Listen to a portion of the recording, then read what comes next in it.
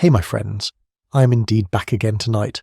We will embark on a journey through centuries of ambition, trade and quiet unraveling. We're exploring the rise and fall of the British Empire, from a small island kingdom to the largest empire the world had ever seen.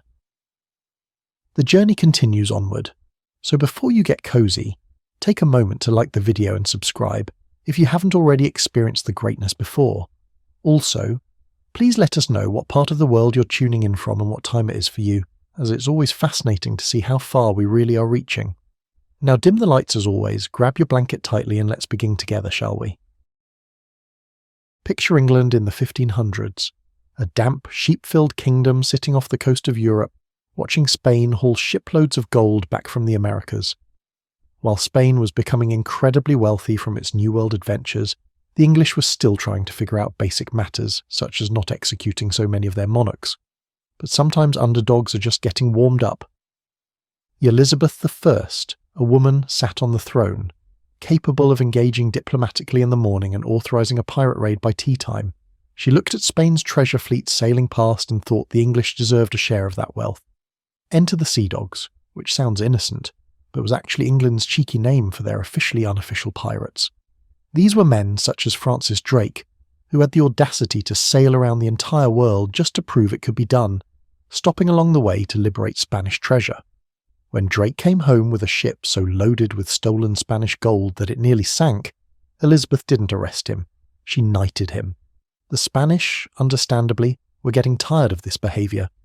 So in 1588 they decided to send a little reminder called the Spanish Armada, 130 ships packed with soldiers, heading straight for England's shores. You might expect this to be where England gets its comeuppance. David versus Goliath, except Goliath has cannons and centuries of naval experience. But here's where geography becomes destiny, and where England's terrible weather finally worked in their favour. Picture the Spanish admiral who had spent months planning this invasion, his ships loaded with troops, feeling confident. Then he hits the English Channel and discovers that English weather isn't just unpleasant, it's actively hostile. The wind starts howling, the seas turn nasty, and suddenly those massive proud warships are being tossed around violently. The English, meanwhile, had smaller, more nimble ships that danced around the Spanish fleet. They dart in, fire their cannons, and zip away before the Spanish could respond. It was naval guerrilla warfare, and the Spanish weren't ready for it. But the real hero of this story wasn't English bravery or cunning, it was the weather. A massive storm scattered the Spanish fleet, sending ships crashing into rocks, running aground, and generally having the worst day in naval history.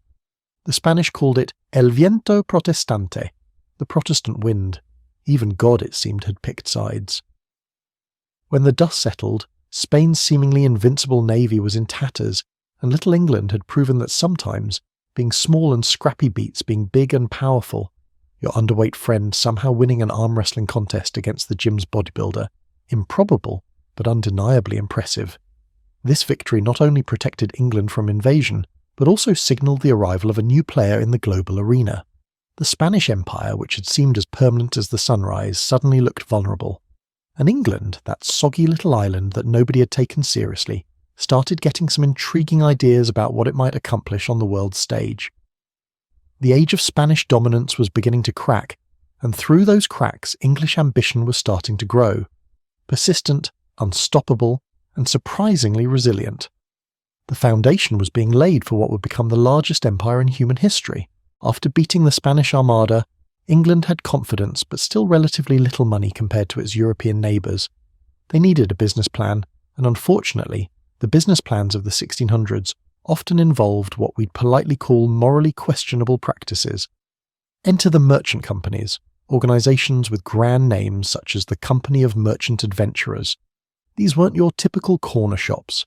They were massive trading corporations with royal charters that basically said, go forth and make money, and don't ask too many questions about how. The East India Company was the crown jewel of these operations, and calling it just a trading company understates its true nature. Founded in 1600, it started as a simple idea: sail to Asia, buy spices and silk, and sell them back home for enormous profits. It became the world's first global corporation, except with more cannons and fewer HR departments. You have to understand, spices back then weren't just about making food taste better. They were incredibly valuable. Pepper was literally worth its weight in silver, and nutmeg was so precious that wars were fought over tiny islands that grew it. The Dutch had monopolised much of the spice trade, charging whatever they wanted, and the English decided they should get in on that business. But the East India Company wasn't content to just trade. They started hiring their own armies, making their own treaties, and essentially running their own foreign policy. A modern corporation deciding to start conquering countries, that's basically what happened, except with sailing ships and elaborate uniforms. The company's expansion into India perfectly demonstrates how ambition can snowball beyond anyone's original intentions. They'd started by just wanting to set up trading posts along the coast, little fortified compounds where they could store goods and conduct business. But India in the 1600s was a complex patchwork of competing kingdoms, and the Mughal Empire, which had been holding everything together, was starting to weaken. Into this power vacuum stepped the East India Company. They'd make alliances with local rulers, provide military support, and gradually become indispensable. Before anyone quite realised what was happening, the company wasn't just trading in India, it was running large chunks of it. The Battle of Plassey in 1757 was one of those moments that seemed minor at the time but changed everything. Robert Clive, a company official who'd started as a clerk and worked his way up to general, defeated the Nawab of Bengal with a much smaller force. This unexpected victory paved the way for unprecedented power. But victory came with consequences nobody had thought through. Suddenly, the East India Company was responsible for governing millions of people across vast territories. They'd gone from being merchants to being rulers, and they were completely unprepared for this transformation. The wealth flowing back to Britain was staggering. Bengal alone was generating revenues that dwarfed many European kingdoms' entire budgets. The taxes that had previously benefited local rulers were now contributing significantly to British coffers, and the company's shareholders were experiencing unprecedented wealth. Naturally, the foundation of this wealth rested on systems that were fundamentally extractive and frequently cruel. The company exploited their territories, prioritising profit margins over the well-being of the people under their control. Famines became more common and more deadly when local resources were diverted to company profits rather than local needs. Back in London, people were starting to notice that their little trading company had somehow acquired an empire. The British government wasn't entirely sure what to do with this situation. The company was generating enormous wealth for the country, but it was also making decisions that affected international relations and the lives of millions of people. This was the beginning of a pattern that would define the British Empire for centuries: private ambition leading to public responsibility, commercial ventures growing into political control, and a small island nation finding itself responsible for governing vast populations across the globe, often without any clear plan for how to do it ethically or effectively. The stage was set for an empire that would span continents and reshape the world, built not through grand strategy, but through the accumulated decisions of merchants, soldiers, and administrators, who often had no idea what they were creating. By the 1700s, Britain had stumbled into something resembling a strategy. Though calling it a strategy might be generous, it was more organised opportunism with excellent naval support. Britain had discovered that if you controlled the seas, you could control global trade, control the highways, and you don't need to own every town. You just need to control how people and goods move between them. This is where the Royal Navy enters our story with full force. By the mid-1700s, Britain was building ships constantly, everywhere, with the assumption that you could never have too many. They had honed their naval warfare skills to such an extent that any potential enemy found encountering a British fleet to be highly unwelcome.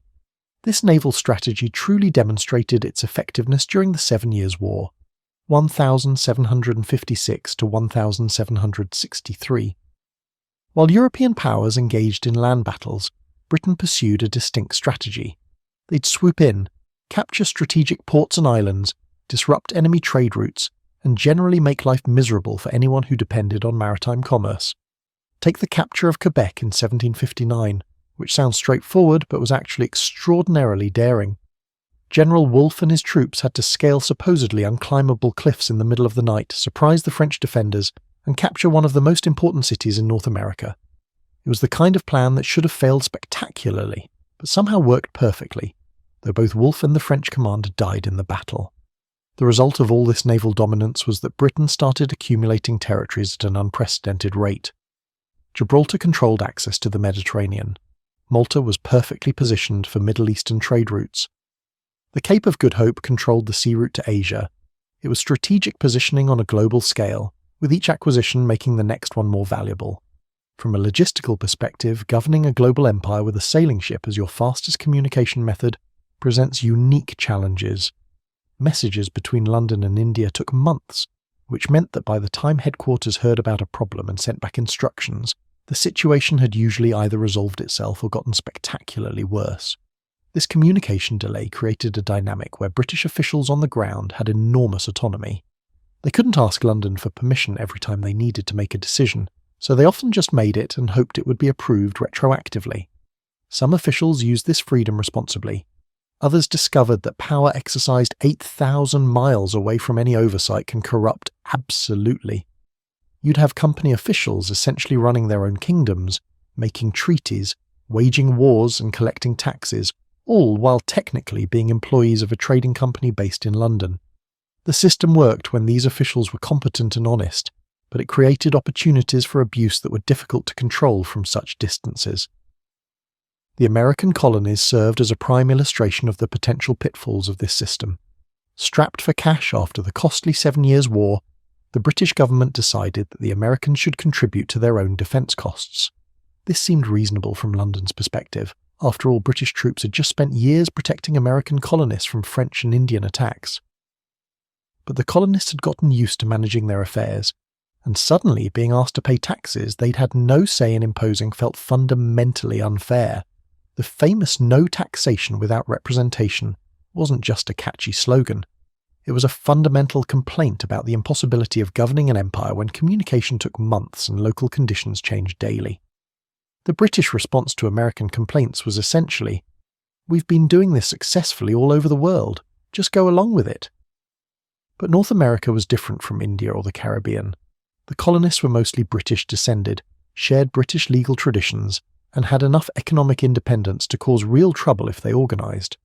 When that trouble finally came, Britain discovered that naval supremacy, while excellent for controlling trade routes and capturing islands, was less useful for fighting a land war against people who knew the terrain and had the support of the local population. You could control the coasts, but controlling the interior required different tactics entirely. The loss of the American colonies was Britain's first major imperial setback, but it wouldn't be the last. The lesson was clear. Empires built on naval power and commercial advantage were vulnerable when local populations decided they no longer wanted to be governed by distant foreigners, no matter how powerful those foreigners might be at sea. After losing the American colonies, Britain was hurt and embarrassed but determined to prove they could do better elsewhere. They were lucky to have India, which was becoming their most lucrative relationship, even if it was unexpectedly complex. By the 1800s, calling India the jewel in the crown wasn't just poetic language, it was an economic reality. The wealth flowing from the subcontinent was extraordinary. Cotton, spices, tea, opium, and manufactured goods were generating revenues that made Britain one of the wealthiest nations on earth. But this wealth came with responsibilities and complications that nobody had really planned for. The thing about governing 300 million people across a subcontinent is that it's incredibly complex. You're managing people who speak dozens of different languages, follow different religions, and have centuries of complicated relationships with each other, and you're expected to make a profit while doing it. The East India Company had grown from a trading organisation into essentially a parallel government, complete with its own armies, tax systems and legal codes. Company officials lived lavishly, building elaborate mansions and hosting parties that would have impressed European royalty. But they were also dealing with famines, rebellions, and the constant challenge of maintaining control over territories larger than most European countries. The Indian Rebellion of 1857 served as a significant awakening. A mutiny among Indian soldiers escalated into a widespread uprising throughout northern India, thereby forcing the company to fight for its own survival. The immediate trigger was rumours about ammunition cartridges being greased with cow and pig fat, offensive to both Hindu and Muslim soldiers. But the real causes went much deeper. The company had been gradually taking over more and more aspects of Indian life, raising taxes, changing traditional arrangements, and generally making life more difficult for local populations while getting richer themselves. Eventually, the changes created enough resentment to explode into open rebellion.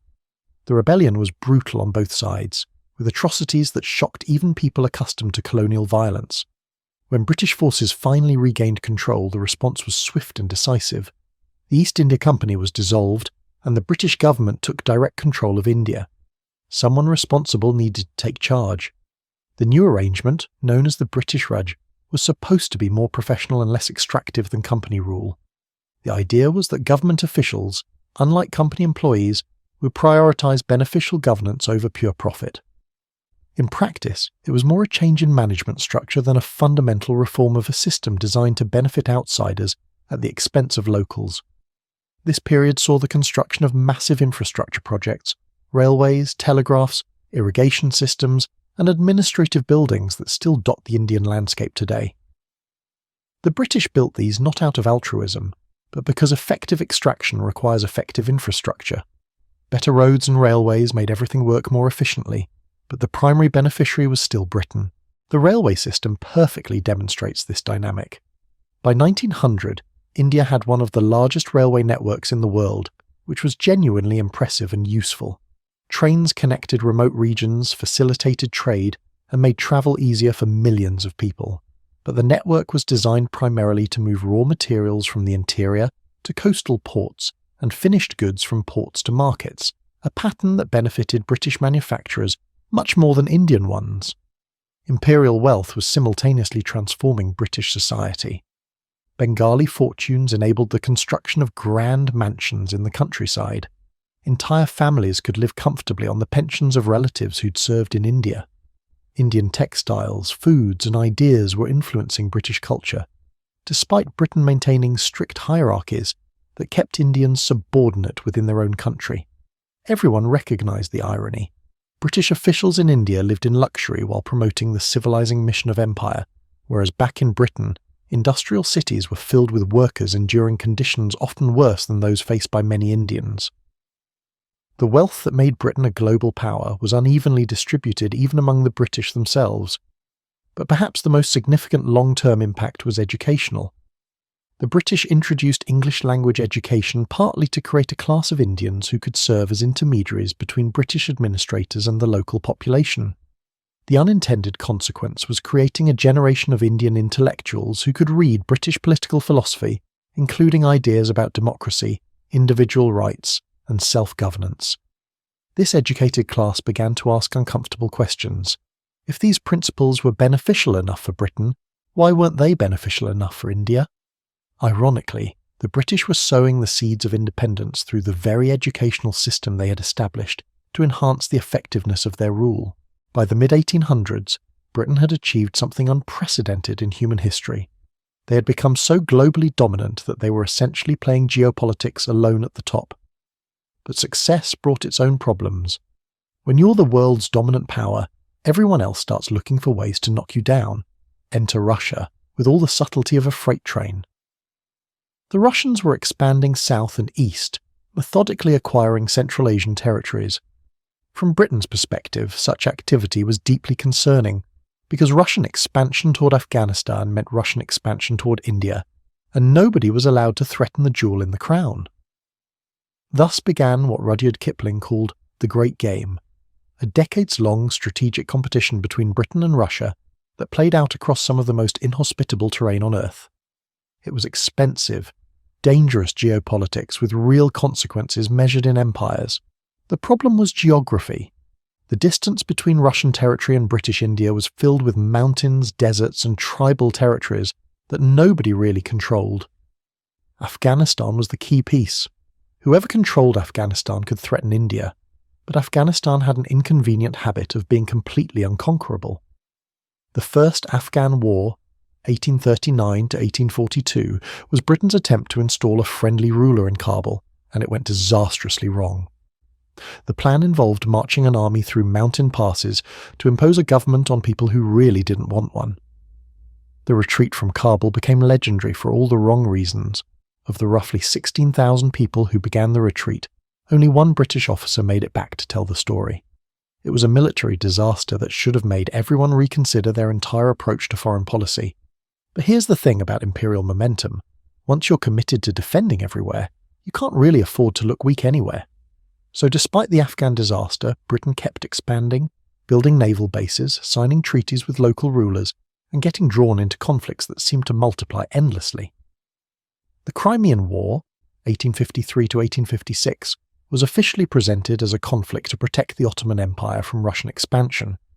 However, its true purpose was to maintain the balance of power that secured Britain's global position. Fighting in the Crimean Peninsula was difficult and messy, and nobody looked particularly competent. This was also the war that introduced the world to Florence Nightingale and modern nursing, which tells you something about how badly things were going that the most memorable outcome was improvements in medical care for wounded soldiers. The charge of the Light Brigade became famous poetry, but it was famous because 600 cavalry charging directly into cannon fire was such a spectacular example of military incompetence that people couldn't stop talking about it. Meanwhile, the cost of maintaining this global empire was becoming astronomical. Britain's imperial commitments were accumulating steadily, and each one required its army and navy to maintain. The Royal Navy alone was larger than the next two navies combined, and maintaining that supremacy meant constantly building new ships to keep up with technological advances.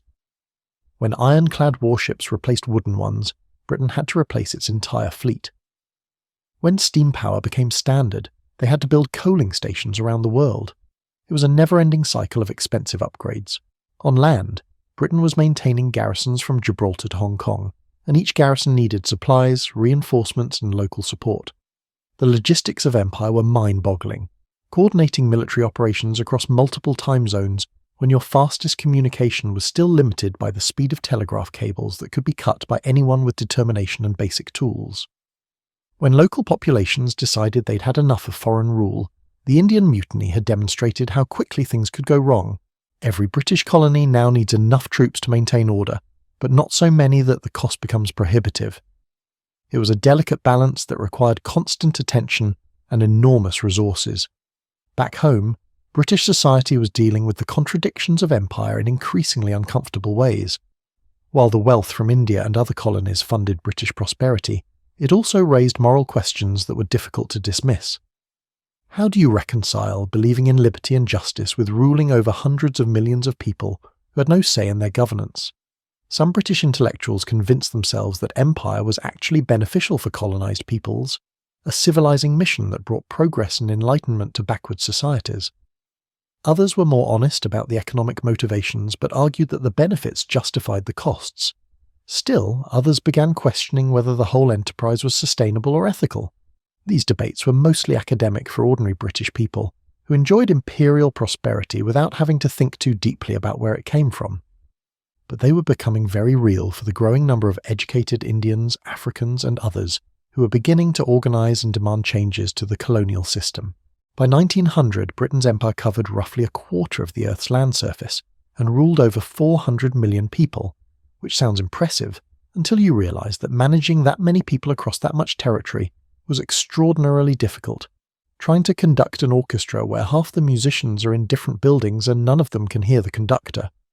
The first major crack in the imperial facade came from an unexpected direction. White settlers in South Africa who had the audacity to fight back.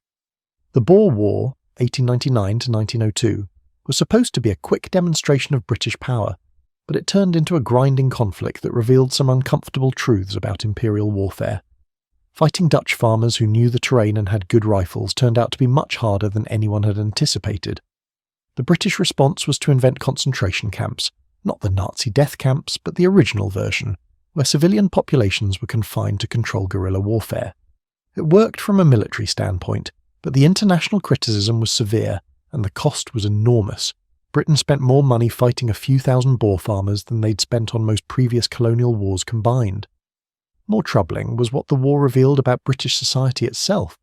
Physical examinations of army recruits showed that a shocking percentage of young British men were unfit for military service, malnourished, diseased, and physically underdeveloped. The empire was so busy extracting wealth from other countries that it had neglected the health of its own population. World War I was supposed to demonstrate the empire's strength and unity, and in some ways it did. Troops from India, Canada, Australia, New Zealand, and South Africa fought alongside British forces, and the combined imperial effort was genuinely impressive. But the war also accelerated changes that would ultimately undermine imperial authority. The thing about asking people to die for your cause is that it gives them certain moral authority to question it afterward. Indian soldiers who fought in Europe and Mesopotamia returned home with new perspectives on British power and new expectations about political rights. It's difficult to tell someone they're not ready for self-governance after they've spent 4 years fighting Germans in the trenches. The economic cost of World War I was staggering. Britain went from being the world's largest creditor to being deeply in debt, particularly to the United States. Running a global empire is expensive under the best circumstances, but trying to do it while simultaneously fighting the most destructive war in human history was financially devastating. The interwar period saw Britain trying to maintain imperial prestige on a reduced budget, which worked about as well as you'd expect.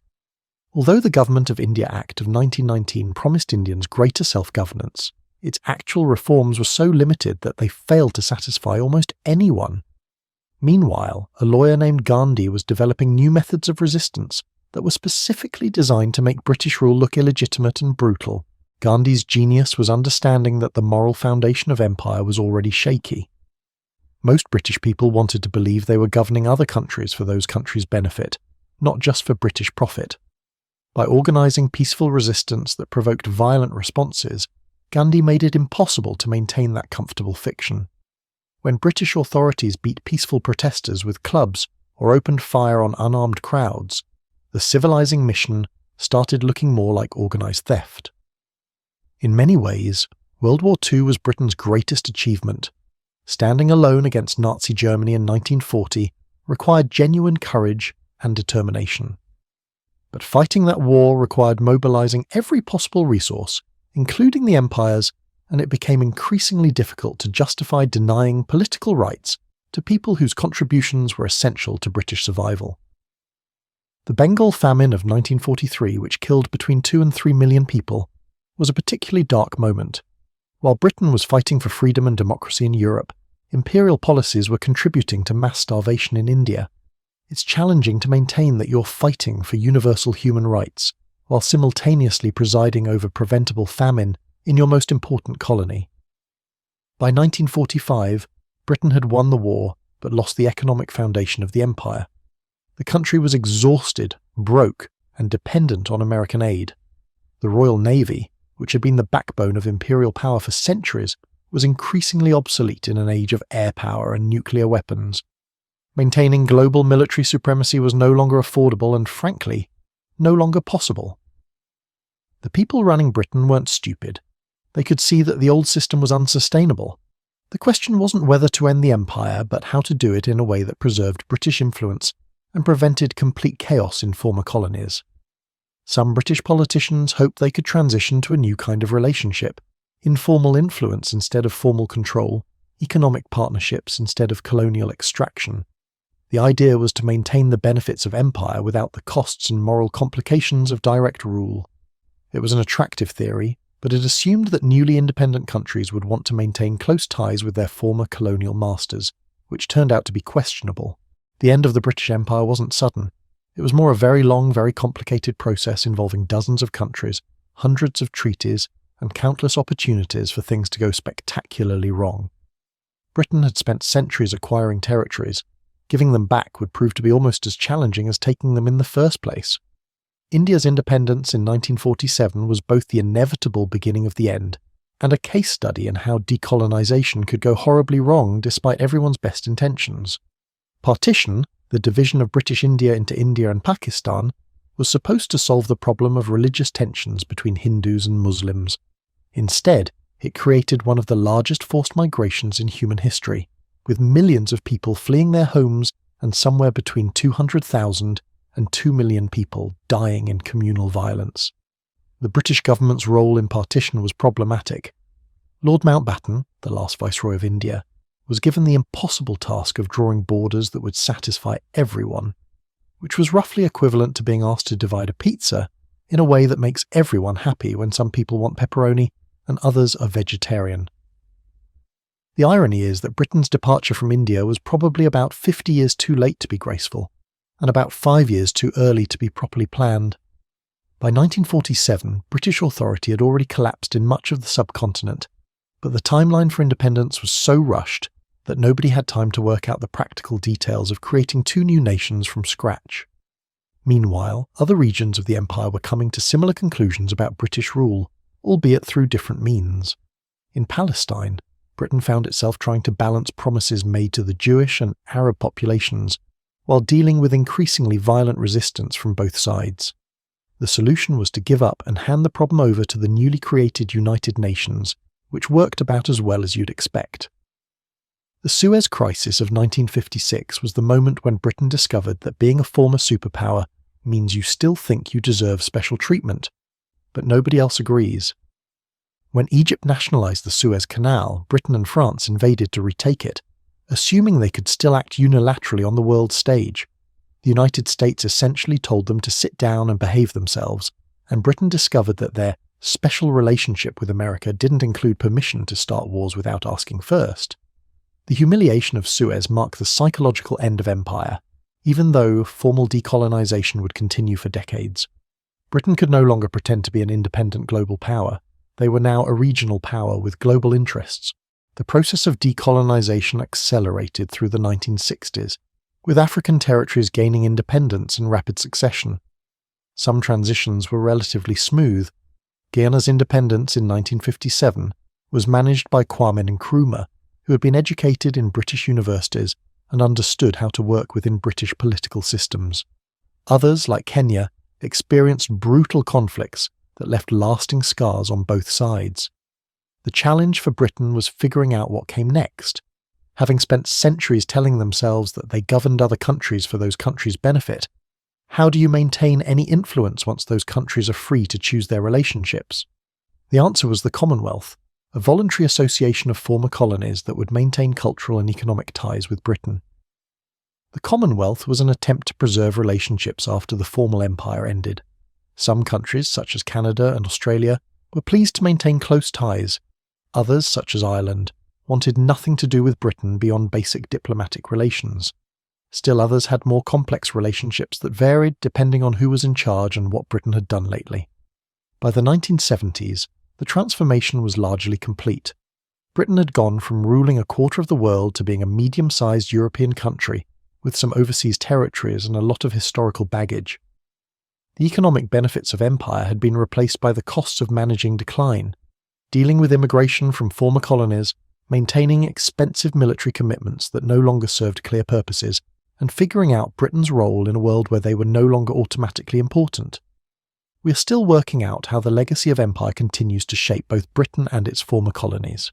In Britain, imperial history remains a source of both pride and discomfort, pride in the achievements and global influence, and discomfort with the methods and consequences. In former colonies, the impacts vary enormously, but they include everything from legal systems and languages to borders and ethnic tensions that can be traced directly to colonial policies. Perhaps the most lasting legacy is the English language itself, which became the global lingua franca partly because the British Empire spread it across the world. Today, more people speak English as a second language than as a first language, and the internet has made English fluency essential for global participation in ways that the builders of empire never could have imagined. So, there you have it, the rise and fall of the British Empire, from a soggy island with big ambitions to a global superpower to a modern nation still figuring out its place in the world. It's a story about how geography, technology, and human ambition can combine to create something unprecedented, and how even the most powerful systems eventually face the limits of their own contradictions. Sweet dreams, and remember, empires may come and go, but the really good stories about them tend to stick around. You wake up before dawn in your cell not because you want to, but because Marcus, the Lannister who runs this gladiator school, has a peculiar fondness for roosters, 3 of them to be exact, and they seem to take personal offence at the concept of sleep. Their crowing echoes through the stone corridors of the ludus like a cacophony of very angry, very small trumpets. Your sleeping mat isn't exactly what you'd call comfortable. It's essentially a thin piece of fabric stretched over straw that's seen better decades. But you've grown accustomed to it, the way you've grown accustomed to most things in this life that chose you rather than the other way around. The cell is small, about the size of a modern walk-in closet, with walls that weep moisture in the winter and radiate heat like an oven in summer. You stretch, feeling your joints pop in that satisfying way that reminds you you're still alive and relatively intact. This is always a good sign in your line of work. Your body's a roadmap of small scars and faded bruises, each one a story you'd rather not tell at dinner parties, if you went to dinner parties, which you don't. The other gladiators are stirring too.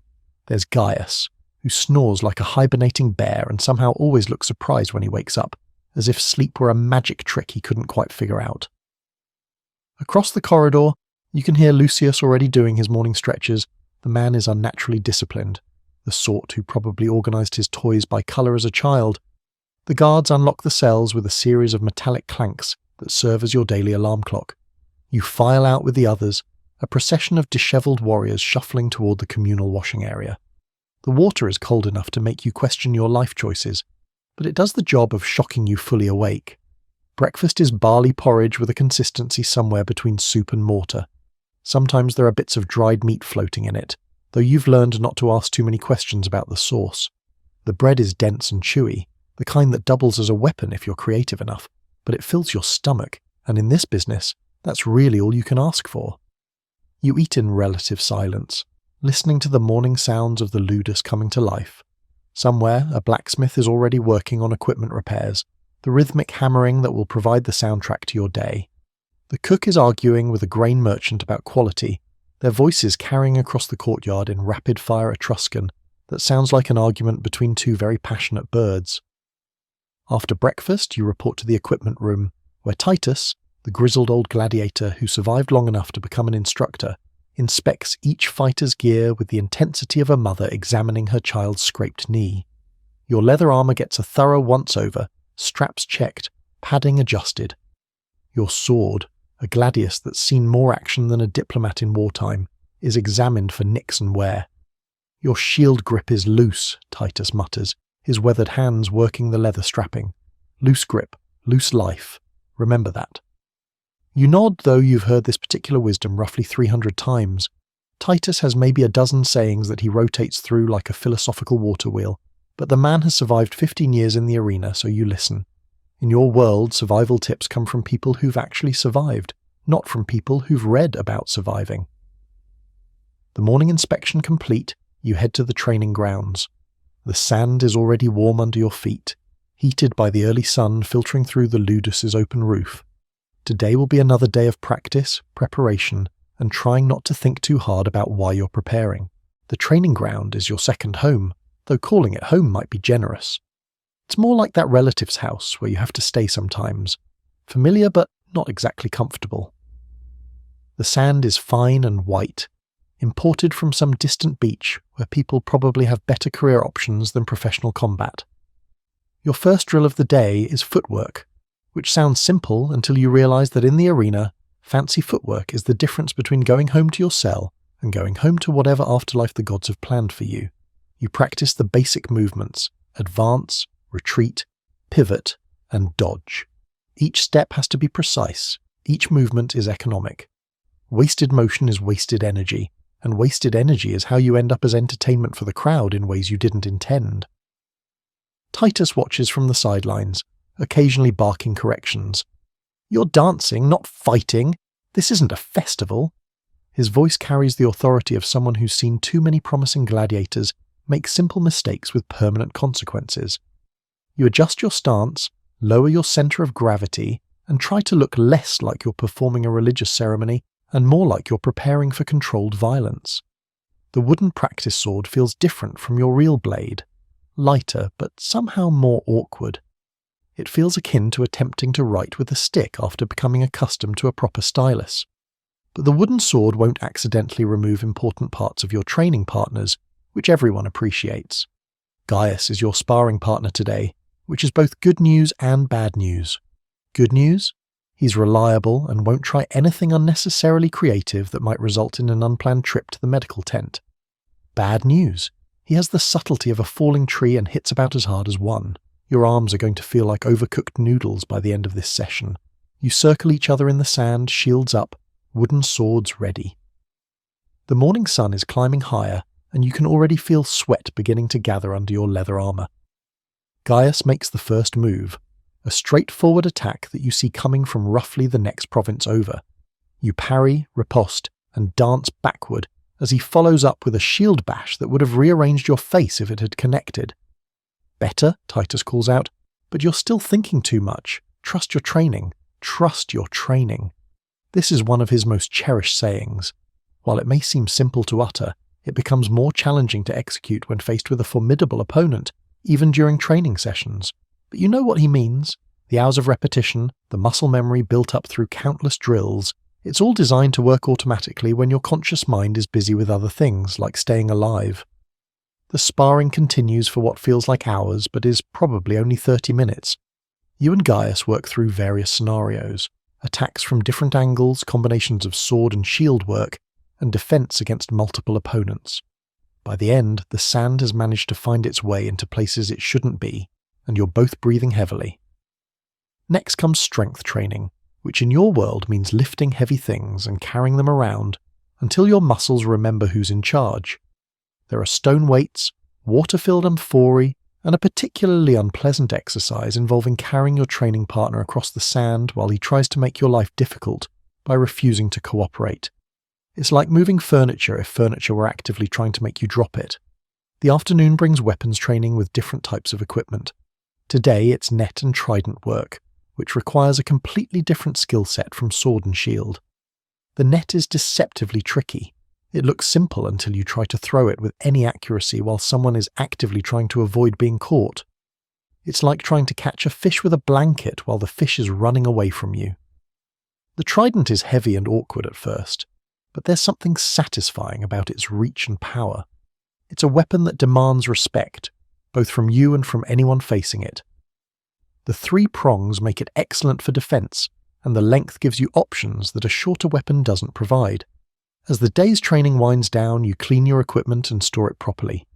In the gladiator business, taking care of your gear isn't just good practice, it's a survival strategy. A rusty sword or a cracked shield can turn a manageable fight into a brief career change. Life in the Ludus isn't just about fighting. It's about mastering the complicated social dynamics of a place where everyone's job involves potential violence. But somehow you all have to live together between the violent bits. It's like being in a very specialised boarding school where detention might involve permanent injury. You've learned to read the moods and personalities of your fellow gladiators, the way a sailor reads weather patterns. There's Quintus, who gets moody before fights and has a tendency to pick arguments about nothing. Smart money says to give him extra space when he starts complaining about the food, the weather, or the particular way someone else breathes.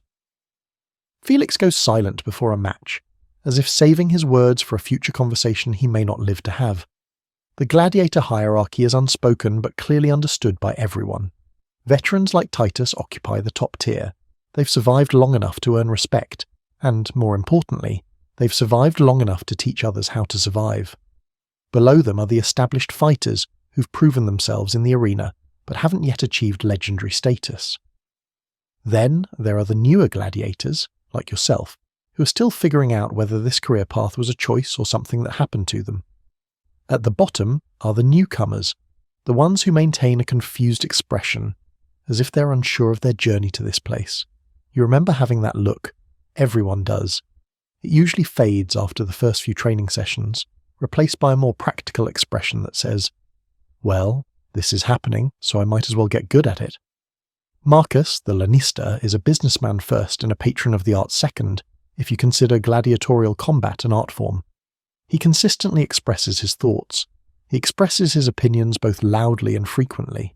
He has opinions about fighting styles the way other people have opinions about wine or poetry. He'll spend 20 minutes explaining why a particular shield technique is aesthetically superior to another, while you stand there thinking about lunch and trying to look interested. But Marcus isn't cruel, just practical. Marcus views his gladiators as an investment that requires maintenance. The food is adequate, the medical care is surprisingly excellent, and he doesn't work anyone to the point of being useless. He's learned that half-dead gladiators put on disappointing shows, and disappointing shows are bad for business. The Ludus doctor, a Greek named Demetrius, treats injuries with the efficiency of someone who's seen every possible way the human body can be damaged in combat. He's patched up everything from minor cuts to major sword wounds, and he does it all with the bedside manner of a particularly unsentimental accountant. Don't die is his most common medical advice, delivered in the same tone someone might use to remind you to close a door behind you. Meals serve as communal affairs, combining informal strategy sessions, gossip exchanges, and group therapy. You learn which fighters are struggling with upcoming matches, who's been having nightmares, and whose family sent a letter from home.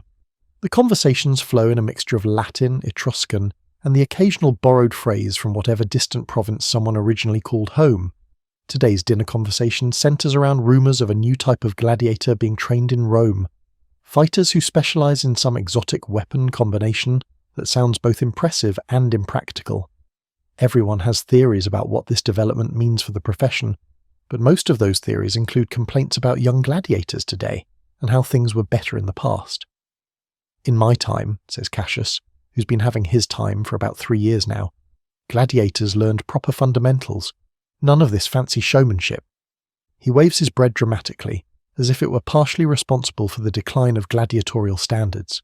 You listen with half an ear while working on your dinner, which tonight includes what might be chicken, or rabbit, or possibly something else entirely that's been seasoned aggressively enough to make identification unnecessary. The meat is tender, whatever it is, and that's really what matters. After dinner, there's a brief period of spare time before lights out. Some gladiators spend this time writing letters to family. Others practice simple crafts like leatherworking or wood carving. A few gather around whoever has the best voice for storytelling, listening to tales of famous battles, legendary gladiators, or occasionally just funny stories about things that happened in other cities. The summons arrives on a Tuesday, which somehow worsens it. Tuesdays are supposed to be for routine training and equipment maintenance, not for life-altering announcements. But there's Marcus, standing in the courtyard with that particular expression that means someone's about to have their schedule dramatically rearranged. "We have a match," he announces, consulting a wax tablet covered in what looks like notes, written by someone with either terrible handwriting or very shaky hands. Local magistrate is hosting games for his son's coming of age, 3 days from now. You experience that peculiar dropping sensation in your stomach, similar to the feeling of stepping off a cliff in the dark. 3 days. That's enough time to worry about it, but not enough time to do anything productive with the worrying. It's akin to receiving an invitation to a dinner party, only to discover that the guests are plotting your death for amusement. The match details are straightforward enough. You'll be fighting against a gladiator from a rival school in the next town over. The match will involve standard sword and shield combat, with the winner being the first to surrender, or more accurately, the first to lose the ability to surrender. The crowd will be relatively small, maybe 200 people, but that's still 200 people who will be watching you try to stay alive while someone else tries to prevent that from happening. Marcus reads off a few more details. The time of day, afternoon, which is good because the light will be consistent, the expected duration, however long it takes, and the prize money, which will be divided between the school and the gladiator, assuming the gladiator is in a position to spend money afterward. After the announcement, the other gladiators offer the usual mixture of encouragement and practical advice. "Remember to keep your shield up," says Lucius, as if you might forget this crucial detail. "Don't let him get inside your guard," adds Gaius, which is also helpful in the way that try not to get hit is beneficial. But their concern is genuine, even if their advice is obvious. In the gladiator business, everyone understands that each fight could be someone's last, and that knowledge creates a particular kind of camaraderie. You're all in the same boat, even if you're taking turns rowing while the others bail water. The next 3 days pass in a blur of intensified training and mental preparation. Titus works with you on specific techniques, drilling combinations until they become automatic. "Muscle memory," he keeps saying. When your brain is busy trying not to panic, your muscles need to know what to do without instruction. You practice against different opponents, each with their fighting style, trying to prepare for whatever approach your actual opponent might use. Will he be aggressive and try to overwhelm you quickly? Defensive and patient, waiting for you to make a mistake? He may be tricky and unpredictable, varying his tactics to keep you on your toes. There's no way to know until you're actually facing him in the sand. The night before the fight, sleep fluctuates. You think about all the things that could go wrong, then try not to think about them, but that makes you think about them more. It's like trying not to think about elephants. The harder you try, the the more elephants show up in your mental landscape. Eventually, you give up on sleep and spend the pre-dawn hours in quiet meditation, going through the fight mentally, visualizing different scenarios and your responses to them. This is another thing Titus taught you. Fight the battle in your head first. Work out the problems when the stakes are imaginary. Dawn arrives with its usual lack of consideration for whether you're ready for it or not. Today is the day. Your breakfast tastes like sand, though that might be because there's actual sand in it. The morning bread sometimes picks up unexpected ingredients from the baker's workspace. Or it might be because your mouth is dry with anticipation. You check your equipment one final time. Sword, sharp and balanced. Shield, solid and properly gripped. Armor, fitted and secure. Everything is as ready as it can be. Now it's just a matter of getting yourself to the same state of readiness. The arena is smaller than you expected, but somehow that makes it more intimate and therefore more nerve-wracking. It's like being invited to perform in someone's living room, except the performance involves mortal combat, and the living room is filled with people who've paid to watch you possibly die. The crowd is already gathering as you arrive, and you can hear the buzz of conversation and anticipation. There's something about the sound of a crowd that's both energizing and terrifying, all those voices blending together into a collective murmur of expectation. They're here to see a show, and you're one of the main attractions, whether you feel ready for the spotlight or not. Your opponent is already in the preparation area when you arrive. He's about your height but broader through the shoulders, with the kind of build that suggests he's been doing his job for a while. His equipment looks well maintained and professional, always a bad sign when you're hoping for an easy match. He nods politely when he sees you, which is somehow more unsettling than if he'd tried to intimidate you. Polite opponents are often the most dangerous ones. The preparation ritual helps calm your nerves through its very familiarity. You apply oil to your skin to avoid grappling, conduct a final inspection of your weapons, and make necessary adjustments to your armor. Demetrius, the Ludus doctor, gives you a quick physical examination, checking your joints, your reflexes, and your general state of not yet being injured. Try to stay that way, he advises, which is both helpful and obvious. Marcus appears for a final consultation, offering last-minute strategy advice and reminders about things you've known for months. But his presence is reassuring in the way that having a familiar face around is always reassuring when you're about to do something that might end badly. Remember, he says, the crowd wants a fantastic show, but they also want to see skill. Don't just survive. Demonstrate your training. Make it clear that you belong in there. The waiting is the worst part. You can hear the preliminary events happening in the arena. Animal hunts, minor exhibitions, and warm-up acts that get the crowd interested and ready for the main events. Each cheer from the audience marks another step closer to your turn in the sand. Finally, it's time. The arena official comes to collect you, and you walk through the tunnel that leads from the preparation area to the fighting ground. The tunnel is cool and shadowy, a brief respite before you emerge into the bright sunlight and the noise of the crowd. The arena floor is pristine white sand, raked smooth and ready for action. The afternoon sun casts sharp shadows from the arena walls, creating areas of bright light and relative darkness that you'll need to navigate during the fight. The crowd noise hits you like a physical force as you enter. Cheers, calls, conversations, and the rustling of fabric as people shift in their seats. You and your opponent are introduced to the crowd, though the announcer gets your name slightly wrong in a way that makes you sound like you're from a different province entirely. The crowd doesn't seem to mind. The crowd cheers appropriately, assessing both fighters with the experienced eye of those familiar with such events. The magistrate who's hosting the games makes a brief speech about courage, skill, and the noble tradition of gladiatorial combat. He's clearly enjoying his role as patron of the arts, gesturing broadly and speaking with the kind of enthusiasm that comes from not being the one holding a sword. Then comes the final ritual, the salute to the audience, the acknowledgement of the magistrate, and the formal beginning of the combat. Your opponent raises his sword and shield, and you mirror the gesture.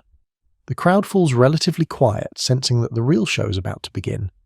The referee, an experienced former gladiator himself, checks that both fighters are ready, examines the weapons one last time, and steps back to the edge of the combat area. "Start!" he shouts, and there's no more waiting, preparing, or worrying. Now there's only what is happening. Your opponent moves first, a cautious advance that tells you he's experienced enough not to rush into anything stupid. Such behaviour is both good news and bad news. Good because you won't have to deal with reckless aggression. Bad because it means he knows what he's doing and plans to do it competently. You circle each other in the sand, shields up, swords ready, each trying to read the other's intentions. The crowd noise fades into background static as your attention narrows to focus on the person trying to hurt you in a professional capacity. His footwork is solid, his guard position textbook perfect. The task is going to require actual effort. He tests your defenses with a series of quick attacks, nothing committed, just probing strikes to see how you respond. Your parries are automatic, muscle memory taking over as tight as predicted. Despite the artificial nature of the situation, the familiar weight of the sword and shield, the resistance of blade against blade, and the small adjustments of stance and position all feel natural. The first real exchange happens when he commits to an overhead strike that you deflect with your shield, following up with a thrust that he barely avoids. The crowd responds with appreciative noise. They can tell the difference between tentative testing and actual combat. Your opponent steps back, reassessing, and you take the opportunity to do the same. He's favouring his right side slightly, which might indicate an old injury or just a natural tendency. His shield work is defensive but not passive. He's using it to set up his attacks rather than just blocking yours. This tactical thinking is a result of his experience and training. You try a different approach, varying your attack angles and timing to keep him guessing. You execute a low cut, a high thrust, and a shield bash, compelling him to concede. He responds with a combination that nearly gets through your guard, the tip of his blade passing close enough to your ribs to remind you that the battle isn't a training exercise. The fight develops a rhythm. Advance, attack, defend, reassess, repeat. Both of you are breathing harder now, sweat making your grip slippery despite the leather wrapping on your sword handle. The sand shifts under your feet, creating small challenges in footing that add another layer of complexity to the combat. Minutes pass, though they feel like hours. Now the crowd engages, applauding particularly skillful moves from either fighter. You hear voices giving contradictory and unhelpful advice. Your opponent tries a new strategy, pressing his attack more aggressively, trying to overwhelm your defenses through sheer persistence. It's a dangerous game. Aggressive attacks create opportunities for your opponent, but they also create opportunities for you. You weather his initial assault, then counter with a combination that drives him back toward the arena wall. Cornering an opponent is advantageous, but also dangerous. Desperate fighters do unpredictable things, and predictability is one of the few allies you have in this business. He proves the point by attempting a move that's either brilliant or suicidal, a spinning attack that would either take your head off or leave him completely exposed. It turns out to be more suicidal than brilliant. You deftly sidestep the attack, delivering a powerful thrust that pierces his guard and hits his sword arm. It's not enough to disable him, but it's enough to slow him down and signal to both of you that the fight has escalated to a new level of seriousness. He backs away, shaking his arm to restore feeling, and reassesses his situation. You can see him thinking, calculating odds, and considering his options. The crowd can sense the shift in momentum too. Their noise level increases as they anticipate a resolution. But experienced gladiators don't give up easily, and your opponent is nothing if not experienced. He adjusts his grip to compensate for his injured arm, and settles into a more defensive stance, making you come to him rather than continuing his aggressive approach. The final phase of the fight is a careful dance of patience and opportunity. Your opponent, nursing his injured arm, has become more cautious, but also more dangerous, in the same way that cornered animals become more dangerous.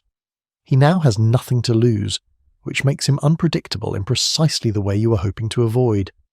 You press your advantage carefully, not wanting to rush into a trap, but also not wanting to let him recover fully. The crowd senses the approaching climax, and their voices rise accordingly. Someone is shouting what sounds like betting odds, though the numbers are changing faster than you can follow. Your opponent tries one more aggressive combination, putting everything into a series of attacks that would either finish the fight quickly or leave him completely exposed. It's a calculated risk that almost pays off. His first strike gets through your guard and scores a shallow cut across your ribs, drawing blood and reminding you that the fight isn't over until it's over. However, his follow-up attack lags slightly, as his injured arm fails to respond as expected. You parry his thrust and counter, with a move Titus drilled into you so many times you could do it while sleeping. A shield bash to create distance, followed immediately by a thrust that gets past his guard and finds the gap between his armor plates. The point of your sword comes to rest against his chest, just above his heart. It's not profound enough to inflict significant harm, yet your placement is accurate enough to indicate that his next move could prove lethal if he persists in fighting. For a moment, everything stops. The crowd noise fades to near silence as everyone waits to see what happens next. Your opponent looks down at the sword point, then backs up to your eyes and makes his decision.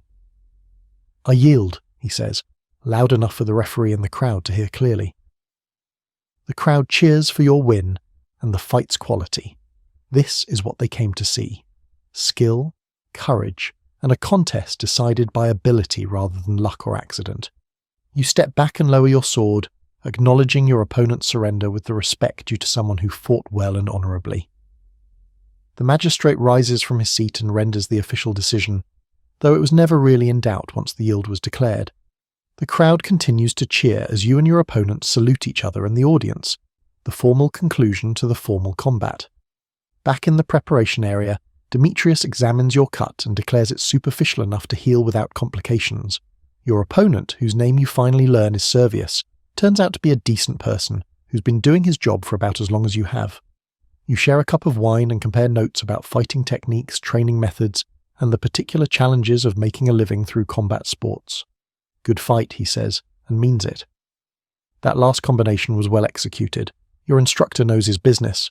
You agree, thinking of Titus and his endless drilling of fundamental techniques. "Muscle memory," you say, echoing his favourite phrase. When your brain gets busy, your muscles need to know what to do. The ride back to the Ludus is quiet and comfortable. Marcus is pleased with your performance, not just the victory, but the way you achieved it. "Good technique, good sportsmanship, good entertainment value," he summarises. The magistrate was impressed. The experience could lead to more opportunities. More opportunities. In your business, that's both positive news and something to think carefully about. More opportunities mean more prize money and more recognition, but they also mean more chances for things to go wrong in permanent ways. But that's a concern for tomorrow.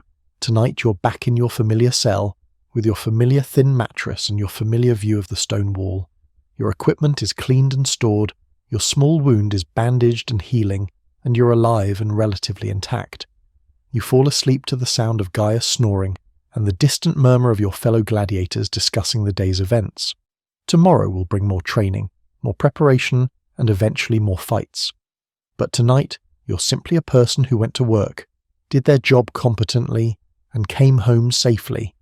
In the gladiator business, that's the pinnacle of success. In the year 1325, a 21-year-old legal scholar from Tangier named Ibn Battuta mounted his horse to embark on the Hajj pilgrimage to Mecca. What distinguished this particular journey was not its beginning but its end, or rather, the absence of one. When Ibn Battuta finally returned home nearly 3 decades later, he had traversed approximately 75,000 miles, visiting territories equivalent to roughly 44 modern countries. Yet perhaps the most remarkable aspect of his story is that travelling was never his passion or intention. Unlike Marco Polo, whose mercantile family had prepared him for journeys abroad, or Zheng He, who commanded massive Chinese treasure fleets with imperial backing, Ibn Battuta stumbled into exploration almost accidentally. His contemporaries would have considered him bookish and conventional, a devout adherent to the Maliki school of Islamic jurisprudence who had memorized the Quran and studied legal precedents. His earliest writings reveal a young man more concerned with proper prayer techniques than with adventures in distant lands. "I set out alone, having neither fellow traveller in whose companionship I might find cheer nor caravan whose party I might join," he wrote of his departure. His statement was not the romanticised declaration of an intrepid explorer, but the lament of a somewhat anxious young man. The solitude was not by choice. He had missed the pilgrim caravan while attending his sister's funeral. Ibn Battuta's first transformative experience came not from natural wonders or architectural marvels, but through an unexpected fever that struck him outside the town of Tunis. Delirious and alone, he fell from his horse and was discovered by a passing traveller who nursed him back to health. This stranger, a Tunisian poet returning from Al-Andalus, shared stories of courts he had visited while Ibn Battuta recuperated. The young jurist's world expanded through these second-hand tales before he had even left North Africa. Upon reaching Alexandria, Ibn Battuta encountered another pivotal figure, a mystic named Burhan al-Din, who lived in isolation in the city's lighthouse. During their meeting, the holy man made an astonishing prediction. "You will visit my brother Farid in India, my brother Rukn al-Din in Sind, and my brother Burhan al-Din in China. Convey my greetings to them." Ibn Battuta would later claim this prophecy guided his extended travels, though historians note these destinations weren't uncommon for medieval Muslim travellers.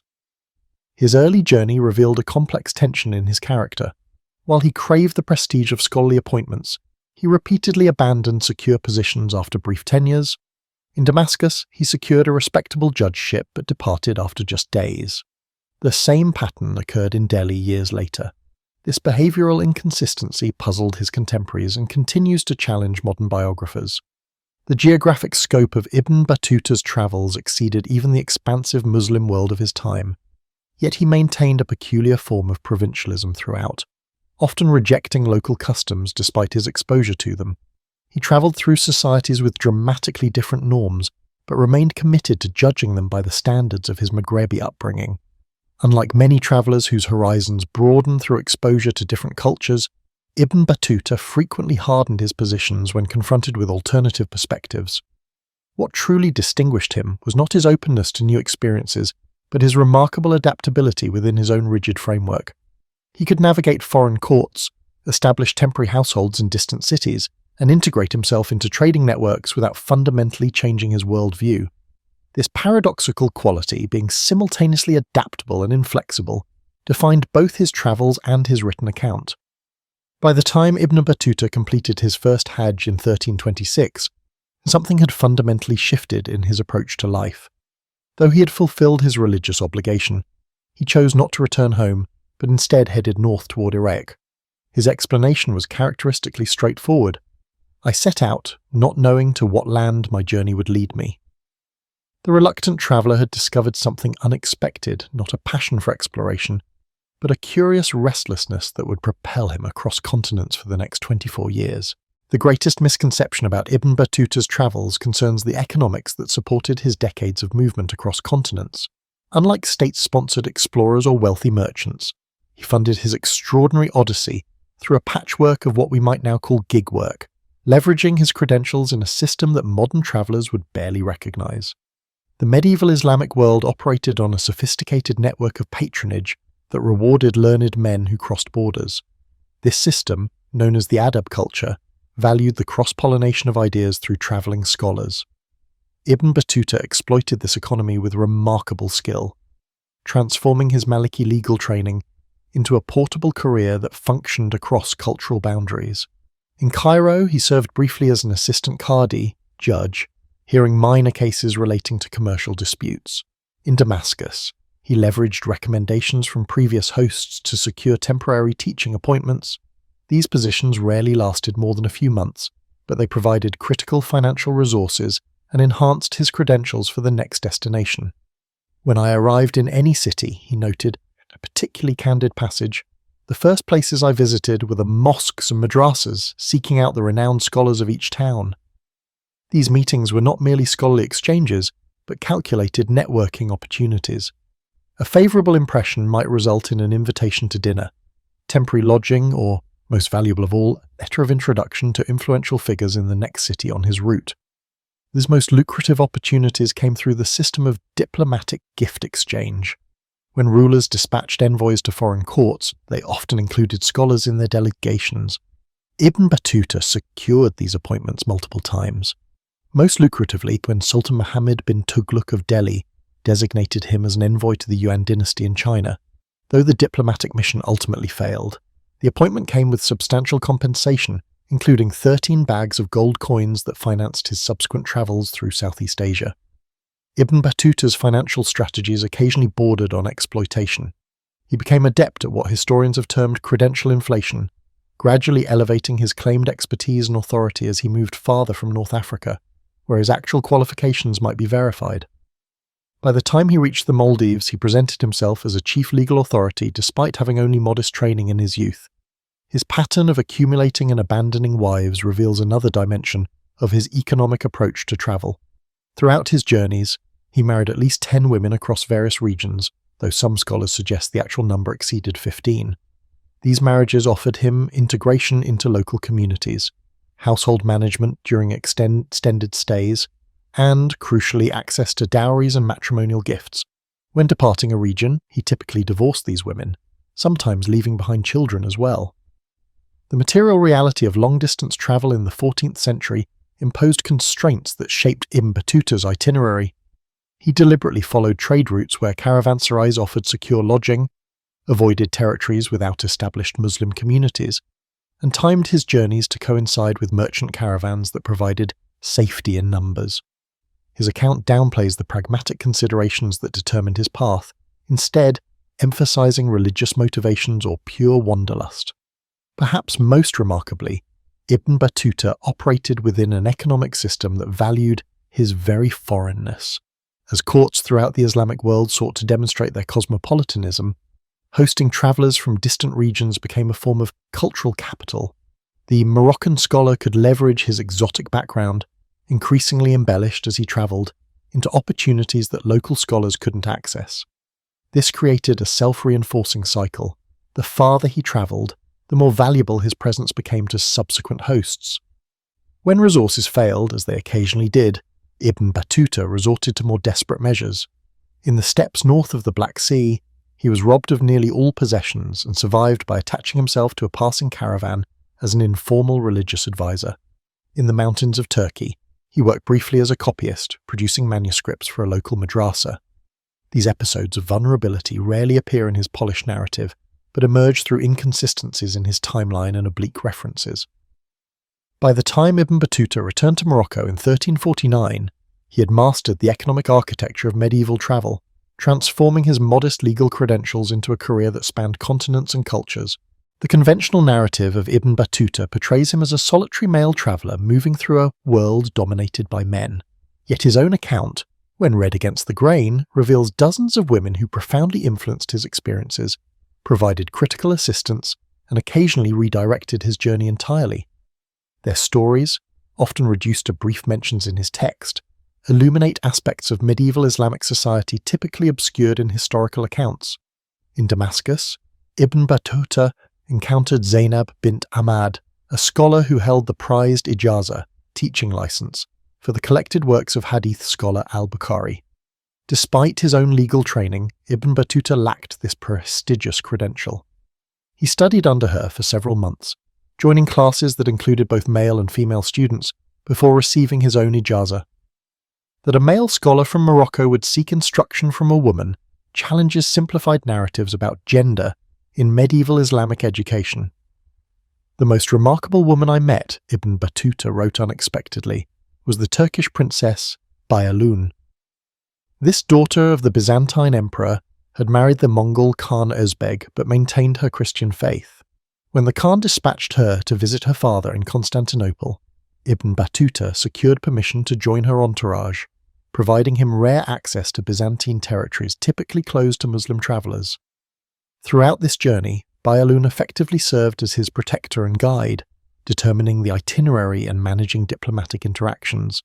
In the Maldives, where Ibn Battuta served briefly as chief judge, he described a society with striking features of matriarchality, where husbands moved into the households of their wives and women maintained control over their residences even after divorce. He noted with evident discomfort, "No man would eat food except what has been prepared in his wife's house, and to eat in one's own house would bring great shame." His attempts to impose stricter gender segregation during his judgeship generated significant resistance from local women, ultimately contributing to his departure from the islands.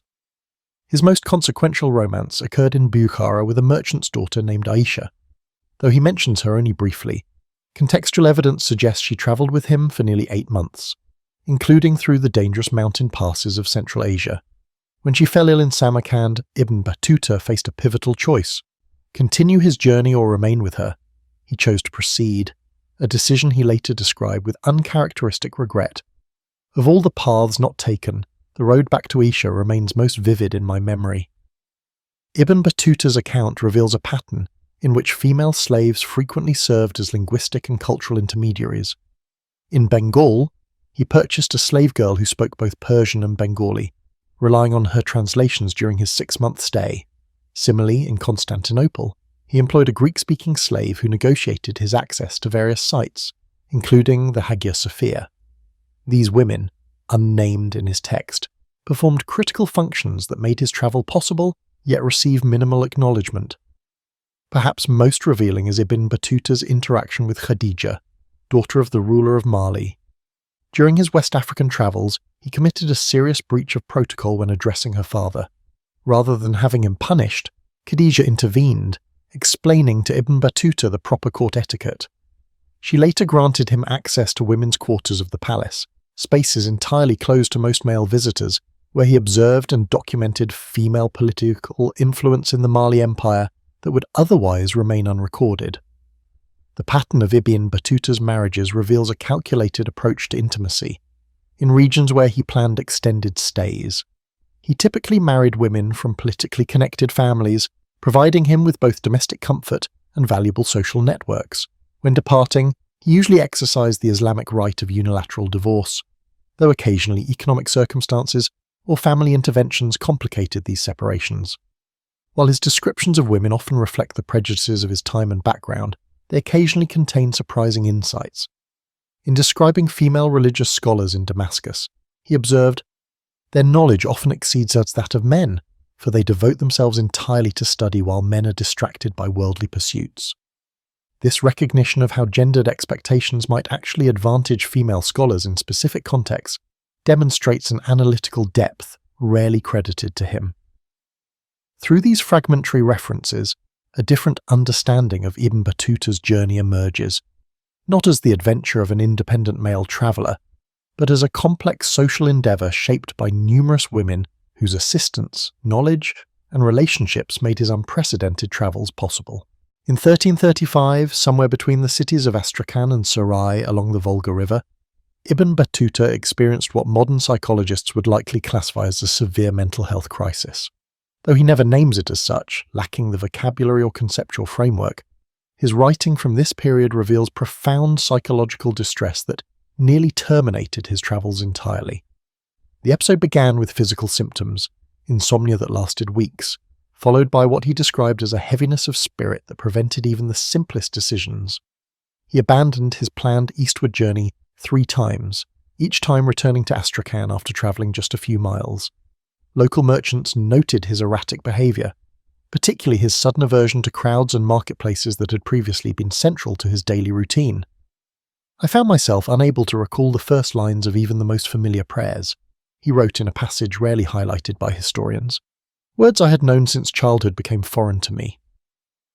This cognitive disruption coincided with an unusually harsh winter, during which Ibn Battuta remained largely confined to a small room provided by a sympathetic Iranian physician named Al-Tabari. Several factors likely contributed to this psychological collapse. Just months earlier, Ibn Battuta had received news of his father's death, delivered by a merchant from Tangier whom he encountered unexpectedly in Damascus. This loss coincided with the 10th anniversary of his departure from home, triggering what his writings suggest was an intense period of grief and regret over his absence during his father's final years. Compounding this emotional strain was a severe case of frostbite that damaged several toes on his right foot. The injury left him temporarily immobile and dependent on strangers for basic needs, a profound vulnerability for a man who had cultivated self-sufficiency throughout his travels. The physical pain, limited mobility, and forced dependence created conditions ripe for psychological distress. Ibn Battuta's recovery came through an unexpected source, a Sufi sheikh named Noman al-Khawarizmi who practiced an unconventional form of therapy. Rather than offering religious counsel, the sheikh prescribed daily immersion in hot springs outside the city, followed by structured conversations focusing not on spiritual matters but on concrete memories. Each day he asked me to describe a single street or building from my hometown with complete precision, Ibn Battuta noted. Through these recollections, my mind began to clear. The crisis transformed Ibn Battuta's approach to his travels. Before this episode, his writing displays an almost clinical detachment when describing various cultures. Afterward, his observations become more empathetic, particularly regarding individuals experiencing forms of suffering or displacement. He began seeking hospitals and charitable institutions in each city he visited, spaces he had previously ignored. During this period, he also abandoned a project he had carried for years, an ambitious legal treatise comparing judicial systems across different Islamic territories. His notes for this work, which he occasionally references in his later travelogue, were left with a scholar in Sarai. This abandonment of scholarly ambition suggests a fundamental re-evaluation of priorities following his psychological crisis. Most significantly, Ibn Battuta emerged from this period with an altered relationship to home. Before his breakdown, his writings reveal an assumption that he would eventually return to Morocco to occupy a prestigious judicial position. Afterward, he began conceptualizing himself as permanently transient, an identity shift that allowed him to engage more deeply with each location, rather than viewing it instrumentally as material for future scholarly work.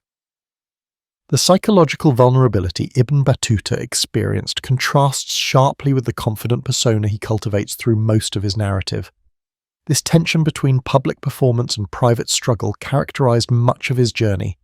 In Delhi, Constantinople, and later in Mali, he presented himself as a composed, authoritative figure while privately grappling with recurring episodes of what he called the darkness of spirit. Ibn Battuta's mental health crisis provides a rare window into the psychological dimension of medieval travel, the cognitive and emotional toll of sustained displacement, identity disruption, and cultural dissonance. His experience challenges romanticized notions of pre-modern exploration, revealing the profound personal cost that accompanied his geographic mobility. By spring 1336, Ibn Battuta had recovered sufficiently to resume his eastward journey. Yet the psychological patterns established during this crisis, including periodic withdrawals into isolation and recurring battles with what appears to be situational depression, would resurface throughout his subsequent travels, particularly during his difficult final years in Mali and Spain. Among Ibn Battuta's most valuable contributions to historical knowledge is his detailed account of Kilwa, a prosperous East African coastal sultanate that dominated Indian Ocean trade networks for centuries yet remains largely absent from Western historical awareness. His documentation provides one of the few contemporary descriptions of this sophisticated commercial power before its eventual disruption by Portuguese forces in the early 16th century. Ibn Battuta arrived in Kilwa, in modern Tanzania, in 1331, having travelled down the East African coast from Mogadishu. What he encountered defied his expectations and challenges persistent misconceptions about pre-colonial African states. "I have seen no more beautiful city in all my travels," he wrote with uncharacteristic enthusiasm. "Its buildings are constructed entirely of wood, expertly joined without nails or pegs, and roofed with panels of red mangrove that shine like polished metal under the sun." The Kilwa he described was the centre of a commercial network that stretched from the interior goldfields of Zimbabwe to the northern ports of India. Its harbour accommodated hundreds of vessels ranging from coastal dhows to deep-water merchant ships from Gujarat and China. Ibn Battuta noted with particular interest the standardised system of commercial documentation used in Kilwa's customs houses, a sophisticated predecessor to modern bills of lading that facilitated complex commercial arrangements across linguistic boundaries. The ruler Ibn Battuta encountered, Sultan al-Hassan ibn Sulaiman, represented the culmination of a dynastic tradition that traced its origins to Persian settlers who had intermarried with local Bantu populations. The resulting cultural synthesis had produced a distinctive Swahili civilization that Ibn Battuta recognized as neither purely African nor Middle Eastern, but something uniquely integrated. The Sultan himself maintained a court protocol that combined elements from Abbasid, Fatimid, and indigenous African traditions. Kilwa's economic foundation rested on its control of gold trade from the interior, particularly from what Ibn Battuta called the land of Yufi, likely the Zimbabwe plateau. This gold travelled along protected trade routes maintained by the Sultanate through a series of inland administrative centres. Ibn Battuta observed one caravan's arrival, noting the elaborate security measures that protected the precious cargo and the sophisticated weighing and assay techniques used to verify the gold's purity. The religious life of Kilwa particularly impressed Ibn Battuta, who counted more than 40 substantial mosques within the city walls. The Grand Mosque, portions of which still stand today, featured innovative architectural elements including sailing-derived tensioning systems that allowed its dome to span a greater distance than typical Islamic structures of the period. Ibn Battuta specifically commented on the mosque's distinctive octagonal minaret, which incorporated acoustic enhancements that carried the muezzin's call across the entire harbour. Most remarkable was Kilwa's monetary system, which utilised standardised gold coins known as mitkal that circulated alongside copper tokens for smaller transactions. Ibn Battuta noted that these coins were accepted without question throughout the trading networks extending to India, a testament to Kilwa's reputation for commercial integrity. He recorded watching court metallurgists testing incoming gold shipments and striking new coins under the Sultan's direct supervision. The social structure of Kilwa revealed complex stratifications that defied Ibn Battuta's attempts at simple categorization. The urban population included indigenous Africans, Arab and Persian descendants, and mixed heritage individuals who occupied various social positions without rigid racial boundaries. He observed that key administrative positions were filled based on merit and familial connections rather than ethnic background, creating a meritocratic system that contrasted with more hereditary structures he had encountered elsewhere.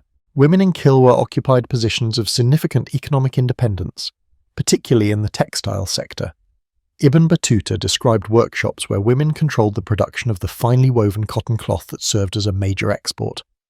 The mistresses of these establishments, he noted, maintain their own accounts and negotiate directly with foreign merchants, requiring no male intermediaries. This economic autonomy extended to property ownership, with Ibn Battuta recording his surprise at learning that nearly a third of Kilwa's urban real estate was held by women. When Ibn Battuta departed Kilwa after a 3-month stay, he carried with him documentation that would later prove invaluable to historians, precise observations of a sophisticated African urban centre that operated as an equal participant in Indian Ocean trade networks.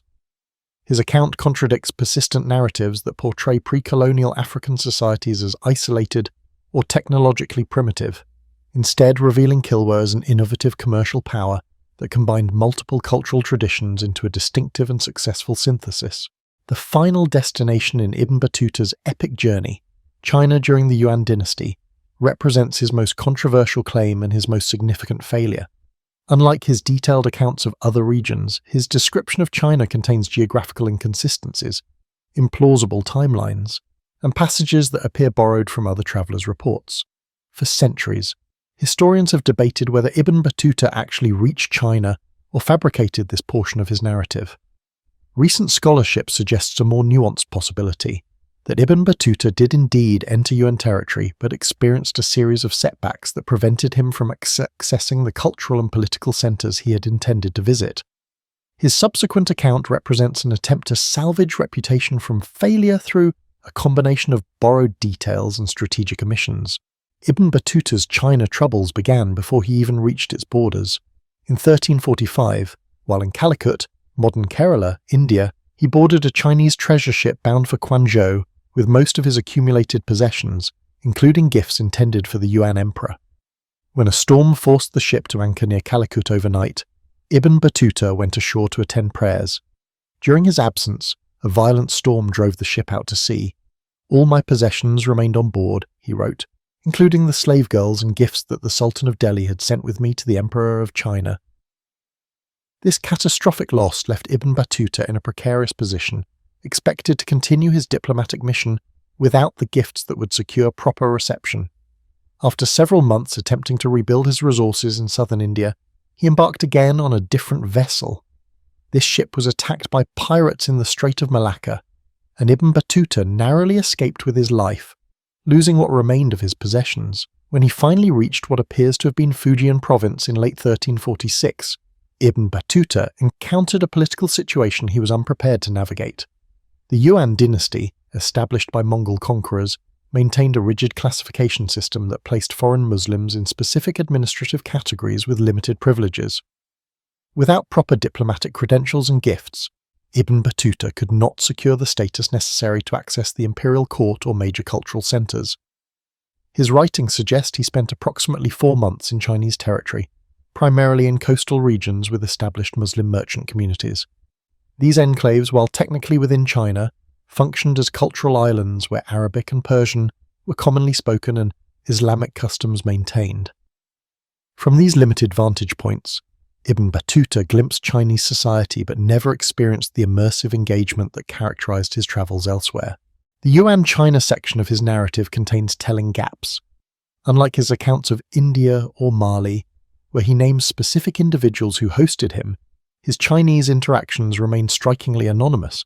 He describes no extended conversations with Chinese scholars or officials, suggesting very limited contact beyond merchant intermediaries. His observations focus predominantly on material culture, ceramics, paper currency, shipbuilding techniques, rather than social or political systems he could only have understood through sustained interaction. Most revealing is Ibn Battuta's omission of any mention of the Grand Canal, China's most impressive infrastructure project that connected Beijing to Hangzhou. This absence is particularly striking given his pattern of documenting major engineering works throughout his travels. Similarly, he fails to mention the distinctive Chinese examination system for civil service, a unique administrative innovation that would have fascinated a trained jurist. These gaps strongly suggest limited access to China's interior regions and administrative centres. What Ibn Battuta experienced, essentially, was maritime China, the coastal interface where foreign merchants conducted heavily regulated trade under Yuan supervision. When he realized he could not penetrate beyond this periphery without proper credentials, he appears to have supplemented his limited first-hand observations with accounts from Persian and Arab merchants who had better access. This experience of failure was not unique to China in Ibn Battuta's travels. Throughout his nearly 3 decades of journeying, he experienced numerous setbacks, redirections, and outright disasters. What distinguishes the China episode is his unwillingness to acknowledge these limitations in his subsequent account, likely because China represented the easternmost extent of his travels and therefore held symbolic importance to his overall narrative. Ibn Battuta's partially invented China becomes a fascinating case study in travel literature's complex relationship with truth. Rather than viewing his account as either factual or fraudulent, we might understand it as a negotiation between experience, expectation, and reputation management. His China narrative reveals how medieval travellers constructed authoritative accounts, even when their actual experiences fell short of their ambitions. By early 1347, Ibn Battuta had abandoned his Chinese aspirations and begun the long journey that would eventually return him to Morocco. The China episode, with its blend of limited observation and borrowed detail, represents not just geographic terrain, but the boundaries of Ibn Battuta's remarkable adaptability as a traveller. The conventional narrative of Ibn Battuta concludes with his return to Morocco in 1349 and the subsequent dictation of his travels to Ibn Juzay, who compiled the famous Relo journey that secured Ibn Battuta's historical legacy. Yet this account omits a significant final chapter, his journey through Muslim Spain and the North African interior, that occupied the last decade of his life and revealed a man transformed by his earlier travels in 1350.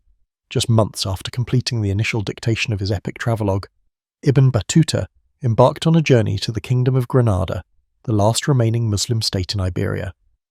His motivations for this trip differed markedly from his earlier travels. Rather than seeking adventure or career advancement, he travelled as a cultural ambassador, concerned with the erosion of Islamic governance in territories being steadily reconquered by Christian kingdoms. "I found in Granada a people clinging to traditions they scarcely remembered," he wrote in passages excluded from the standard Rihla. "They maintain the forms of Muslim practice while forgetting their substance." This critical perspective reflects Ibn Battuta's evolution from an observer of cultural differences to an active advocate for religious authenticity as he defined it. The Granada journey initiated a period of what Ibn Battuta called purposeful travel, journeys undertaken not for exploration, but for specific cultural interventions. Between 1352 and 1355, he traversed the Middle Atlas Mountains of Morocco, visiting remote Berber communities where Islamic practices had blended with indigenous traditions. Unlike his earlier descriptive approach to cultural difference, these accounts reveal active efforts to modify local practices he deemed inconsistent with Orthodox Islam.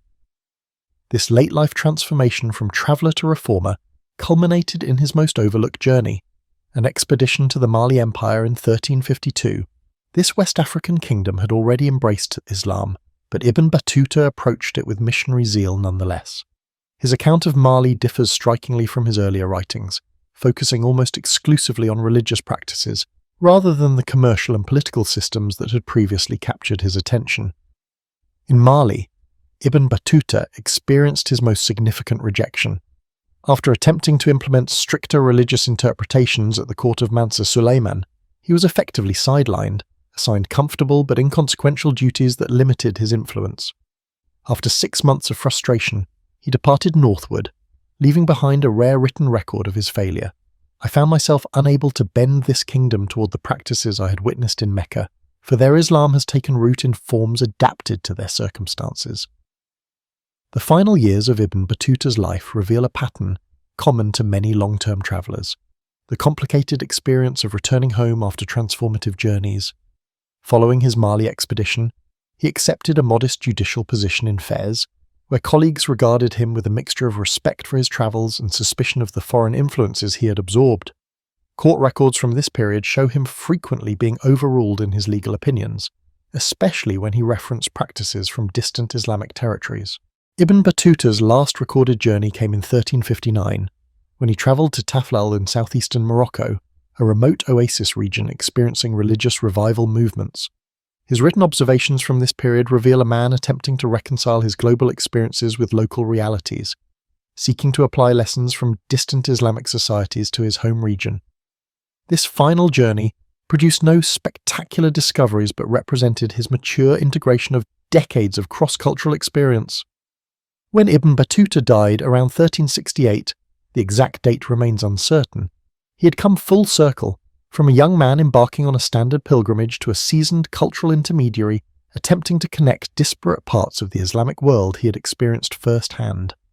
Contemporary accounts of his funeral mention only a modest attendance, suggesting that despite his extraordinary travels, his immediate impact on Moroccan society remained limited. The enduring paradox of Ibn Battuta is that his most significant legacy came not through his intended religious and legal contributions, but through the travelogue he initially considered secondary.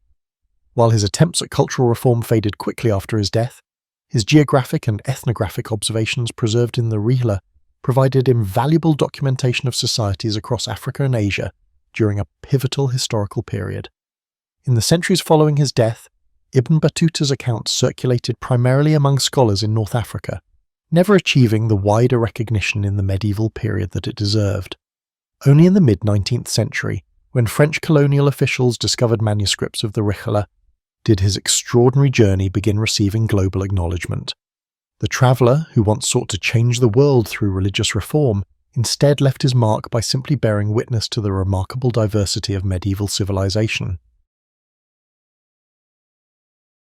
The late 3rd century was an era when Rome seemed determined to tear itself apart. In the shadow of this chaos stood a man whose name would eventually be reduced to a historical footnote: Constantius, later called Chlorus, meaning the Pale. But this pale man would help save a crumbling empire. Born around 250 CE in Dardania, a rugged province of Illyricum, modern-day Serbia, Constantius emerged from obscurity during Rome's most turbulent period. Unlike the polished aristocrats of Rome or the educated Greeks of the eastern provinces, he came from a land that produced soldiers rather than scholars. The Illyrian provinces had become Rome's military heartland, a crucible that forged emperors from common clay.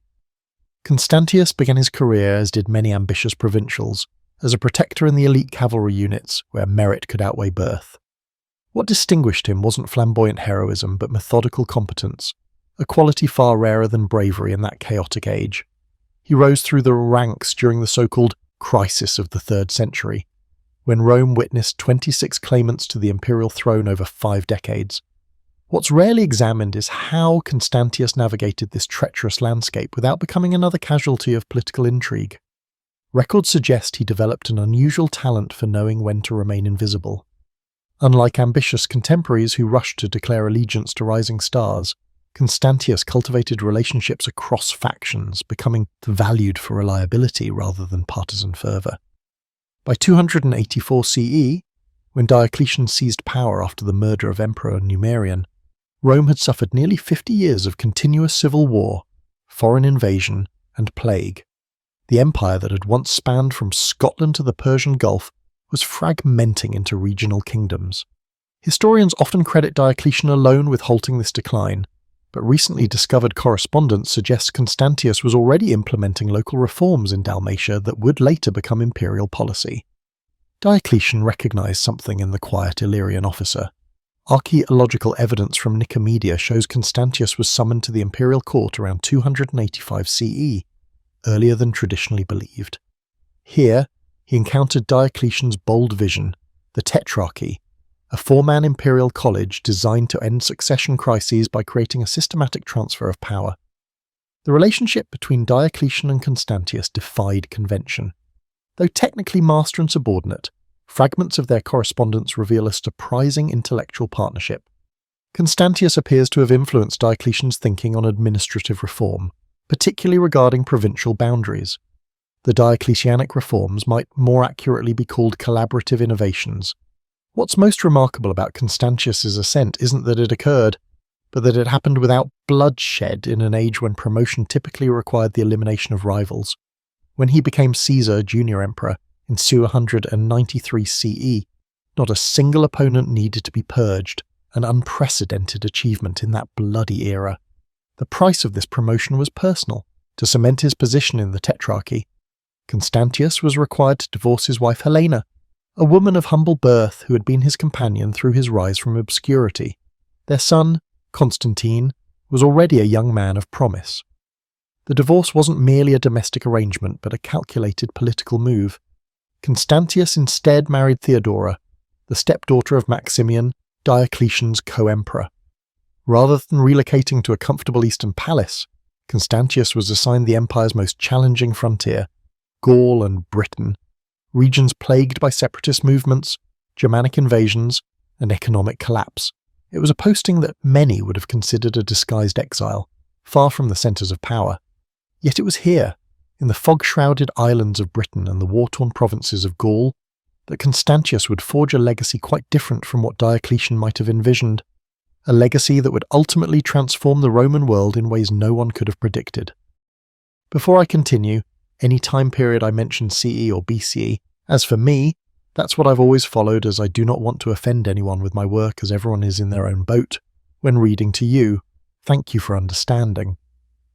So let's get back to it. The British rebellion that Constantius inherited was no ordinary provincial uprising. Carausius, a naval commander of Menapian origin from modern-day Belgium, had declared himself Emperor of Britain and Northern Gaul in 286 CE. Unlike most usurpers who quickly flamed out, Carausius created what historians now recognise as the first independent British state with its own sophisticated administration. What's seldom discussed in conventional histories is the remarkable economic revival Carausius achieved.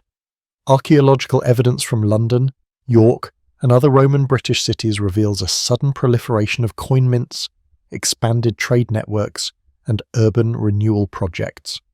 Carausius had transformed a provincial backwater into a thriving independent realm with its own foreign policy, including treaties with Frankish and Saxon peoples that Rome had labelled as enemies. Constantius approached this challenge with characteristic methodical patience. Rather than launching an immediate invasion, a strategy that had already failed under Maximian, he first secured his continental base. An overlooked papyrus fragment discovered in Egypt reveals Constantius's unusual approach. He dispatched economic advisors rather than spies to the channel ports, seeking to understand Britain's commercial networks before disrupting them.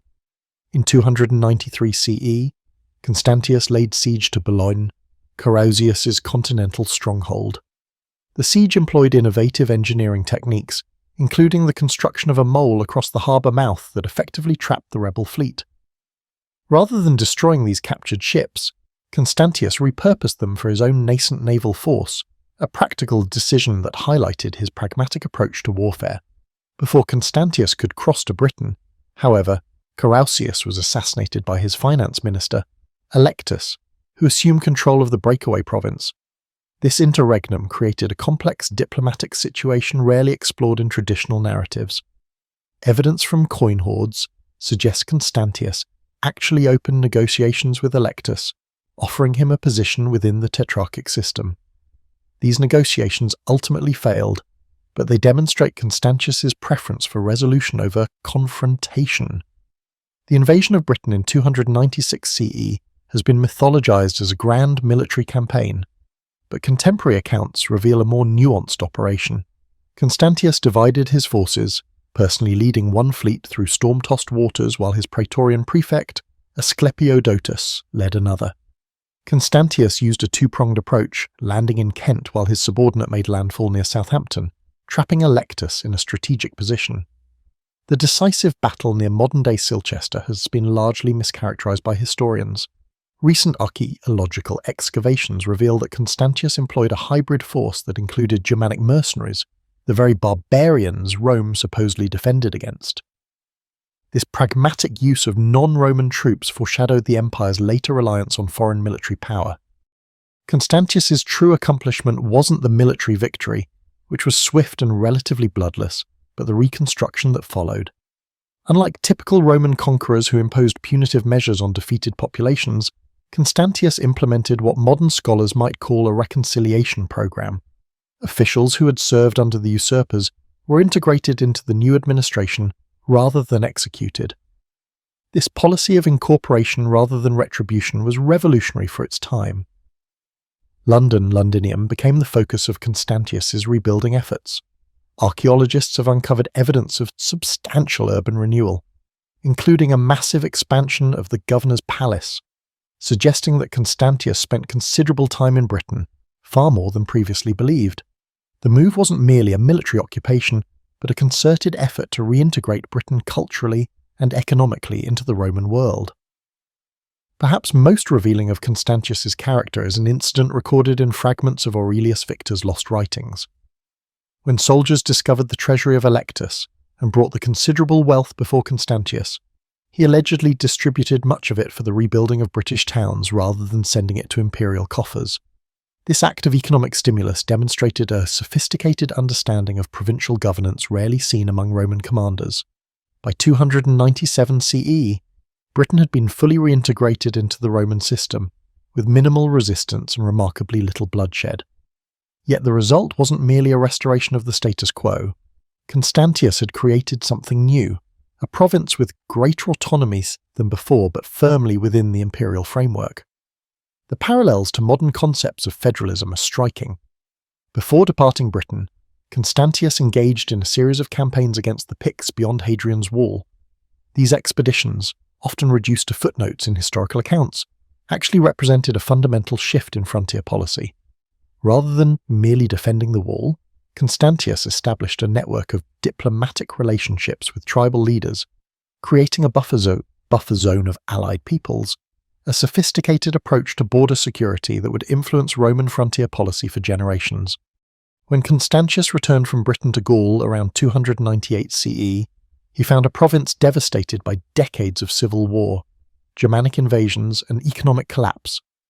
The once prosperous region had seen its population decline by nearly a third, with abandoned farmlands and depopulated towns stretching from the Rhine to the Atlantic. Traditional histories often gloss over the scale of this devastation and Constantius's methodical response. Archaeological evidence reveals a coordinated rebuilding program unprecedented in scope. Rather than focusing solely on fortifications, as military men typically did, Constantius prioritized agricultural recovery. A fragmentary edict found near Trier shows he established a system of tax incentives for farmers willing to reclaim abandoned lands, essentially an ancient land grant program. The question of labor shortage was particularly acute. Constantius implemented a policy that shocked conservative Romans but demonstrated remarkable pragmatism. He settled captured Germanic peoples, particularly Franks and Alemanni, as farmer soldiers within Roman territory. These laeti, as they were known, received land in exchange for military service and agricultural production. What makes this policy extraordinary is not the settlement itself. Rome had occasionally settled barbarians before, but the scale and the legal framework Constantius established. These settlers were not slaves, but a new legal category of provisional citizens with defined rights and obligations. This reform effectively created a proto-feudal system centuries before feudalism properly emerged in the medieval period. Archaeological excavations at villa sites throughout Gaul reveal an architectural transformation during this period. Traditional Roman villas were redesigned with defensive features, agricultural storage facilities, and housing for larger extended households, evidence of adaptation to the new social reality Constantius was engineering. Constantius established Tria Augusta Treverorum as his capital, investing heavily in its development. Recent excavations have uncovered evidence of a massive building program including baths, a basilica, and imperial apartments far larger than previously believed. This architectural program wasn't merely about imperial luxury, but represented Constantius's vision of a new administrative centre, closer to the frontiers and more responsive to provincial needs. While Constantius rebuilt Gaul materially, he also implemented administrative reforms that decentralized power. Provincial boundaries were redrawn to create smaller, more manageable citadel administrative units. Most significantly, he delegated substantial authority to local elites, creating a partnership between imperial power and provincial aristocracy that fundamentally altered how Rome governed its territories. The most controversial aspect of Constantius's rule remains his role in the Great Persecution of Christians, which began in 303 CE under Diocletian's orders. Traditional accounts, heavily influenced by Constantine's later propaganda, portray Constantius as secretly sympathetic to Christians, implementing the persecutory edicts only minimally in his territories. Recent scholarship has challenged this simplistic narrative. Epigraphic evidence from Gaul and Britain shows that churches were indeed closed and properties confiscated. However, forensic archaeology at Christian burial sites reveals a striking pattern. Unlike in eastern provinces, where mass graves of martyrs have been discovered, Christian cemeteries in Constantius's domains show continuous, undisturbed use through this period. The reality appears more nuanced than either the traditional pro-Christian narrative or its revisionist counter. Constantius likely enforced the institutional aspects of the persecution, closing churches and seizing properties, while avoiding the bloodshed that characterized the persecution elsewhere.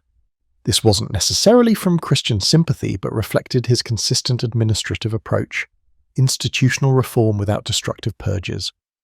A rarely discussed aspect of Constantius's governance was his religious policy beyond Christianity. Evidence suggests he actively promoted solar cults associated with imperial power while maintaining traditional Roman religious practices. Inscriptions from Trier indicate he commissioned temples to Sol Invictus, the unconquered sun, while also restoring older shrines to Jupiter and Mars. This religious balancing act reflected a sophisticated understanding of religion's role in social cohesion. By 305 CE, when Diocletian and Maximian abdicated, and Constantius was elevated from Caesar to Augustus, senior emperor, Gaul had been transformed. Cities were rebuilt, agriculture revived, and frontier defences strengthened. More importantly, Constantius had created a new model of provincial governance that emphasized partnership with local elites, integration of frontier populations, and administrative flexibility. This reformed Gaul would serve as the foundation for what came next, a journey to the northern frontier that would culminate in Constantius's final campaign and set the stage for a transformation of the Roman world that neither he nor Diocletian could have anticipated.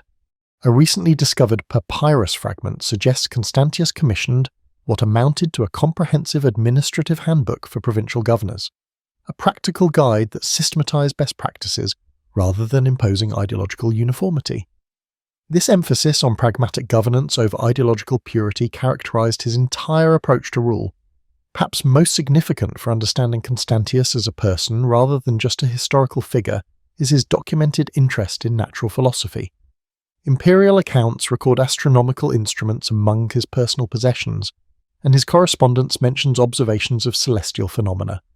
This scientific curiosity was rare among emperors of his era, who typically left such matters to specialists. The question of Constantius's religious beliefs remains contested. Later Christian sources, eager to establish Constantine's Christian heritage, portrayed Constantius as a crypto-Christian, or at least sympathetic to Christianity. Archaeological evidence presents a more complex picture. While Christian communities clearly operated with relatively little interference in his territories, Constantius also maintained traditional Roman religious practices and patronized solar cults. A more nuanced reading suggests Constantius approached religion pragmatically rather than dogmatically. Unlike Diocletian, who saw religious uniformity as essential to imperial unity. Constantius appears to have viewed religious diversity as manageable through institutional accommodation rather than persecution. This pragmatism extended to his relationship with the empire's intellectual currents. While traditional narratives portray the Tetrarchy as an era of intellectual decline and militarization, manuscript evidence from Trier suggests Constantius patronized philosophical works, particularly Neoplatonic texts that explored the relationship between divine order and earthly governance. By 305 CE, when Diocletian's abdication elevated him to Augustus, Constantius had created more than just a secure frontier. He had established a distinctive model of imperial rule that balanced traditional Roman authority with provincial autonomy, military discipline with intellectual inquiry, and religious tolerance with institutional stability.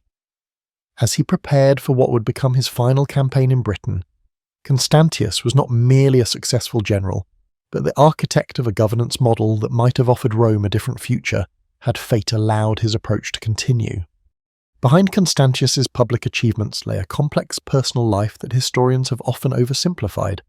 His first marriage to Helena, a woman of humble origins, possibly an innkeeper's daughter from Bithynia, produced his son Constantine, but the dynamics of this relationship were far more complicated than typically portrayed. Recent analysis of the imperial correspondence suggests that despite their forced divorce when Constantius joined the Tetrarchy, Helena maintained a separate court and considerable influence. Evidence from property records in Trier indicates she received substantial estates in Gaul, contradicting the traditional narrative of her disgrace and exile. Constantius's second marriage to Theodora, stepdaughter of Emperor Maximian, produced 6 children who have been largely overlooked by history but were significant political players. Fragmentary records indicate his daughters, Constantia, Anastasia, and Eutropia, were educated in a manner unusual for Roman women, with training in administrative matters that prepared them for political marriages. His sons by Theodora Dalmatius, Julius Constantius, and Hannibalianus received military education and provincial appointments. Archaeological evidence from Trier shows a palace wing specifically designed as an educational complex for these imperial children, complete with libraries and lecture halls, suggesting Constantius established what amounted to the first imperial academy for training future administrators. The relationship between Constantine, son of Helena, and his half-siblings was more cooperative than later Christian histories suggest. Constantine's letters, preserved fragmentarily, indicate regular correspondence with his half-brothers during Constantius's lifetime. The later purges that Constantine would unleash against these same relatives make this earlier period of family unity all the more poignant. Court life under Constantius broke with tradition in significant ways. Unlike the increasingly orientalized courts of his Eastern colleagues, with their elaborate ceremonies and divine pretensions, Constantius maintained what contemporaries described as a martial simplicity. Archaeological evidence from the Trier palace complex reveals dining halls designed for communal meals, rather than the separated imperial dining that characterized other tetrarchic courts. This relative informality extended to Constantius's approach to imperial imagery. While Diocletian and his Eastern colleagues embraced elaborate divine associations, Constantius's coinage and statuary maintained traditional Roman military imagery with minimal divine attributes.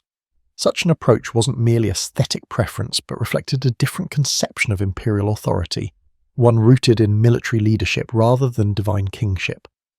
The most remarkable aspect of Constantius's court was its intellectual character.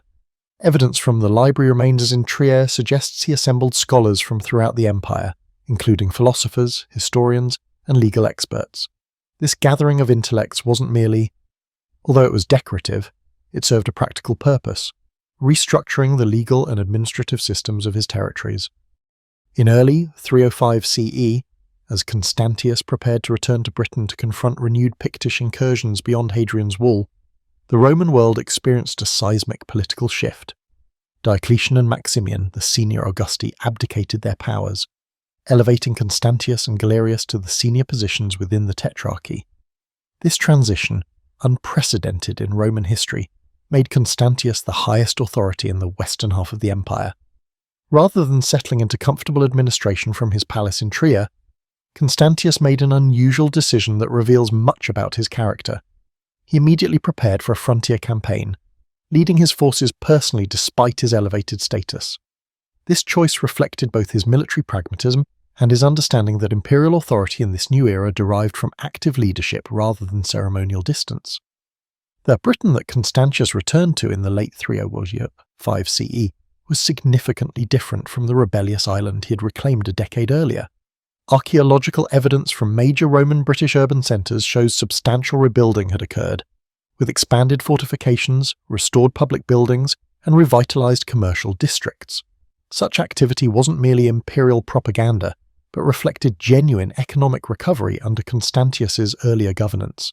Traditional accounts of this campaign focus narrowly on military operations against the Picts, but recently discovered writing tablets from Vindolanda reveal a more complex agenda. Constantius appears to have been implementing a comprehensive reorganisation of Britain's defences, converting what had been a reactive system into a proactive network of intelligence gathering and rapid response capabilities. The winter of 305 to 306 CE was exceptionally harsh, according to both textual references and dendrochronological evidence, tree ring analysis, from the period. Constantius established winter quarters at Eboracum, York, choosing not to return to the continent despite the difficulties of a British winter campaign. This decision proved consequential both administratively and personally. Administratively, Constantius used this winter to implement reforms to Britain's civic governance. Fragmentary records indicate he convened a provincial council that included not just Roman officials but representatives from British tribal aristocracy, a remarkable instance of power sharing that acknowledged local autonomy while maintaining imperial authority. This council established new administrative boundaries and tax assessment procedures that would survive for generations.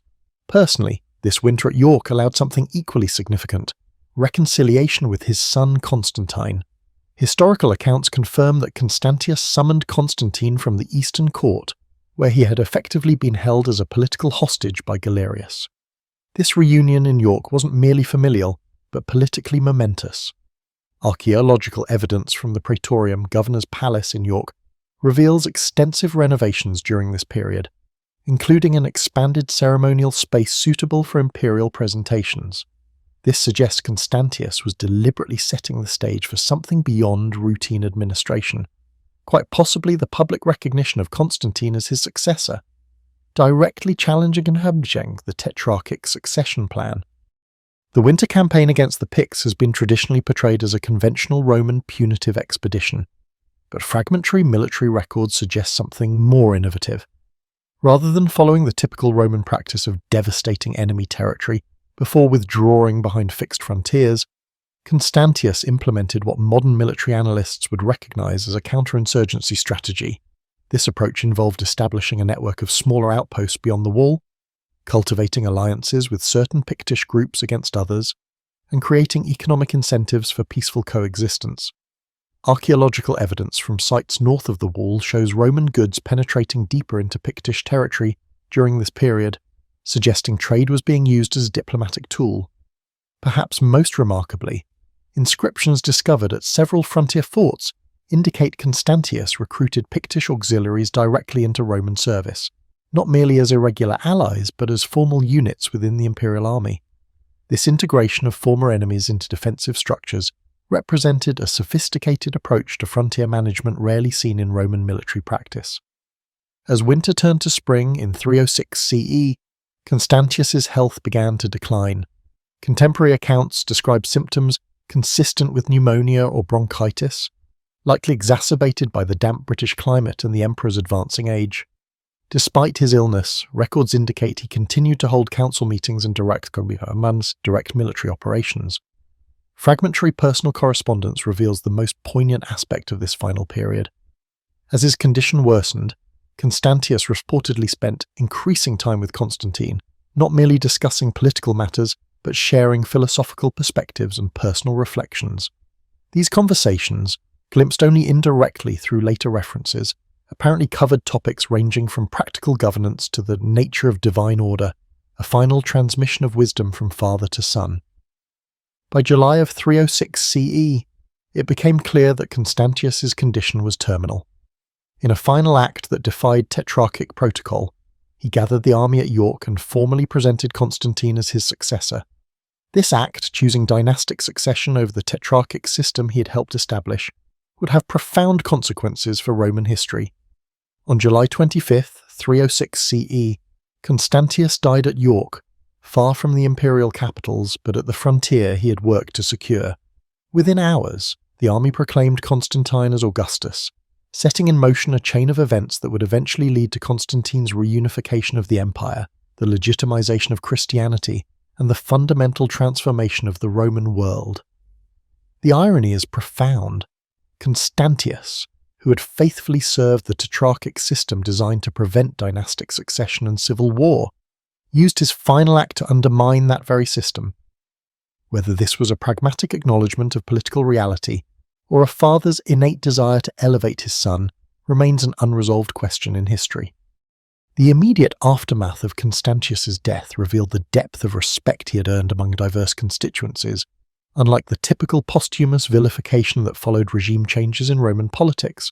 Contemporary sources from various perspectives, military, provincial, and administrative, speak of Constantius with remarkable consistency as just, effective, and moderate. People rarely recognize the uniqueness of this consensus in Roman imperial politics. Archaeological evidence provides tangible confirmation of this popular regard. Memorial inscriptions to Constantius have been found not only in official contexts, but also in private dwellings, rural shrines, and frontier settlements throughout his former territories, a distribution pattern that suggests genuine public mourning rather than merely obligatory state commemoration. The architectural legacy of Constantius reveals a distinctive administrative vision. Recent archaeological work has identified a consistent pattern in the public buildings commissioned during his reign: administrative complexes designed for accessibility and transparency. Unlike the increasingly fortified and isolated imperial compounds of the later empire, Constantius's governmental centres featured open colonnaded approaches, multiple public entrances, and visible audience halls, physical manifestations of a governance philosophy that emphasized connection with the governed. At Trier, his principal capital, excavations have revealed an urban plan that integrated imperial facilities with civic spaces rather than segregating them. The basilica he constructed there, still standing today, embodies this approach with its balanced proportions and emphasis on natural light, creating spaces where imperial authority was visible but not overwhelming. Perhaps most telling is the contrast between Constantius's architectural legacy and that of his tetrarchic colleagues. While Diocletian's palace at Split and Galerius's complex at Thessalonica emphasized imposing monumentality and divine separation, Constantius's buildings consistently prioritized function over intimidation. This architectural distinction reflects fundamental differences in how these rulers conceived their relationship to their subjects. In administrative legacy, Constantius's innovations proved remarkably durable. The provincial reorganization he implemented in Gaul and Britain survived largely intact for over a century. His approach to frontier management, integrating rather than merely excluding barbarian peoples, would become increasingly central to Roman security policy, though never implemented with the systematic care he had shown. The Constantine myth that emerged in subsequent decades both preserved and distorted Constantius's memory. Constantine's propagandists, eager to establish his legitimacy, emphasized his father's achievements while recasting them through a Christian interpretive lens. The posthumous elevation of Constantius to divine status, standard practice for respected emperors, was given Christian reinterpretation, with suggestions that he had secretly embraced monotheism. Archaeological evidence presents a more complex religious picture. Votive offerings at temples throughout Constantius's territories show continued traditional religious practice during his reign, while Christian communities clearly operated without significant persecution. Rather than the crypto-Christian of later propaganda, or the traditionalist reactionary some modern historians have suggested, the evidence points to a ruler who approached religion pragmatically, seeing diverse practices as compatible with imperial unity so long as they didn't threaten public order. Perhaps the most significant aspect of Constantius's legacy was one he could never have anticipated. His death created the opportunity for Constantine's rise to power and the subsequent Christianization of the empire.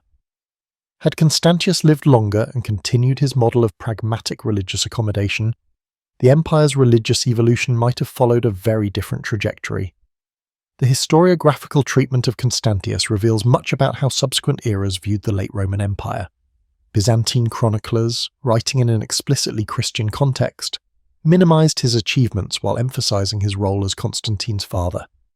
Medieval Western sources largely forgot him entirely, collapsing the complex tetrarchic period into simplistic narratives of Christian triumph. Renaissance historians, rediscovering classical texts, began to appreciate the administrative innovations of the period, but still viewed Constantius primarily as a transitional figure. Modern archaeological work has dramatically expanded our understanding of Constantius beyond textual sources. Material evidence from his reign shows a ruler engaged in practical problem-solving rather than ideological crusades. Coins from his areas show that the money system was stable even when the economy was struggling, indicating good financial management that written records often overlook.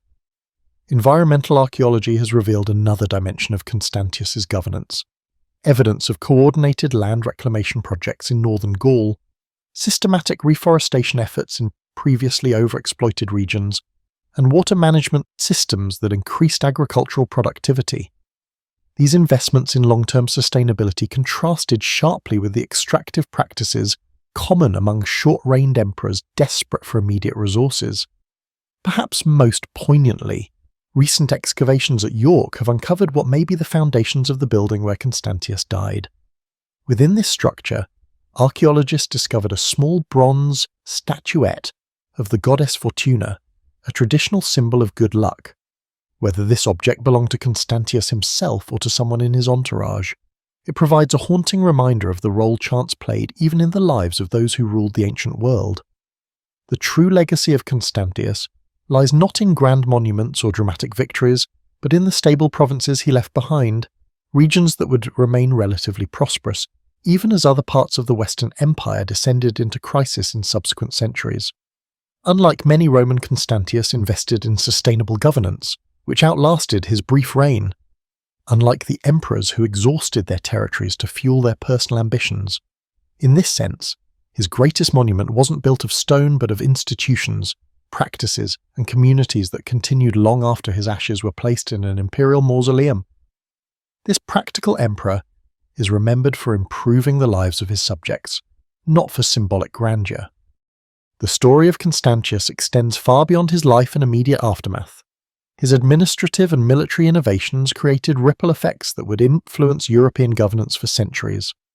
The medieval system of defense in depth, with its layered approach to frontier security, owes much to Constantius's border management strategies in Gaul and Britain. Modern scholars have begun reassessing Constantius's significance through interdisciplinary approaches that earlier historians lacked. Environmental archaeology has revealed evidence of climate challenges during his reign, a period of cooling temperatures and increased rainfall across northwestern Europe that made his agricultural revitalization programs all the more remarkable. Pollen samples from bogs in northern Gaul show increased grain cultivation during his administration, despite these challenging conditions, suggesting effective adaptation strategies. Comparative analysis reveals striking differences in economic resilience between regions under Constantius's direct administration and those governed by other tetrarchs. Ceramic distribution patterns show trade networks in Gaul and Britain remained relatively robust while collapsing in other western provinces, evidence that local economies under Constantius's governance maintained vitality even during imperial crises. Perhaps most intriguing are the parallels between Constantius's governance model and a modern federal systems. His approach balanced central authority with local autonomy in ways that anticipated governance challenges still relevant today. Provincial councils established under his administration included representatives from diverse constituencies, creating consultative bodies that resembled proto-parliaments rather than traditional Roman administrative units. The counterinsurgency strategies Constantius employed against the Picts, combining targeted military operations with economic integration and political accommodation, bear striking resemblances to modern theories of conflict resolution. Military historians have noted that his approach to frontier security, emphasizing flexible response and cross-border relationships rather than rigid fortification, anticipated challenges that would face European powers in later centuries. Digital humanities approaches have recently enabled network analysis of Constantius's administrative appointments, revealing patterns previously invisible to historians. These analyses show he systematically promoted officials with local knowledge and connections rather than importing administrators from distant regions, a practice that contrasted sharply with imperial norms but created more responsive governance. Economic historians have identified Constantius's reign as a crucial period for understanding late Roman monetization patterns. His currency reforms maintained stable silver content in provincial coinages while accommodating local exchange practices, creating a flexible monetary system that balanced imperial standards with regional economic realities. Archaeological evidence continues to expand our understanding of daily life under Constantius's administration.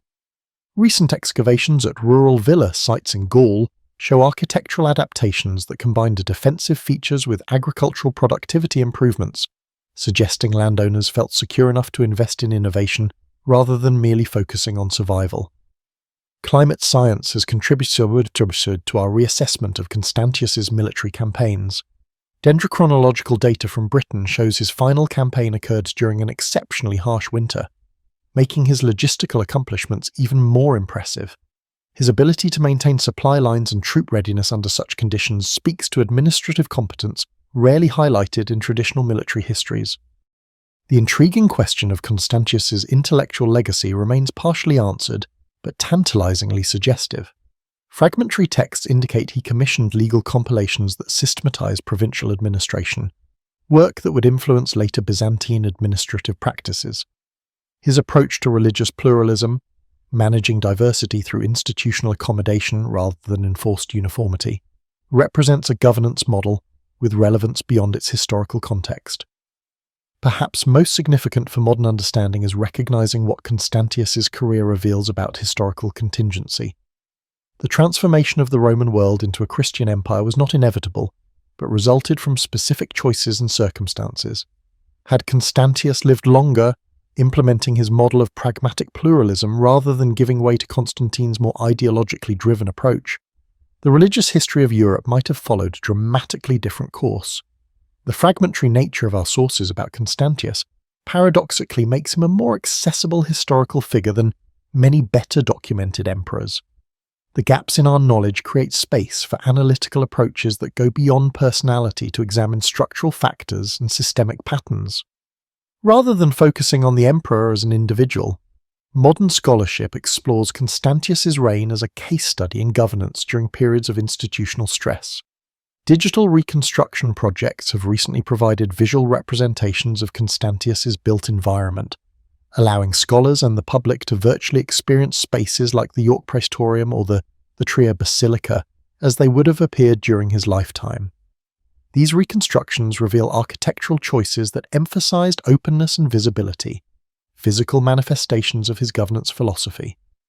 The enduring fascination with Constantius stems partly from the alternative path he symbolizes. His approach to governance, pragmatic, pluralistic, focused on sustainability rather than glory, offers an alternative vision of what the late Roman Empire might have become. The tension between this path and the more ideologically driven direction Constantine would later pursue remains a compelling historical counterfactual. For contemporary audiences, Constantius's story resonates because it demonstrates how individual leadership can make meaningful differences even within massive historical forces. While unable to prevent the eventual transformation of the Roman world, his governance preserved stability and prosperity in his territories during extraordinarily challenging circumstances.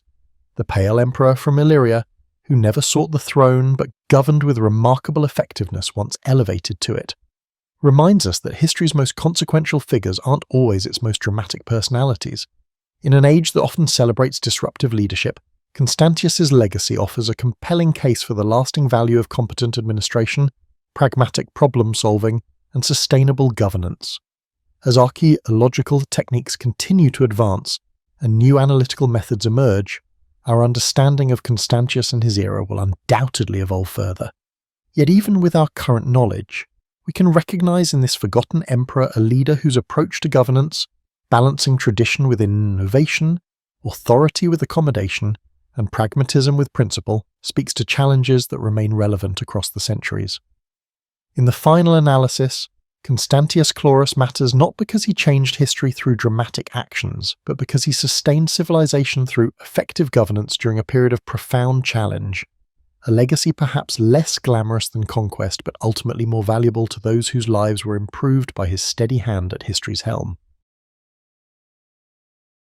Imagine yourself strolling along Strasbourg's cobblestone streets on a typical July morning in 1518. The sun is warming your face, merchants are hawking their wares, and you're thinking about what's for dinner. Then, as you turn a corner, you encounter something that prompts you to wonder if you've inadvertently stumbled into a surreal realm. There's a woman in the town square dancing. Her dancing is not the pleasant, festive kind you'd expect at a wedding or harvest celebration, but rather frantic, desperate. She's been dancing for hours, her feet bleeding, her dress torn. Her name is Frau Trophia, and she's about to become the most famous dancer in medieval history, though not for reasons she'd ever want. You'd think someone would stop her, right? Help her, maybe fetch a physician or a priest. But here's where things get genuinely weird. Instead of one person dancing themselves to exhaustion, more people start joining in. Not because they want to, mind you, but because they literally can't stop themselves. It's like watching a terrible magic trick where the magician has lost control of the spell. Within a week, about 30 people are dancing non-stop in the square. By the end of the month, that number had swelled to around 400. 400 people dancing until their feet bleed, until they collapse from exhaustion, until some of them actually die from it. The local authorities are baffled. The church is calling it divine punishment. Physicians are perplexed and propose increased dancing as a remedy, a suggestion as effective as prescribing fire for burn injuries. What you're seeing is one of history's strangest mass hysteria events, though the people living through it don't know that. They call it the dancing plague, or St. Vitus's dance. Vitus's dance, and it's just one example of how entire communities could lose their collective minds in medieval times. Now, you might be wondering how something like this could possibly happen. After all, you live in an age where you can Google, "Why am I dancing uncontrollably?" and get 17 different medical explanations before you finish your morning coffee. But imagine living in a world where every unexplained phenomenon is either a miracle, a curse, or divine retribution. Where the line between the physical and spiritual world is about as clear as mud after a rainstorm. The dancing plague of Strasbourg wasn't an isolated incident either. Similar outbreaks had been recorded across Europe for centuries. There was the great dancing epidemic of 1374 that swept through the Holy Roman Empire, affecting thousands of people across multiple cities. Towns would wake up to find their neighbours gyrating in the streets, unable to stop, begging for help between gasps for air. What makes these episodes particularly fascinating is how they spread. Not through the air like the plague, but through sight and suggestion. As you observed your neighbour dancing frantically, a sudden realization occurred in your mind. Suddenly your feet would start tapping. Your body would start moving without your consent. It was as if madness itself was contagious, spreading from person to person like gossip at a market. The authorities tried everything. They brought in musicians thinking that if people needed to dance, they might as well dance to proper music. They built stages, hired professional dancers, and even brought in priests to perform exorcisms. Nothing worked. The dancing continued day and night until the afflicted collapsed from sheer exhaustion. Eventually, the outbreaks would burn themselves out, leaving behind a community traumatized and confused. The survivors would wake up as if from a dream, their feet mangled, their bodies broken, with no clear memory of why they'd been compelled to dance in the first place. The dead would be buried, the injured would heal, and life would return to normal until the next outbreak struck somewhere else. But the dancing plague was just the beginning of our story about medieval mass hysteria. It was the opening act in a much larger theatre of collective madness that would sweep across Europe for centuries. You're settling into your evening routine now, maybe with a warm drink and a comfortable chair, and you're probably thinking that dancing plagues are about as strange as medieval madness gets.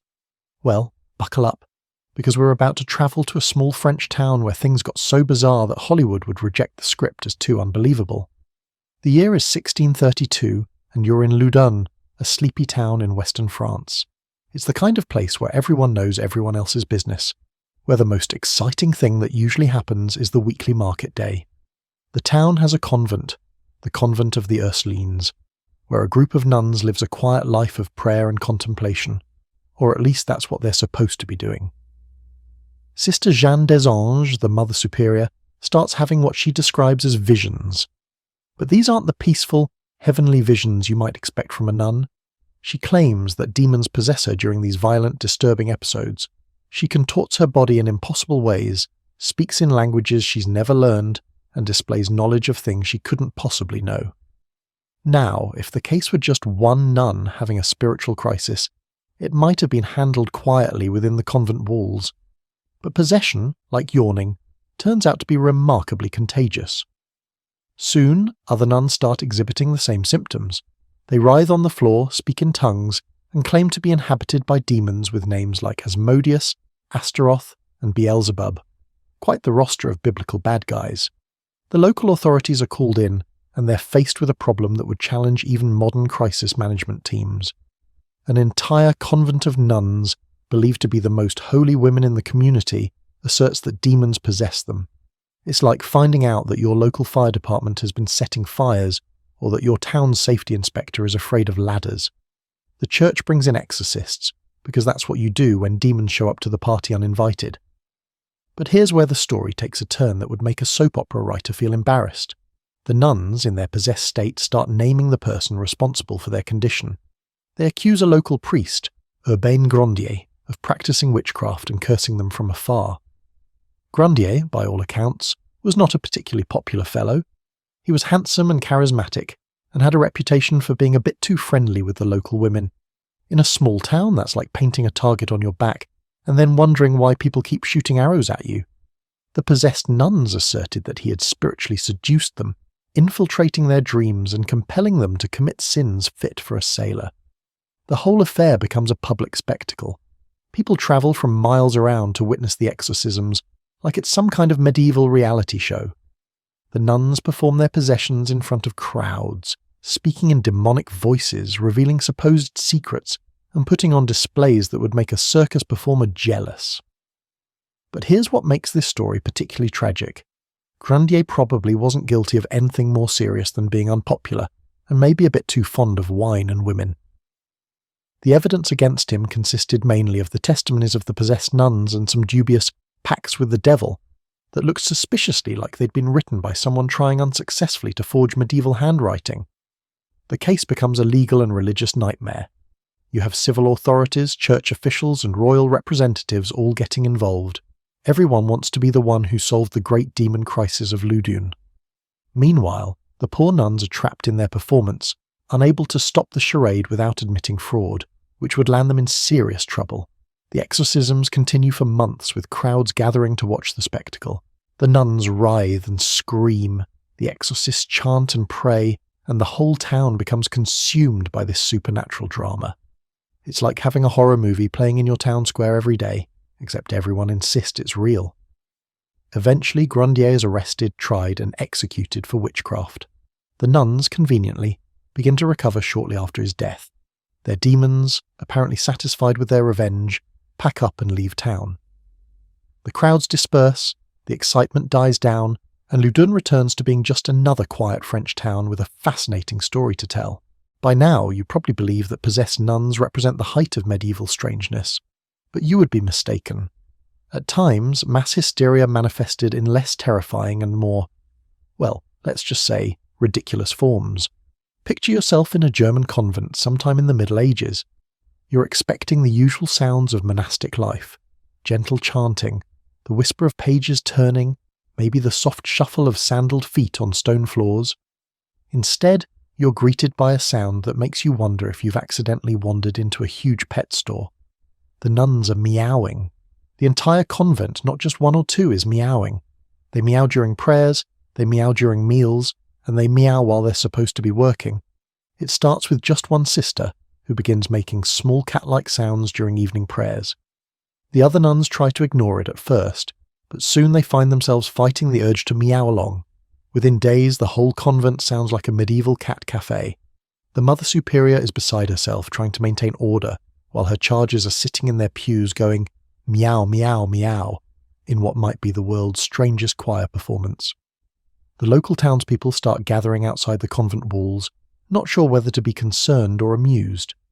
The church authorities are called in, and they're faced with a problem that doesn't exactly have a chapter in the official handbook. How do you perform an exorcism on a cat? Do you sprinkle holy water? Do you attempt to reason with demons who seem to possess a humorous nature? The whole situation is like trying to have a serious theological discussion with a room full of people who keep interrupting with meow. However, it's important to note that mass hysteria doesn't always make sense or adhere to the expected rules. The meowing nuns weren't possessed by demons or cursed by witches. They were experiencing what we'd now recognize as a form of conversion disorder, where psychological stress manifests as physical symptoms. Their minds were dealing with the pressures of religious life, the isolation of the convent, and the general stress of medieval existence by turning them into cats. The solution, when it finally came, was both simple and ridiculous. The local authorities threatened to bring in soldiers to whip the nuns until they stopped meowing. Apparently, the threat of beating them broke whatever psychological spell had turned them into felines. The meowing stopped almost immediately, and the convent returned to its normal quiet routine. Similar cases popped up across Europe. There were nuns who barked like dogs, others who claimed to be chickens and insisted on laying eggs, though they were disappointingly unsuccessful at this endeavour. Some convents experienced outbreaks of uncontrollable laughter, which sounds delightful until you realise these women were laughing for hours on end, unable to stop even when they were exhausted and their sides ached.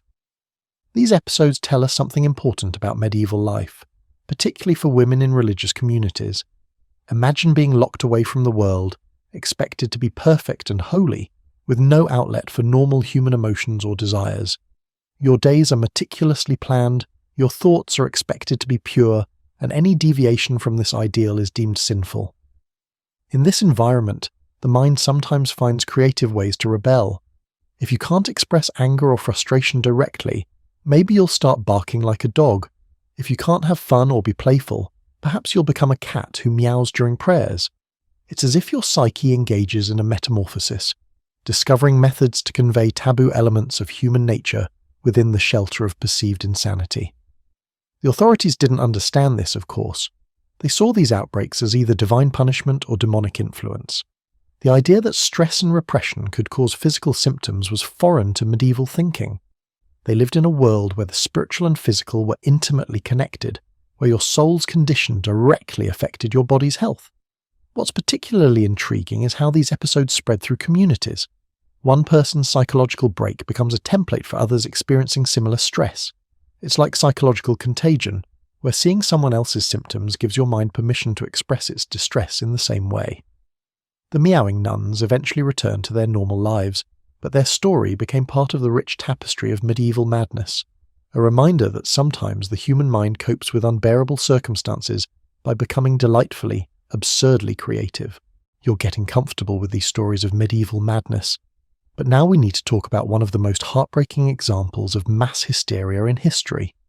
It's a story that involves children, religious fervour, and the kind of tragic ending that makes you want to hug every kid you know.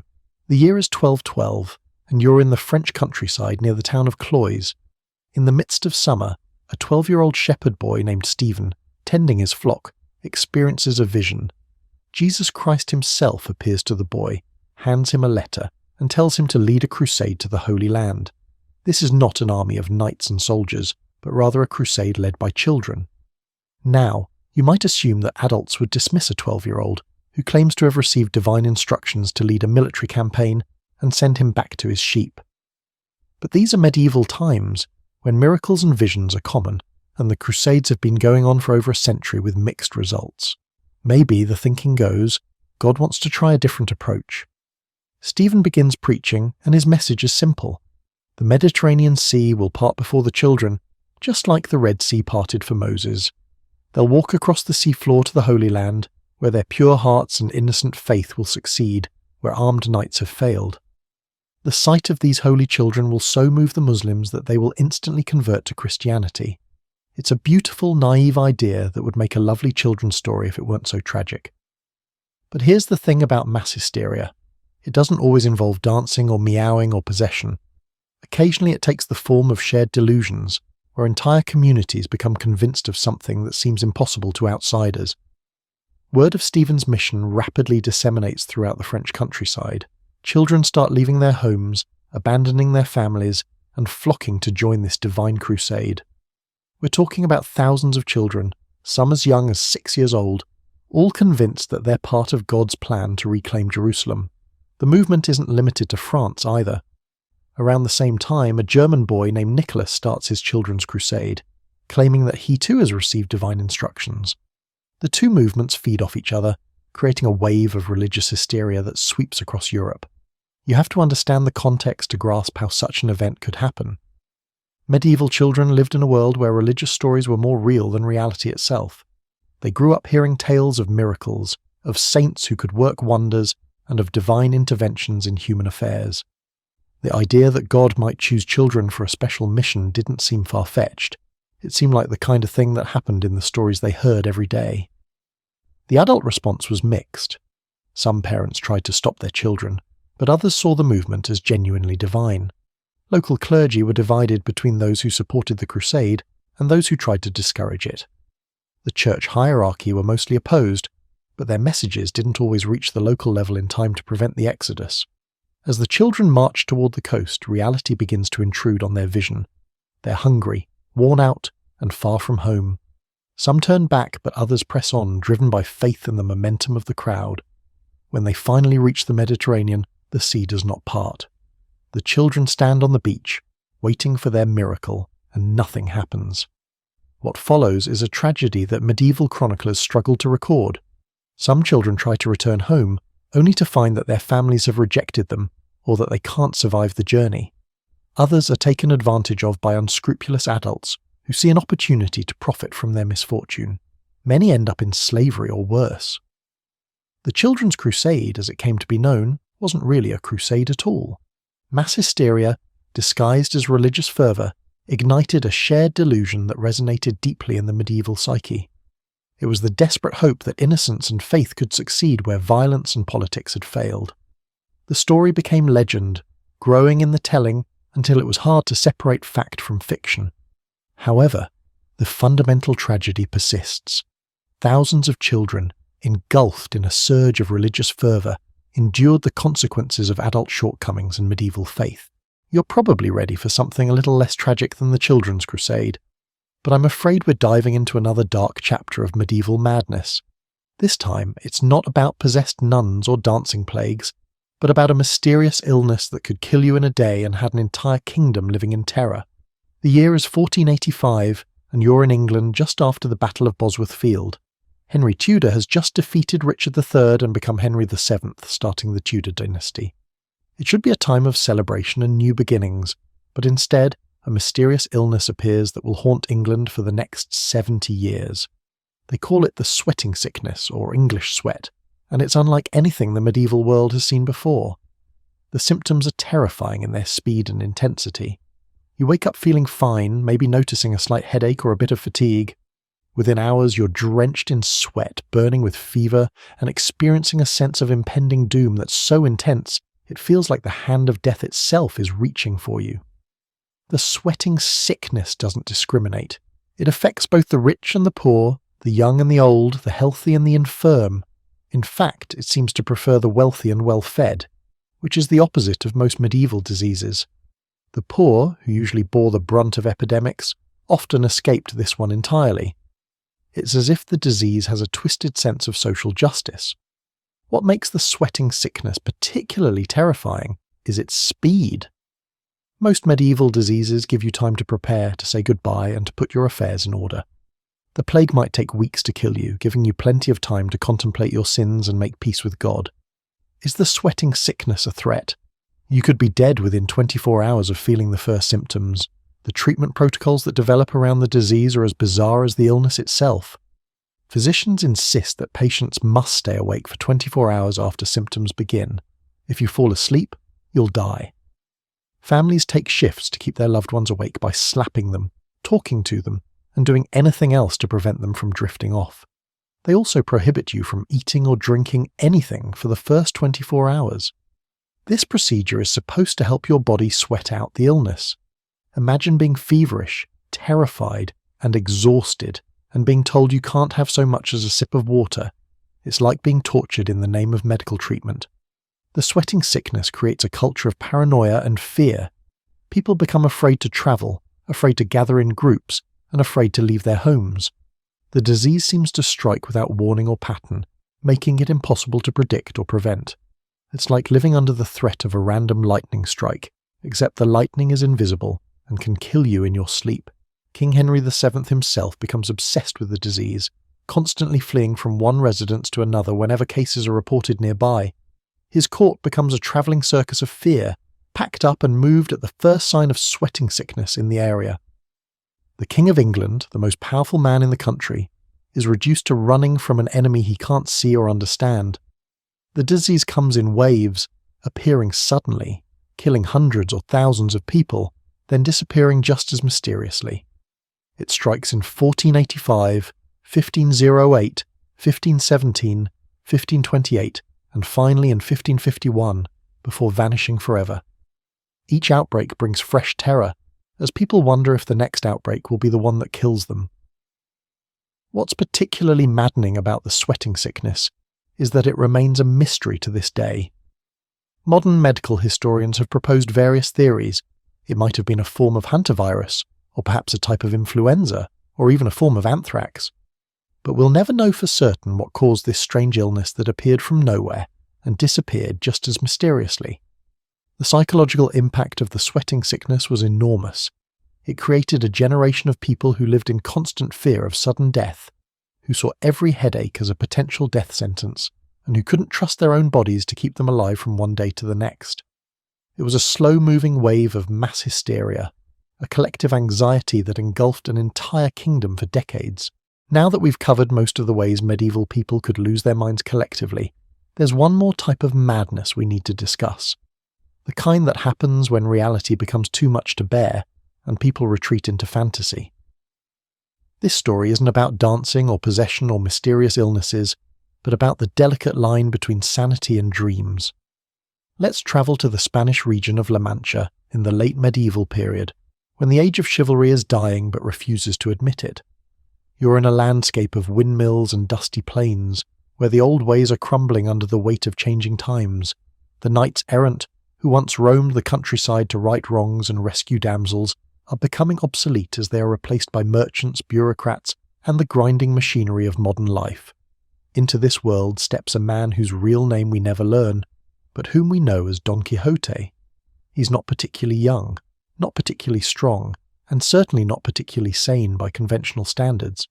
But he's read too many books about chivalry and romance, and his mind has become so saturated with these stories that he can no longer distinguish between fiction and reality.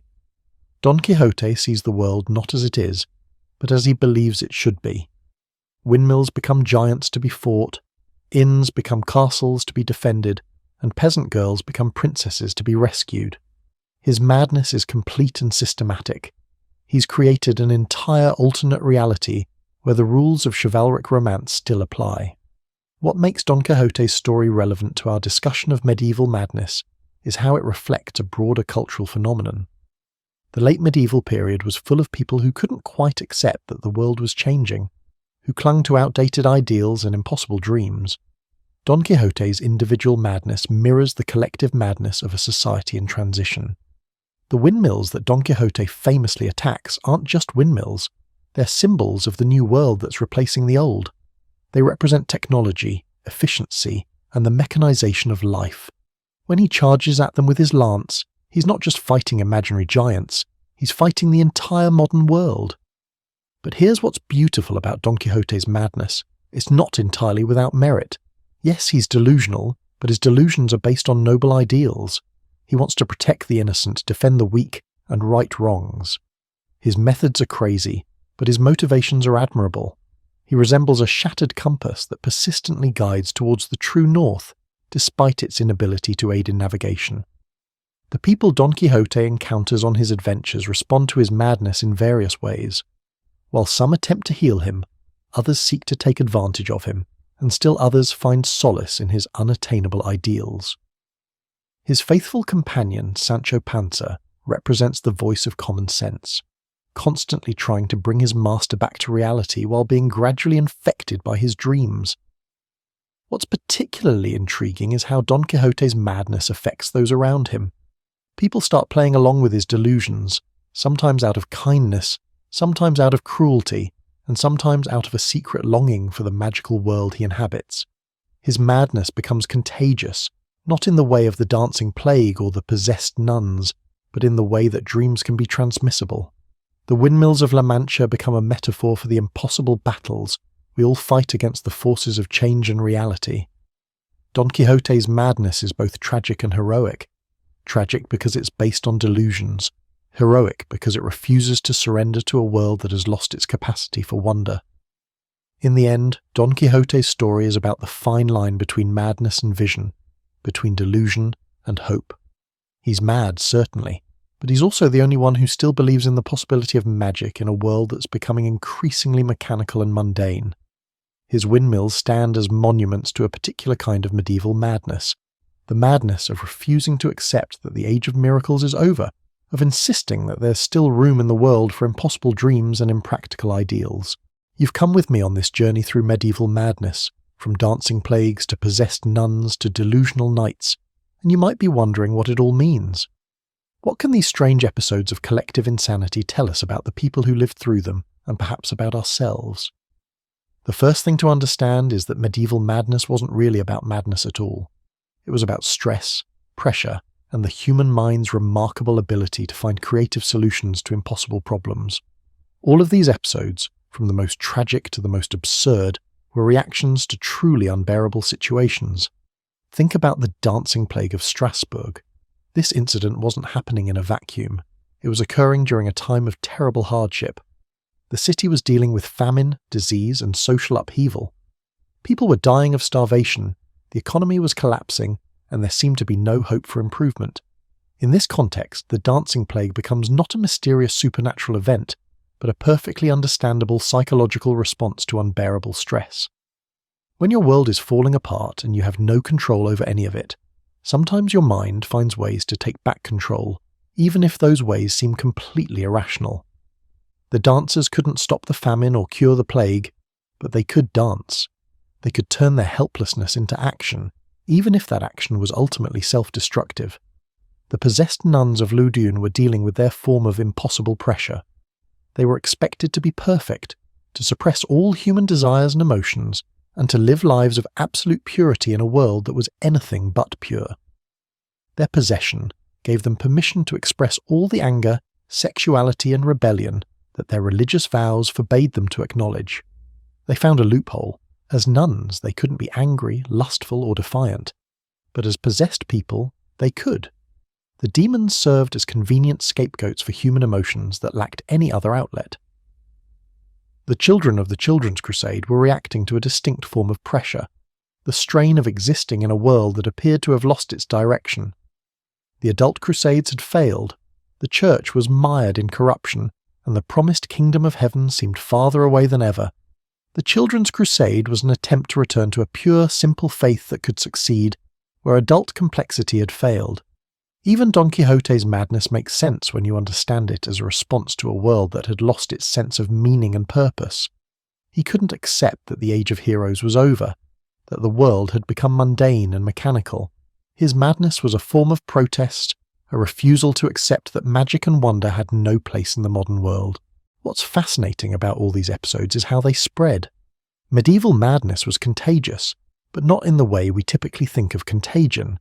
It spread through suggestion, through the power of shared belief, and through the human tendency to mirror the behavior of those around us. When you saw your neighbor dancing uncontrollably, part of your mind began to wonder what it would feel like to let go of control so completely. This incident tells us something important about medieval society. It was a world where the boundaries between individual and community were much more fluid than they are today. People lived in close proximity, shared common beliefs and fears, and were highly attuned to the emotional states of those around them. In such a world, psychological distress could spread rapidly. But perhaps the most important thing these stories tell us is that the human mind is remarkably resilient and creative. It rebels against the unchangeable, finds ways to cope, and expresses the inexpressible in impossible situations. Sometimes these coping mechanisms look like madness to outsiders, but they serve important psychological functions for the people experiencing them. The dancing plague gave people a way to express their despair and helplessness. The possessed nuns found a way to rebel against impossible expectations. The Children's Crusade provided hope in a hopeless world. Don Quixote's delusions allowed him to maintain his ideals in a world that had abandoned them. In the end, medieval madness wasn't really about losing one's mind. It was about finding alternative ways to use one's brain when conventional approaches failed. It was about the human spirit's steadfastness in the face of seemingly insurmountable circumstances. These episodes remind us that the line between sanity and madness is thinner than we like to think, and that sometimes what looks like madness from the outside is actually a perfectly reasonable response to unreasonable circumstances. They also remind us that we're all connected in ways we don't always understand, and the distress of one person can become the distress of many. So the next time you're facing impossible circumstances, remember the dancers of Strasbourg, the nuns of Loudoun, the children crusaders, and the Knight of La Mancha. Remember that the human mind is endlessly creative in finding ways to cope, to express, and to hope. And remember that sometimes the most rational response to an irrational world is to embrace a little madness of your own. After all, in a world full of windmills that pretend to be giants, maybe the crazed ones are the only ones who see clearly.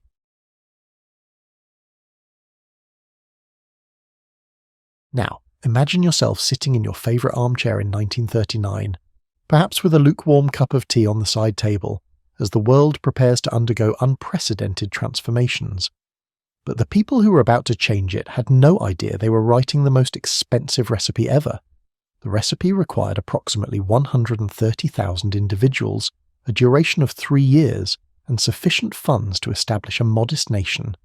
It all started because some very smart people got very worried. Imagine the feeling you get when you realise you left the stove on, and imagine that feeling multiplied by the entire future of civilization. That's roughly what Leo Szilard felt when he heard that German scientists had figured out how to split uranium atoms. Szilard was a genius who could probably calculate the trajectory of falling toast in his pyjamas, but even he couldn't foresee the consequences of his concern. The amusing thing about Szilard is that he was the kind of guy who would patent an idea for a nuclear reactor, then immediately realise it might be dangerous and try to keep it secret. It's like inventing dynamite and then whispering the recipe. He spent most of 1939 pacing around New York, likely frightening pigeons with his intense expression, trying to persuade anyone who would listen that America needed to outpace Germany in the atomic race. But you can't just walk into the White House and say, "Hey, we need to build a massive bomb." Well, you can try, but they'll probably escort you out rather quickly. So Szilard did what any reasonable person would do. He got Einstein to write a letter. Apparently, even in 1939, name recognition held significant importance. Einstein, who probably just wanted to work on his theories in peace, found himself accidentally becoming the godfather of the atomic age. He later recognized the irony, given that he was a pacifist who had previously expressed a preference for being a lighthouse keeper over a physicist. Roosevelt got the letter in October 1939, right around the time he was dealing with a dozen other world-ending problems. You have to admire the man's ability to prioritize. Most of us get overwhelmed choosing what to watch on streaming services, but FDR was juggling potential nuclear weapons, a world war, and probably wondering if his morning coffee was strong enough for any of this. The initial response was about as enthusiastic as you'd expect from a government bureaucracy. They formed a committee. Nothing conveys the urgency of a world-changing scientific breakthrough more effectively than the formation of a committee. The Uranium Committee, as they called it, met a few times, allocated a whopping $6,000 for research, and probably spent more on coffee than uranium. It was the governmental equivalent of putting a band-aid on a volcano. But here's where the story gets intriguing, in that uniquely American way. While the committee was busy being committee-like, Pearl Harbor happened. Suddenly, the abstract concept of maybe we should look into this atomic thing became, we need this atomic thing yesterday, and we'll build it bigger than anyone has ever built anything. Enter General Leslie Groves, a man who had just finished building the Pentagon and was probably looking forward to a comfortable, quiet desk job. Instead, he got handed the Manhattan Project, which was like being asked to organize the world's most dangerous science fair with unlimited funding and a deadline that could determine the fate of democracy.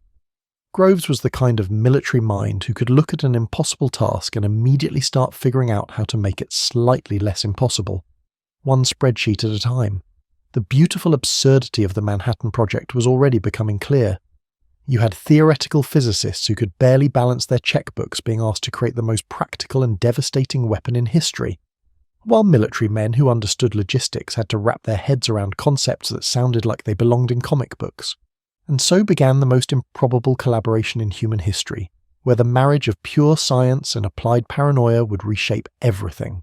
Now, you might think that assembling the world's greatest scientific minds would be like organising a really intellectual dinner party. You'd be wrong. It was more like trying to herd cats, if the cats were Nobel Prize winners with strong opinions about quantum mechanics and an alarming tendency to argue about theoretical physics at inappropriate volumes. General Groves, bless his practical heart, approached this challenge the way any good military man would. He made lists. Lots of lists. Lists of scientists, lists of locations, lists of things they'd need, and probably a list of reasons why this was either the best or worst assignment of his career. He realised pretty quickly that managing brilliant people was like managing regular people, except they could prove you wrong with math. The first real breakthrough came when someone suggested they recruit Robert Oppenheimer to lead the scientific effort. Now, Oppenheimer was an interesting choice. He was brilliant, absolutely, but he was also the kind of guy who quoted Sanskrit at cocktail parties and had a habit of making everyone around him feel slightly undereducated. He was like that friend who can discuss wine, literature, and nuclear physics with equal fluency, except instead of being annoying at dinner parties, he was about to become the most famous scientist in America. What made Oppenheimer perfect for the job wasn't just his scientific credentials, though those were impressive enough. It was his ability to translate between the language of pure science and the language of "we need results now, please." He could talk to a theoretical physicist about quantum mechanics in the morning and explain to a general why they needed more funding in the afternoon, all while maintaining the kind of cool demeanour that suggested he found the whole thing intellectually fascinating rather than terrifying. But you can't run a massive scientific project from university offices and borrowed laboratories. They needed space, and not just any space. They needed secret space. Really secret space. The kind of secret space where you could accidentally change the world without anyone noticing until it was too late. Enter Los Alamos, New Mexico, a location so remote that it made the middle of nowhere look like downtown Manhattan. It was perfect in the way that only truly imperfect places can be perfect. The site was isolated enough that any accidental explosions would mostly just bother the local wildlife, but accessible enough that they could actually transport equipment and people without requiring pack mules. The original plan was to house maybe 30 scientists there. This was a bit like planning a small dinner party and having it turn into a wedding reception for 500 people. By the end of the project, Los Alamos had grown from a sleepy ranch school into a secret city with its own post office, school system, and probably the highest concentration of advanced degrees per square mile in human history. But Los Alamos was just one piece of the puzzle. The Manhattan Project ended up requiring an entire secret infrastructure spread across the country. They built massive facilities in Oak Ridge, Tennessee, where they would separate uranium isotopes using methods that were equal parts brilliant and brute force. They constructed another enormous complex in Hanford, Washington, for producing plutonium, because apparently one type of nuclear material wasn't enough for their ambitious plans. The logistics alone were mind-boggling. Try explaining to your accountant that you need to build several cities from scratch, hire tens of thousands of people, and consume more electricity than some entire states. All for a project you can't actually tell anyone about. The Tennessee Valley Authority suddenly found itself powering what looked like the industrial equivalent of a small alien invasion, and they just had to trust that someone, somewhere, knew what they were doing. The security measures were so elaborate they bordered on comedy. Workers at Oak Ridge were told they were helping with the war effort, but most had no idea what they were actually producing. Some thought they were making industrial equipment. Others assumed it was some kind of superfuel. A few probably suspected they were involved in something important, but the compartmentalization was so thorough that you could work on the Manhattan Project for 3 years and still have only the vaguest idea what you'd actually accomplished. Meanwhile, back at Los Alamos, Oppenheimer was facing the unique challenge of creating a functional community where the residents included some of the most brilliant and temperamental people on the planet, all living in temporary housing in the middle of the desert, working on something that might either end the war or accidentally end everything else. It was like summer camp for adults, if summer camp involved nuclear physics and the fate of civilization. Now here's where things get really interesting, in the special way that only theoretical physics can be interesting. You're dealing with people who spend their days thinking about things so small you can't see them, even with the most powerful microscopes, yet these invisible things contain enough energy to level cities. It's like discovering that dust bunnies under your couch could power your entire neighborhood, if only you could figure out how to convince them to cooperate. The basic concept of nuclear fission sounds almost simple when you say it quickly. You take a uranium atom, you split it, and it releases energy. But saying that is like saying baking a cake when you're actually trying to construct a 12-tier wedding cake while blindfolded, using ingredients you've never seen before, and following a recipe written in a language that was just invented yesterday. The first challenge was getting the right kind of uranium. Natural uranium is mostly uranium-238, which is about as useful for making bombs as a chocolate teapot. What they needed was uranium-235, which makes up less than 1% of natural uranium. It's like needing to separate red M&Ms from a swimming pool full of mixed M&Ms, except the M&Ms are invisible, they're trying to kill you, and you can only tell them apart using methods that hadn't been invented yet. The scientists at Oak Ridge approached this problem with the kind of methodical determination that only comes from having absolutely no choice. They tried several different separation methods, including one that involved giant electromagnets called calutrons. These machines were enormous and consumed so much electricity that they basically turned the separation of uranium isotopes into an industrial process that could be seen from space if satellites had existed then. However, uranium was not the sole option available. Nuclear reactors could create plutonium, an element absent in nature. Plutonium was like uranium's more complicated cousin, potentially more powerful, but also more difficult to work with and with a personality that could charitably be described as temperamental. Creating plutonium required building nuclear reactors, which brought its own special set of challenges. The first reactor was built under the football stadium at the University of Chicago because apparently someone thought that the best place to test humanity's first controlled nuclear chain reaction was directly underneath a major American city. The physicist in charge of this experiment, Enrico Fermi, was reportedly betting on whether the reaction would stop when they wanted it to, which shows how well they understood what they were doing. Fermi, incidentally, was the kind of scientist who could calculate complex physics problems in his head, while other people were still looking for their calculators. He was also famous for his ability to estimate almost anything. Give him a few minutes and some basic information, and he could tell you approximately how many piano tuners lived in Chicago, or how much energy would be released by various theoretical nuclear explosions. This skill turned out to be surprisingly useful when dealing with weapons that released more energy than anyone had ever handled before. The Chicago reactor worked, thankfully, without accidentally eliminating the Midwest, and it provided the proof of concept needed to build much larger reactors at Hanford. These reactors were designed to produce plutonium on an industrial scale, turning the abstract concept of artificially created elements into something measured in tons rather than microscopic quantities. However, obtaining nuclear material was only half the challenge. The other half was figuring out how to make it explode in a controlled, predictable way that would release all that energy at exactly the right moment. This step turned out to be significantly more complicated than anyone had anticipated, like the difference between lighting a candle and conducting a symphony orchestra made entirely of fire. The simplest design, called gun type, worked by shooting one piece of uranium into another piece of uranium rapidly. It was elegant in its simplicity, like nuclear physics designed by someone who really understood hammers. But this method only worked with uranium-235, and they didn't have enough for more than one bomb. The plutonium bomb required a completely different approach called implosion, which involved surrounding a ball of plutonium with conventional explosives and detonating them all at exactly the same moment, compressing the plutonium until it reached critical mass. Achieving this required such precision that it would make Swiss watchmakers nervous. If the timing was off by even a few microseconds, the result would be an expensive dud instead of a nuclear explosion.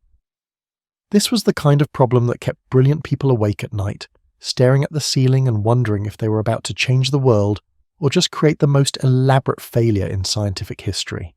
By the summer of 1945, Los Alamos scientists had been engaged in the world's most expensive science project for over 2 years.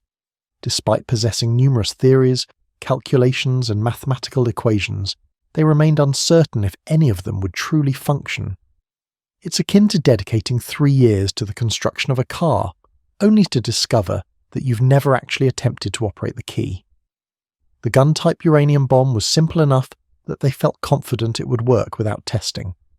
This level of confidence in an untested nuclear weapon was either remarkably bold or extremely naive, depending on how you looked at it. However, the plutonium implosion bomb presented a distinct challenge. It was so complex and temperamental that betting the war on it without a test would have been like performing brain surgery based on a cookbook you'd written yourself. So they decided to conduct a test, which presented its own unique set of challenges. What would be the most suitable location to test a nuclear weapon? You cannot simply head to the nearby firing range and hope for a favourable outcome. You need somewhere remote enough that if something goes spectacularly wrong, you won't accidentally eliminate half of civilization before you've had a chance to use your weapon on the enemy. They chose a site in the New Mexico desert, about 200 miles south of Los Alamos, called Trinity. The name was Oppenheimer's choice, inspired by a John Donne poem, because apparently even when you're about to test humanity's first nuclear weapon, you still have time for literature. The site was flat, empty, and far enough from major population centres that any unexpected consequences would mostly affect lizards and tumbleweeds.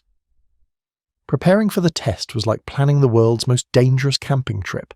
They had to transport an incredibly delicate and expensive nuclear device across desert roads that were barely suitable for regular automobiles, then assemble it in a temporary laboratory that had been built in the middle of nowhere. The bomb itself was nicknamed the Gadget, with the kind of casual understatement that suggested they were discussing a new kitchen appliance, rather than a weapon that could level a city. The scientists and military personnel involved in the test were dealing with unprecedented questions. How far away did you need to be to observe a nuclear explosion safely? Nobody knew, because nobody had ever observed a nuclear explosion before. They made their best guesses based on calculations and hoped they weren't catastrophically wrong. Some of the scientists brought suntan lotion, as if protecting against nuclear radiation was similar to preventing a mild sunburn. The test was scheduled for the early morning hours of July 16th, 1945, partly for security reasons and partly because someone thought it would be easier to see the explosion against the pre-dawn sky. As the countdown approached, the level of tension at the site was probably measurable with scientific instruments. These were people who had spent years of their lives working toward this moment, and they were about to find out if they'd created a revolutionary weapon or the world's most expensive firework.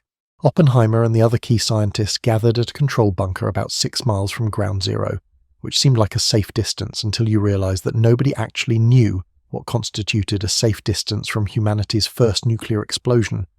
They lay down on the ground, facing away from the blast site, with instructions to look only after the initial flash had passed. It was like being told to watch the world's most important sunrise through your eyelids. At 5:29 a.m., the Gadget detonated with a force equivalent to about 21,000 tons of TNT. For a brief moment, the explosion created temperatures comparable to the surface of the sun and light brighter than the sun itself. The flash was visible from over 160 miles away, and the sound of the explosion was heard nearly 100 miles distant. Several observers reported that for a few seconds, it was as if there were 2 suns in the sky. The mushroom cloud rose to over 40,000 feet, and the heat from the explosion turned the desert sand into a greenish glass that they later called trinitite. The steel tower that held the bomb vaporized, along with everything else within a substantial radius of Ground Zero. In the space of a few seconds, the theoretical had become devastatingly real. Oppenheimer later said that as he watched the explosion, a line from the Bhagavad Gita came to mind. "Now I am become death, destroyer of worlds." It was the kind of literary reference that seemed almost absurdly intellectual given the circumstances, but it captured the magnitude of what they had just witnessed. They had successfully created a weapon that could destroy entire cities in an instant. The test was a complete success, which meant that the Manhattan Project had achieved its primary goal. They had beaten Germany to the atomic bomb. Of course, by this point Germany had already surrendered, so the original motivation for the project was somewhat moot. But there was still Japan to consider, and the war in the Pacific was far from over. As the mushroom cloud dissipated over the New Mexico desert, the scientists and military personnel at Trinity began grappling with the implications of what they had just accomplished. They had unlocked a portal that would never reopen. Now comes the part of the story where things get complicated in ways that make quantum physics look straightforward. You have this incredibly powerful weapon that works exactly as advertised, a war that's still raging in the Pacific, and a bunch of very smart people suddenly realizing that creating the thing was actually the easy part. The real challenge lay in deciding what to do with it. President Truman, who had inherited both the presidency and the Manhattan Project from Roosevelt, found himself in the position of having to make decisions about weapons he barely understood. Imagine being given the keys to a weapon that could destroy cities and being told to learn how to use it in a few weeks. Truman was a practical man who preferred straightforward problems with straightforward solutions, but there was nothing straightforward about atomic weapons. The military estimates for the invasion of Japan were extremely sobering. Operation Downfall, as it was known, had the potential to cause over 1 million American casualties and several million Japanese deaths. These weren't abstract numbers on a strategic planning document. They represented real people, families, and entire communities. The alternative was using atomic weapons against Japanese cities, which would also kill enormous numbers of civilians, but might end the war quickly enough to prevent an even larger catastrophe. It's the kind of decision that would keep anyone awake at night, the kind of moral calculation that has no clearly right answer. Do you choose the option that kills fewer people overall, but involves using weapons of unprecedented destructive power? Or do you choose the conventional invasion that might ultimately cost more lives but doesn't cross the threshold into nuclear warfare? Some of the scientists involved in the Manhattan Project were seriously reconsidering their involvement in its creation. Leo Szilard, who had started the whole thing with his worries about German atomic research, now found himself trying to stop the use of the weapons he had helped create. He and several other scientists petitioned Truman to demonstrate the bomb's power without using it against populated areas, perhaps by detonating it over an uninhabited area where Japanese leaders could witness its destructive potential. But military planners argued that a demonstration might not be convincing enough to force Japanese surrender, especially if the bomb failed to detonate properly. They had exactly 2 operational atomic weapons, Little Boy, the uranium bomb, and Fat Man, the plutonium bomb, and using one for a demonstration would leave them with only one weapon for actual combat use. It was like having 2 bullets and wondering whether to fire one into the air as a warning shot. The decision-making process was complicated by the fact that many of the people involved still didn't fully understand what they were dealing with. The long-term effects of radiation exposure weren't well understood. The political implications of introducing nuclear weapons to warfare hadn't been fully considered. They were making decisions about the future of human conflict with incomplete information and under enormous time pressure. Japanese resistance was fierce and showed no signs of diminishing.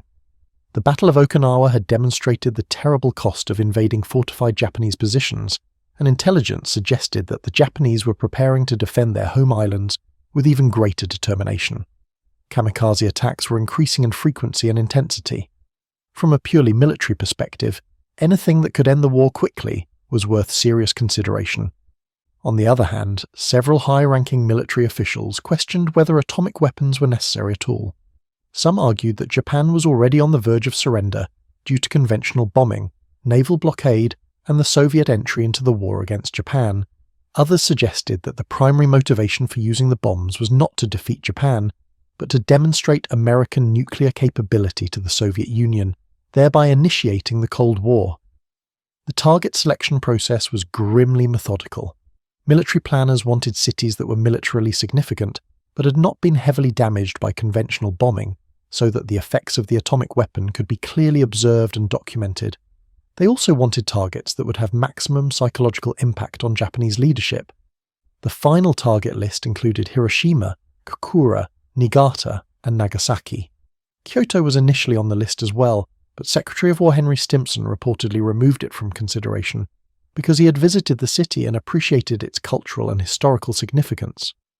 It's one of those small human moments that had enormous consequences, a single person's aesthetic sensibility potentially saving a city and its hundreds of thousands of inhabitants from nuclear destruction. As the decision deadline approached, Truman was receiving advice from multiple directions, much of it contradictory. Military commanders wanted to use the weapons to save American lives. There was a divide among scientists between those seeking to demonstrate the bomb's power and those advocating for its decisive use. Political advisors were thinking about post-war relationships with both Japan and the Soviet Union. In the end, Truman made the decision that he believed would end the war most quickly and save the most lives overall. Whether he was right or wrong is a question that historians and ethicists continue to debate today. But in the summer of 1945, with incomplete information and enormous pressure, he chose to authorize the use of atomic weapons against Japan. It was a decision that would define not just the end of World War II, but the beginning of the nuclear age. On the morning of August 6, 1945, the crew of the Enola Gay, a B-29 bomber named after the pilot's mother, took off from Tinian Island carrying Little Boy, the uranium bomb that had never been tested but was expected to work based on theoretical calculations. It's important to take a moment to appreciate the surreal nature of this moment. They were piloting an untested nuclear weapon over the Pacific Ocean, relying on 3 years of theoretical physics and engineering to perform precisely as intended at the crucial moment. Colonel Paul Tibbets, the pilot, probably had the strangest job description in military history that morning. He was essentially a delivery driver, except his package could destroy an entire city, and his route included flying over enemy territory while carrying the most expensive and dangerous cargo in human history. The crew had been told they were carrying a very powerful bomb, but most didn't know they were about to witness the first use of nuclear weapons in warfare. Hiroshima was chosen as the primary target, partly because it was an important military centre, and partly because it had been largely spared from conventional bombing, making it ideal for observing the effects of atomic weapons. The city had about 350,000 people going about their morning routines, unaware that they were about to witness a historic moment. At 8:15 a.m. local time, Little Boy detonated about 1,900 feet above the city centre. The explosion created a fireball with temperatures exceeding those at the centre of the sun, followed by a shockwave that destroyed virtually everything within a 1-mile radius. The mushroom cloud rose to over 60,000 feet, and the flash of light was visible for miles. Suddenly, a bustling metropolis transformed into the epicenter of the nuclear era. The immediate destruction was almost incomprehensible. Buildings simply vanished. People who were close to the hypercenter were vaporized so quickly that their shadows were burned into concrete and stone surfaces. The intense heat, the crushing force of the shockwave, or the collapse of buildings killed others. Tens of thousands died immediately, and tens of thousands more would die in the following days and weeks from radiation sickness, burns, and injuries. Back in Washington, the news of Hiroshima's destruction was received with a mixture of relief, satisfaction, and growing awareness of what had just been unleashed. Truman announced the attack publicly, explaining that the United States had developed a new and revolutionary increase in destruction, and warning Japan to surrender or face a rain of ruin from the air, the like of which has never been seen on this earth. But Japan did not immediately surrender. The Japanese government was still processing the implications of what had happened to Hiroshima when, 3 days later, another B-29 took off from Tinian carrying Fat Man, the plutonium bomb that had been successfully tested at Trinity. The original target was Kokura, but cloud cover forced the crew to divert to their secondary target, Nagasaki. Nagasaki was a port city with significant military industry, home to about 240,000 people. Fat Man detonated at 11:02 a.m. on August 9th, creating another mushroom cloud and another zone of complete devastation. The bomb was actually more powerful than Little Boy, but the hilly terrain of Nagasaki limited the destruction somewhat compared to the flat geography of Hiroshima. The 2 atomic bombings killed over 200,000 people, most of them civilians, and demonstrated that the United States possessed weapons of unprecedented destructive power. More importantly, from a strategic perspective, they showed that America could produce these weapons and was willing to use them. The message to both Japan and the rest of the world was unmistakable. The rules of warfare had fundamentally changed. Emperor Hirohito announced Japan's surrender on August 15, 1945, citing a new and most cruel bomb as one of the factors in his decision. The war was over, but the nuclear age had begun. The scientists and engineers who had worked on the Manhattan Project found themselves grappling with the reality that their theoretical calculations had translated into actual human destruction on an unprecedented scale. Some, like Oppenheimer, were haunted by what they had helped create. Others argued that the bombs had actually saved lives by ending the war quickly and preventing a costly invasion of Japan. Whether the atomic bombings were necessary or justified remains a topic of debate, but it is undeniable that they represented a significant shift in human history. The Manhattan Project had succeeded in its primary objective. It had created weapons powerful enough to end World War II. But it had also created something else, a world where the complete destruction of civilization was now theoretically possible, where the stakes of international conflict had been raised beyond anything previously imaginable.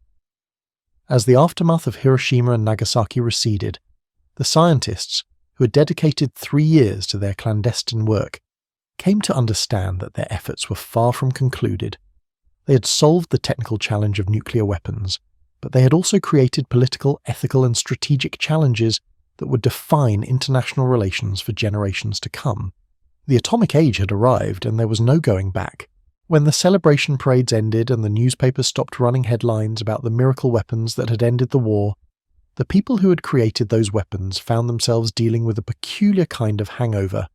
It wasn't the sort you get from too much champagne at a victory party, but the kind that comes from realizing you've fundamentally changed the world and aren't entirely sure whether you should feel proud or terrified. The Manhattan Project had been such a massive, all-consuming effort that many of the scientists involved hadn't really had time to think about what would happen after they succeeded.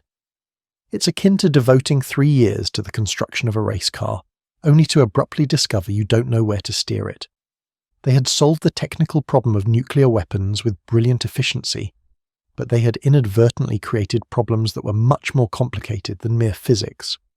Oppenheimer, who had led the scientific effort at Los Alamos, found himself in the strange position of being simultaneously celebrated as a hero and viewed with suspicion as a potential security risk. He had become the most famous scientist in America, the father of the atomic bomb, but he was also someone who quoted Sanskrit poetry and had complicated political views that made government officials nervous. It's challenging to be a national icon when you keep reminding people that the thing that made you famous could also destroy civilization. The other scientists went to universities and research institutions, taking with them the knowledge of how to build nuclear weapons and the burden of knowing what those weapons could do. Some threw themselves into peaceful applications of nuclear technology, hoping to balance the destructive potential of their work with beneficial uses for atomic energy. Others became advocates for nuclear disarmament, arguing that the weapons they had helped create were too dangerous for any nation to possess. But the most significant change was in how countries thought about war and international relations. The atomic bomb had made the concept of total victory obsolete, because it now potentially meant total destruction for everyone involved. It was like discovering that winning an argument could result in both participants being struck by lightning. The traditional logic of warfare, where you could defeat your enemies without destroying yourself, no longer applied when nuclear weapons were involved. The Soviet Union, which had been America's ally during the war, immediately began working on its own nuclear weapons program. Joseph Stalin was not the sort of leader who was comfortable with other countries having weapons he didn't possess, especially weapons that could level entire cities. The race to develop nuclear weapons became the foundation of what would be called the Cold War, a decades-long standoff between superpowers armed with enough nuclear weapons to destroy each other many times over. The scientists who had worked on the Manhattan Project watched this development with a mixture of resignation and horror. Many thought that nuclear weapons would be so obviously bad that no sane leader would want to make more. Instead, they discovered that human nature was more complicated than nuclear physics, and that the existence of nuclear weapons seemed to make other countries want nuclear weapons even more desperately. Nuclear testing became a regular occurrence, with both the United States and the Soviet Union detonating increasingly powerful weapons in remote locations around the world. The hydrogen bomb, developed in the early 1950s, made the weapons used against Japan look small by comparison. It was comparable to the difference between a firecracker and a volcano, with both having the potential to destroy human civilization if misused. The legacy of the Manhattan Project extended far beyond military applications. Nuclear power plants began generating electricity, nuclear medicine revolutionized cancer treatment, and radioactive isotopes became essential tools for scientific research. The same knowledge that had created the most destructive weapons in history also led to innovations that saved lives and advanced human understanding of the natural world. But perhaps the most lasting legacy of the Manhattan Project was the way it changed how we think about the relationship between science and society. Before 1945, most people viewed scientific research as inherently beneficial, a pure pursuit of knowledge that inevitably led to human progress. After Hiroshima and Nagasaki, it became clear that scientific knowledge could be used for purposes that were anything but beneficial, and that scientists had responsibilities that extended beyond their laboratories. The Manhattan Project demonstrated that, given enough resources, brilliant people, and sufficient motivation, humans could solve almost any technical problem. But it also showed that solving technical problems was often easier than dealing with the consequences of those solutions. The scientists had successfully built nuclear weapons, but they had also built a world where the continued existence of human civilization depended on the wisdom and restraint of political leaders. As you settle in for sleep tonight, it's worth remembering that the story of the Manhattan Project is ultimately a story about human beings trying to solve an unprecedented problem under enormous pressure, making decisions with incomplete information and dealing with consequences they couldn't fully anticipate. The scientists, engineers, and military personnel involved were not fundamentally different from people today. They were just people trying to do their jobs in extraordinary circumstances. The atomic age that began in the New Mexico desert in 1945 is still with us today, and probably always will be. The knowledge of how to split atoms and release enormous amounts of energy cannot be uninvented, and the weapons created during the Manhattan Project have shaped international relations for over 70 years. But perhaps that's not entirely a bad thing. The existence of nuclear weapons has made large-scale wars between major powers extremely risky, creating a strange kind of peace through the threat of mutual destruction. It's not the most comforting foundation for international stability, but it has worked so far. Picture yourself settling into your favourite reading chair on a foggy Edinburgh evening in 1886. The gas lamps flicker outside your window, casting dancing shadows on cobblestone streets that seem to whisper secrets. This exact atmosphere enveloped a young medical student named Arthur Conan Doyle as he sat in his cramped flat staring at a blank piece of paper and questioning how he would manage to pay his rent.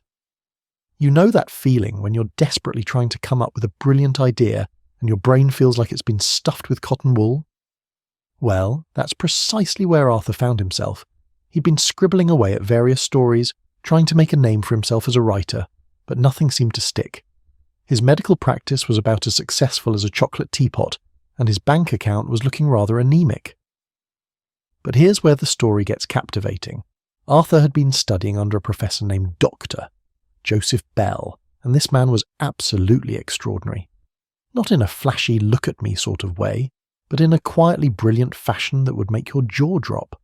Dr. Bell had this uncanny ability to look at a patient and deduce their entire life story just from observing the smallest details. He'd glance at someone's hands and tell them their profession, notice a particular type of mud on their boots, and know exactly which part of Edinburgh they'd walked through that morning. It was like watching a magician, except the tricks were real, and the magic was simply keen observation mixed with logical thinking. Arthur would sit in those medical lectures completely mesmerised, watching Dr. Bell work his deductive wizardry on unsuspecting patients.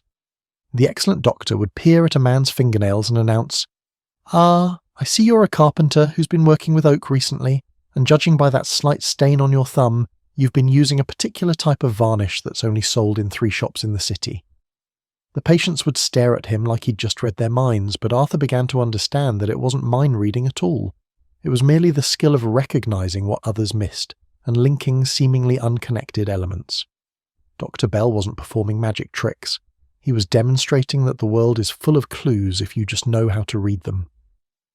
As Arthur sat in his flat that foggy evening, the memory of Dr. Bell's methods began to percolate through his mind like a perfectly brewed cup of tea. What if, he thought, someone could solve crimes using these same techniques? What if a detective could see not just what happened at a crime scene, but how, who, and why? The idea began to take shape slowly, like a photograph developing in a dark room.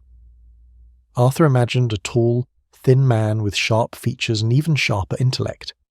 He had the ability to enter a room and instantly identify the 17 details that others had overlooked. a person who found the ordinary world rather dull, but came alive when presented with a puzzle that needed solving. And so, in that small Edinburgh flat, with the fog pressing against the windows and the gas lamp flickering on his desk, Arthur Conan Doyle began to write about a consulting detective named Sherlock Holmes. He had no idea that he was about to create the most famous fictional detective in history, or that over a century later, people would still be arguing about whether Holmes was real or not. Dr. Bell's methods didn't just inspire the character Arthur created. He was a blend of Victorian anxieties, scientific optimism, and the growing belief that logic could solve any problem. Holmes represented everything the Victorian era wanted to believe about itself, that reason would triumph over chaos, that careful observation could reveal truth, and that even the most complex mysteries could be unravelled by a sufficiently clever mind. Little did Arthur know that his creation would outlive him, outgrow him, and eventually become more real to many people than the man who dreamed him up. Let's delve deeper into Dr. Joseph Bell, as comprehending him is akin to comprehending the hidden element in your grandmother's renowned recipe. Without him, there would be no Sherlock Holmes, and the world would be a significantly less interesting place. Dr. Bell wasn't your typical Victorian gentleman. While other doctors of his era were still debating whether washing hands between patients was really necessary, Bell was revolutionizing the entire approach to medical diagnosis. He believed that a doctor's job wasn't just to treat symptoms, but to become a detective of the human body, piecing together clues to solve the mystery of what was actually wrong with a patient. Imagine walking into his classroom at the University of Edinburgh. The room would be thick with anticipation, as students waited to see what miracle of deduction their professor would perform that day. Bell would summon a volunteer patient, prompting a hapless individual to shuffle forward, likely pondering their current circumstances. Bell would meticulously circle around them, his keen eyes scrutinizing every detail.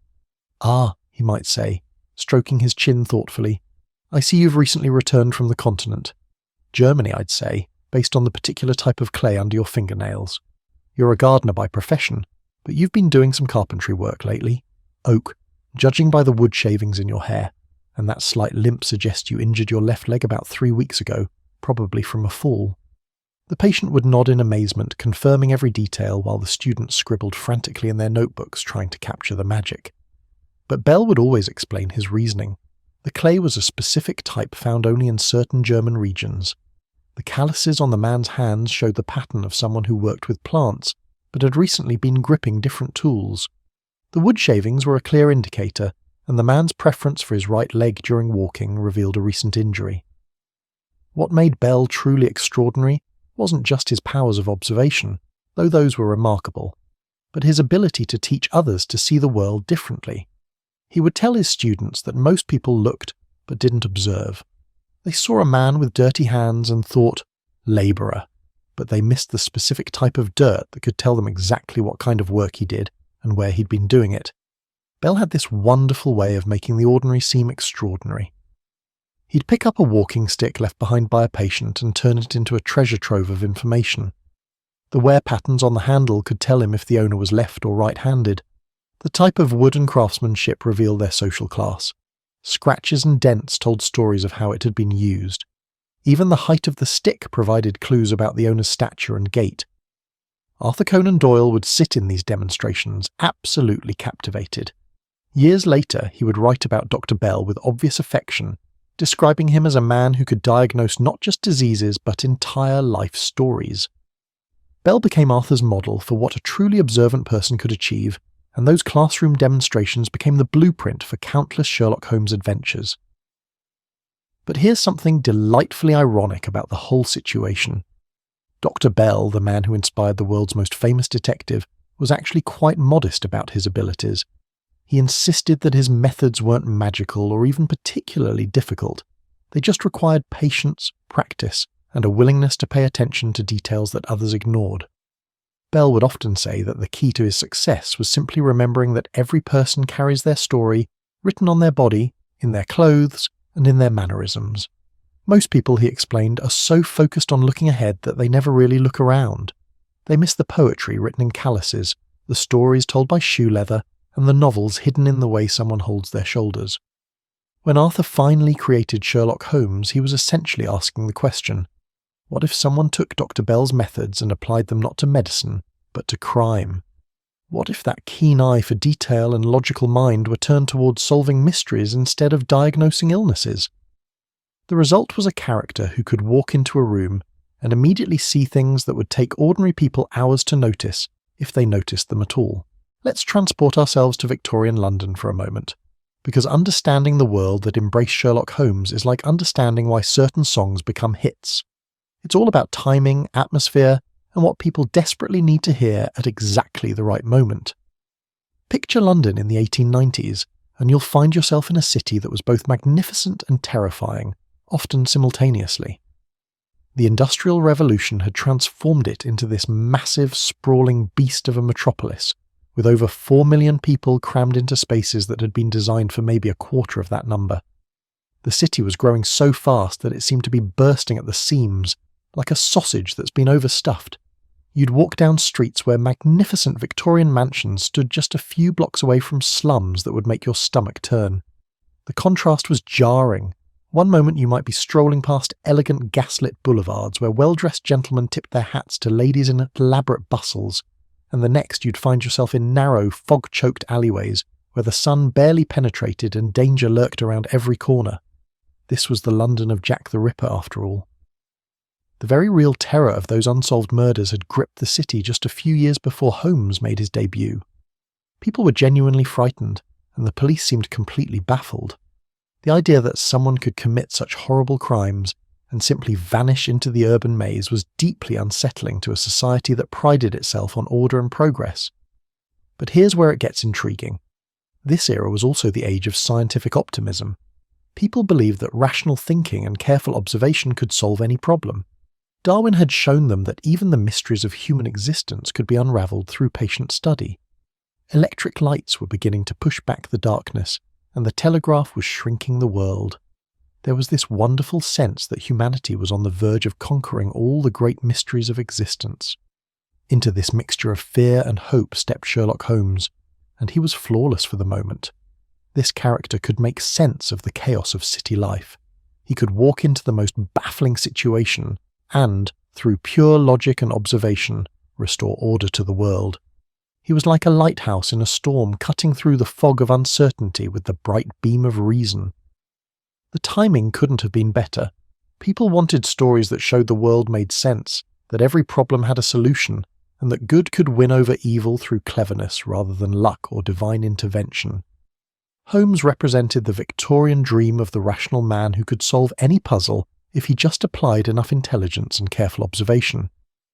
But there was another layer to London's readiness for Holmes. The city had transformed into a vibrant hub of individuals from diverse backgrounds. In a single day, you might encounter a Russian count, a Chinese merchant, an Irish dock worker, and a Scottish professor. Each person carried their own story, their own secrets, and their own mysteries. The city itself had become a kind of living, breathing puzzle, and people were fascinated by the idea that someone could read the clues hidden in plain sight. The police, bless their hearts, were doing their best, but they were essentially using medieval methods to solve modern crimes. They heavily relied on confessions, eyewitness testimony, and capturing criminals in the act. The idea of carefully examining a crime scene for clues, of using scientific methods to analyse evidence, of building a case through logical deduction. These were revolutionary concepts that most real detectives hadn't even considered. So when readers opened those early Holmes stories, they weren't just getting entertainment, they were getting a glimpse of what crime solving could be like if someone really smart was in charge. Holmes represented everything that Victorian readers wished their actual police force could be: observant, logical, incorruptible, and successful. The stories also tapped into something deeply satisfying about the Victorian belief in progress. Here was proof that human intelligence, properly applied, could triumph over any challenge. Holmes never solved crimes through luck or accident. He solved them through careful observation, logical thinking, and refusing to accept that any mystery was unsolvable. This was a society that was simultaneously proud of its achievements and worried about its problems. Crime was rising, the cities were becoming more complex and dangerous, and traditional solutions weren't working. Holmes offered hope that intelligence and method could restore order to a world that sometimes seemed to be spinning out of control.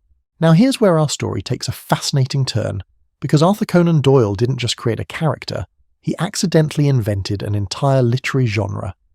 Before the arrival of Holmes, crime fiction lacked a crucial component. You see, crime stories existed before Holmes, but they were quite different creatures.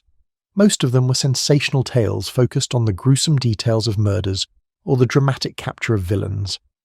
They were less about solving puzzles and more about shocking readers with tales of urban horror.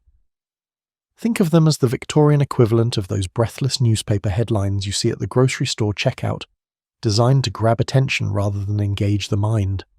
The few detective stories that did exist were often clumsy affairs, where the solution came out of nowhere, like a magician pulling a rabbit from a hat without showing it to you first. Readers were expected to sit back and be amazed rather than participate in the solving process. It was entertaining, but it wasn't particularly satisfying entertainment. Then along came Holmes, and suddenly everything changed. Arthur created what would become known as fair play detective fiction, stories where the reader was given all the same clues as the detective and could, theoretically, solve the mystery themselves. Of course, most of us would miss the significance of tobacco ash patterns or the 17 different types of footprints, but the clues were there for anyone sharp enough to spot them. This innovation was revolutionary. Instead of just reading about crimes, people could now participate in solving them. Arthur had turned passive entertainment into an interactive experience. Readers would eagerly follow Holmes through his investigations, trying to spot the clues themselves, attempting to deduce the solution before the brilliant detective revealed it. It was akin to the difference between observing someone play a game and engaging in it yourself. But Arthur's innovation went deeper than just including clues. He devised an impeccable and gratifying framework for detective stories, which remains in use today. Every Holmes story follows a similar pattern. A baffling mystery is presented. Holmes observes details that others miss. He forms a theory based on logical deduction, and then he proves his theory through dramatic revelation. Once you've immersed yourself in this well-choreographed dance, other types of crime stories begin to feel incomplete. The genius of this structure is that it mirrors the way our minds work when we're trying to solve a problem. We gather information, we form hypotheses, we test them, and we reach conclusions. Holmes's stories felt natural because they followed the same thought processes that readers used in their own lives, just with much more dramatic stakes. Arthur also created something that hadn't existed before, the recurring detective character. Previous crime stories typically featured different protagonists in each tale, but Holmes was the same brilliant detective in every story, growing more familiar to readers with each adventure. People began to feel like they knew him personally, like he was a friend they could rely on to make sense of a confusing world. This familiarity allowed Arthur to develop Holmes's character in ways that wouldn't have been possible with one-off protagonists. Readers learned about his habits, his methods, his preferences, and even his weaknesses. Holmes became real to people in a way that few fictional characters ever achieve.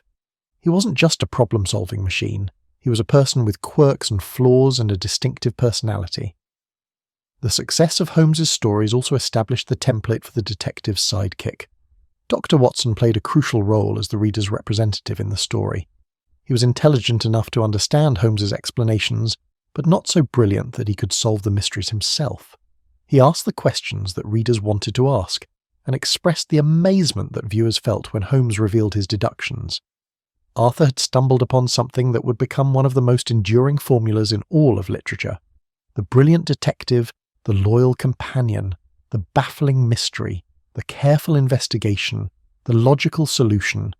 These elements were so perfectly balanced that they created a template that countless writers would follow for the next century and beyond. What's particularly remarkable is that Arthur didn't set out to create a new genre. He was merely attempting to craft entertaining stories that would contribute to his financial stability. But in creating Holmes, he had tapped into something fundamental about how human minds work, and what kinds of stories satisfy us at the deepest level. The impact was immediate and lasting. Other writers began creating their own detective characters, but they all followed the Holmes model. The genre that Arthur had accidentally invented became one of the most popular forms of fiction, spawning thousands of books, plays, movies, and television shows. Here's where our story takes an ironic twist that would make Holmes himself smile wryly. Arthur Conan Doyle, having created the most beloved detective in literary history, began to view his creation with something approaching horror. It's like watching someone create a beautiful garden and then become frustrated when everyone wants to talk about the flowers instead of the vegetables. You see, Arthur had bigger ambitions than writing detective stories. He fancied himself a serious literary author, the kind who would write important historical novels that would be studied in universities for generations. He dreamed of crafting sweeping epics about medieval knights and noble causes, stories that would elevate the human spirit and earn him a place among the foremost literary masters. But every time he published a historical novel, readers would politely applaud and then immediately ask, "When's the next Holmes story coming out?" It was like being a chef who creates an elaborate 7-course meal, only to have everyone ignore the artistically arranged vegetables and ask for more of the simple bread rolls. The problem was that Holmes had become phenomenally successful. By the 1890s, Arthur was earning more money from his detective stories than he had ever dreamed possible. The Strand magazine was paying him handsomely for each new Holmes adventure, and readers couldn't get enough of them.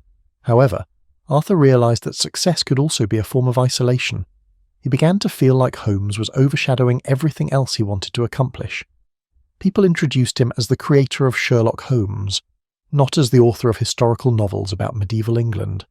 His serious literary work was being treated as a side project, while his detective stories were considered his main achievement.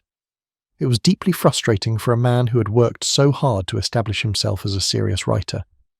In 1893, Arthur made one of the most shocking decisions in literary history, bringing the situation to its peak. He decided to kill off Sherlock Holmes. He did not kill off Sherlock Holmes gradually, through old age, or in a subtle manner.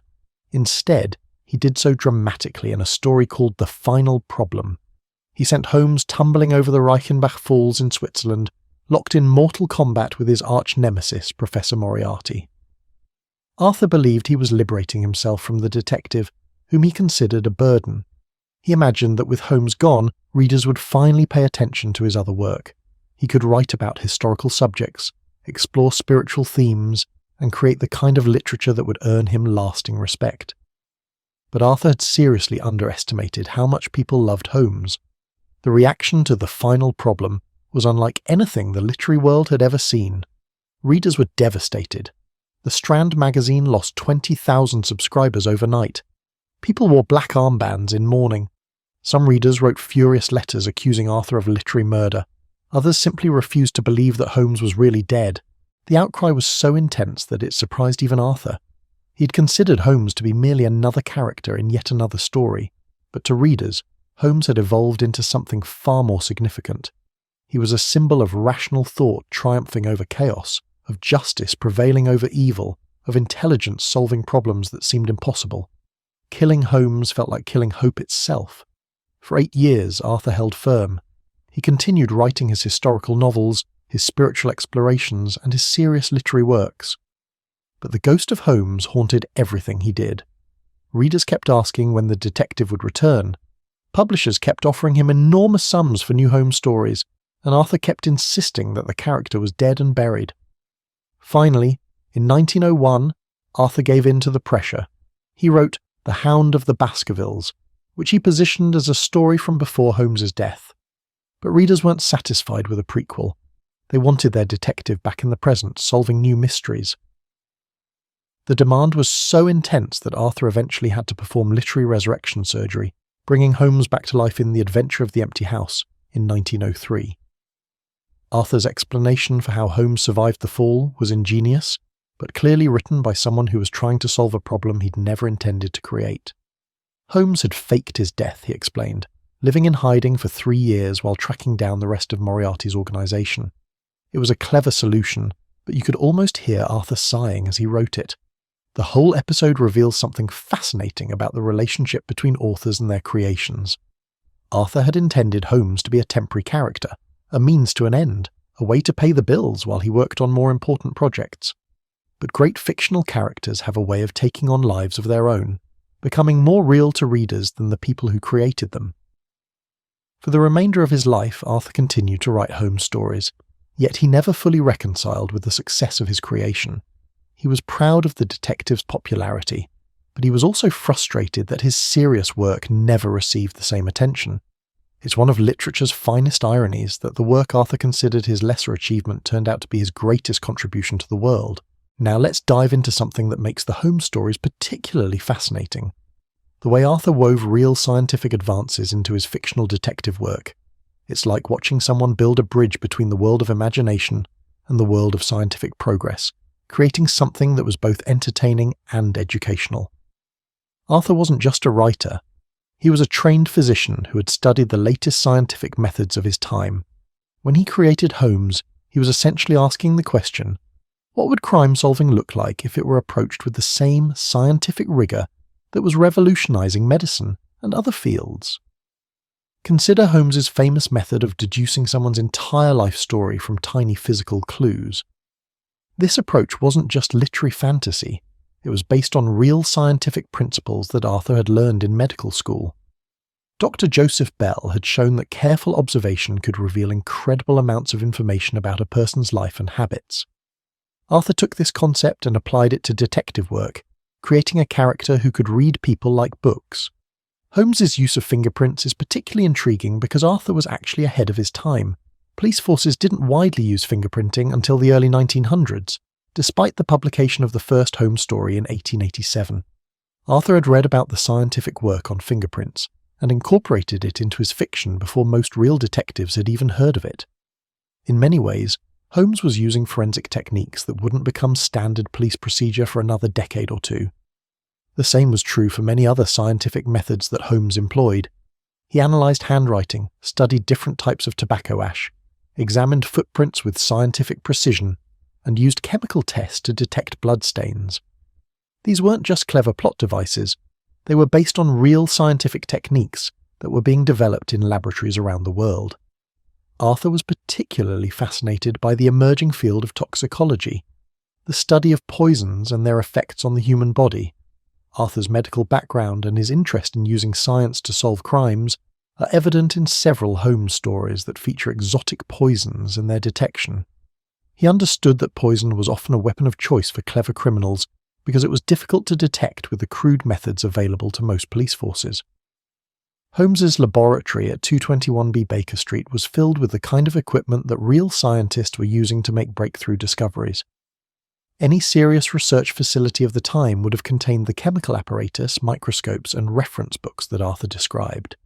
He was showing readers that scientific methods could be applied to criminal investigation, turning detective work from a matter of luck and intuition into a systematic process. But Arthur's genius was in making these scientific methods accessible to ordinary readers.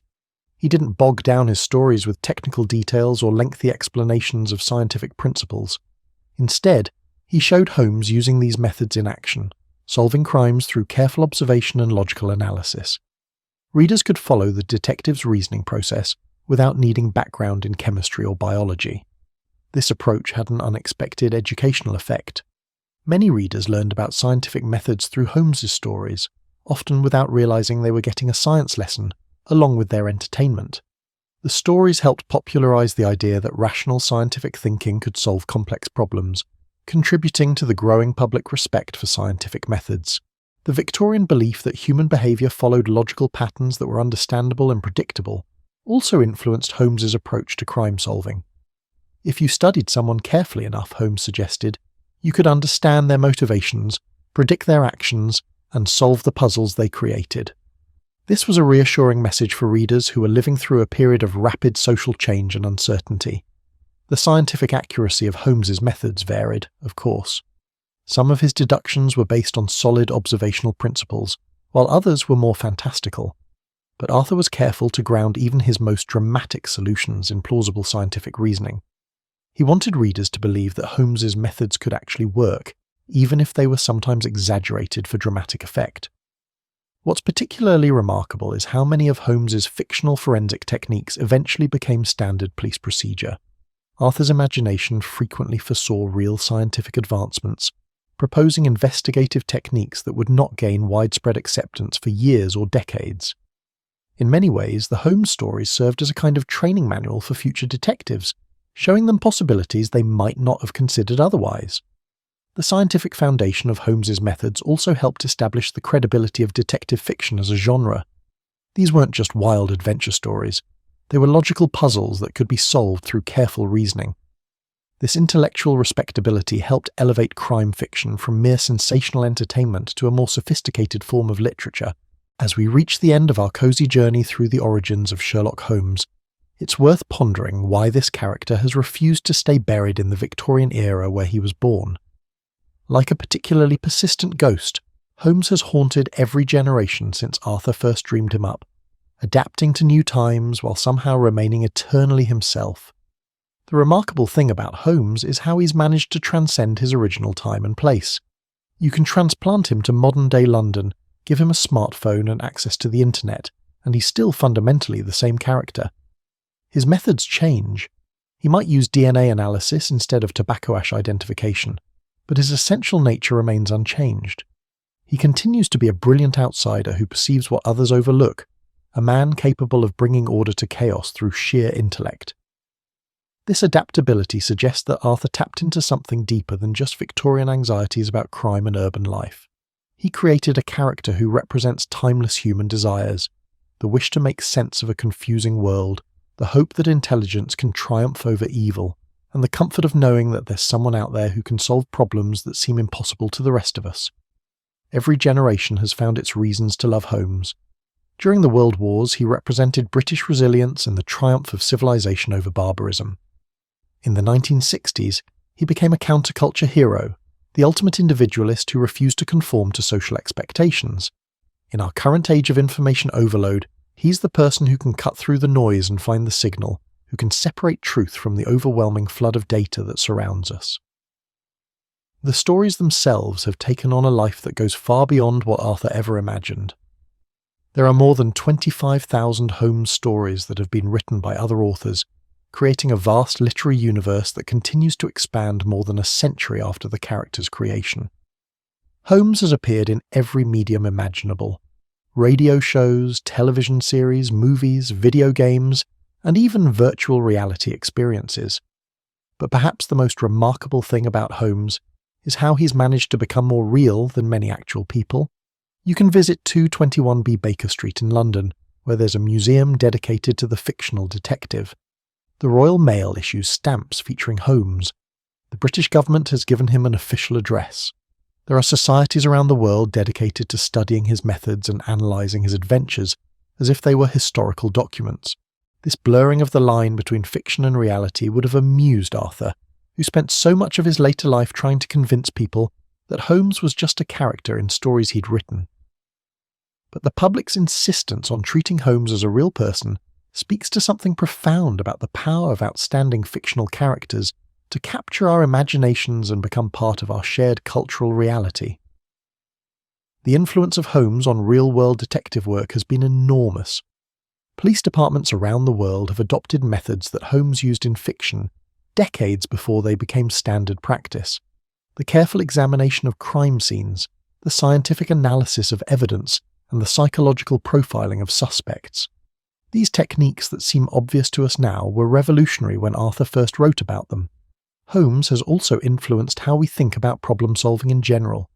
His method of careful observation, logical deduction, and systematic analysis has been applied to fields far beyond criminal investigation. Business leaders, scientists, and educators have all found ways to apply Holmesian thinking to their challenges. As you settle back into your comfortable chair, and perhaps close your eyes for a moment, consider this. Somewhere in the world right now, someone is discovering Sherlock Holmes for the first time. They're experiencing that same sense of wonder that readers felt more than a century ago when they first encountered the tall, thin detective with his piercing eyes and incredible deductive abilities.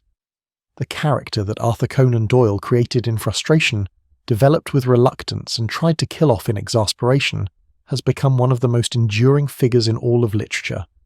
Holmes represents our eternal hope that reason can triumph over chaos, that careful observation can reveal hidden truths, and that there's always a logical solution to even the most baffling mystery. In a world that often seems random and senseless, Holmes offers the comforting assurance that everything makes sense if you just know how to look at it properly. He's the friend we all wish we had, the mind we all wish we possessed, and the reassurance we all need that somewhere out there, someone is smart enough to solve the problems that baffle the rest of us.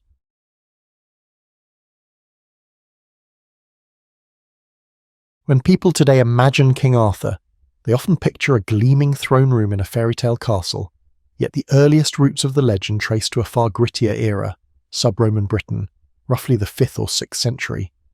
The Roman legions had withdrawn, leaving behind roads, ruins of villas, and a power vacuum that invited waves of Saxon incursions.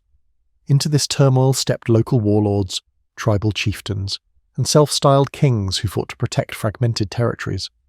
If a historical Arthur existed, he likely emerged from this violent mosaic of clan rivalries and shifting alliances. In the centuries after Rome's departure, Britain lacked a unifying government. Pockets of Romano-British aristocrats clung to vestiges of imperial culture. Fortified hilltops bristled with wooden palisades, inhabited by leaders who tried to hold on to what remained of civilized trade and technology. Meanwhile, coastal regions faced constant raids from across the North Sea. Archaeological evidence, such as the ruins of Tintagel in Cornwall, hints at a region influenced by the Mediterranean goods even while local power struggles raged.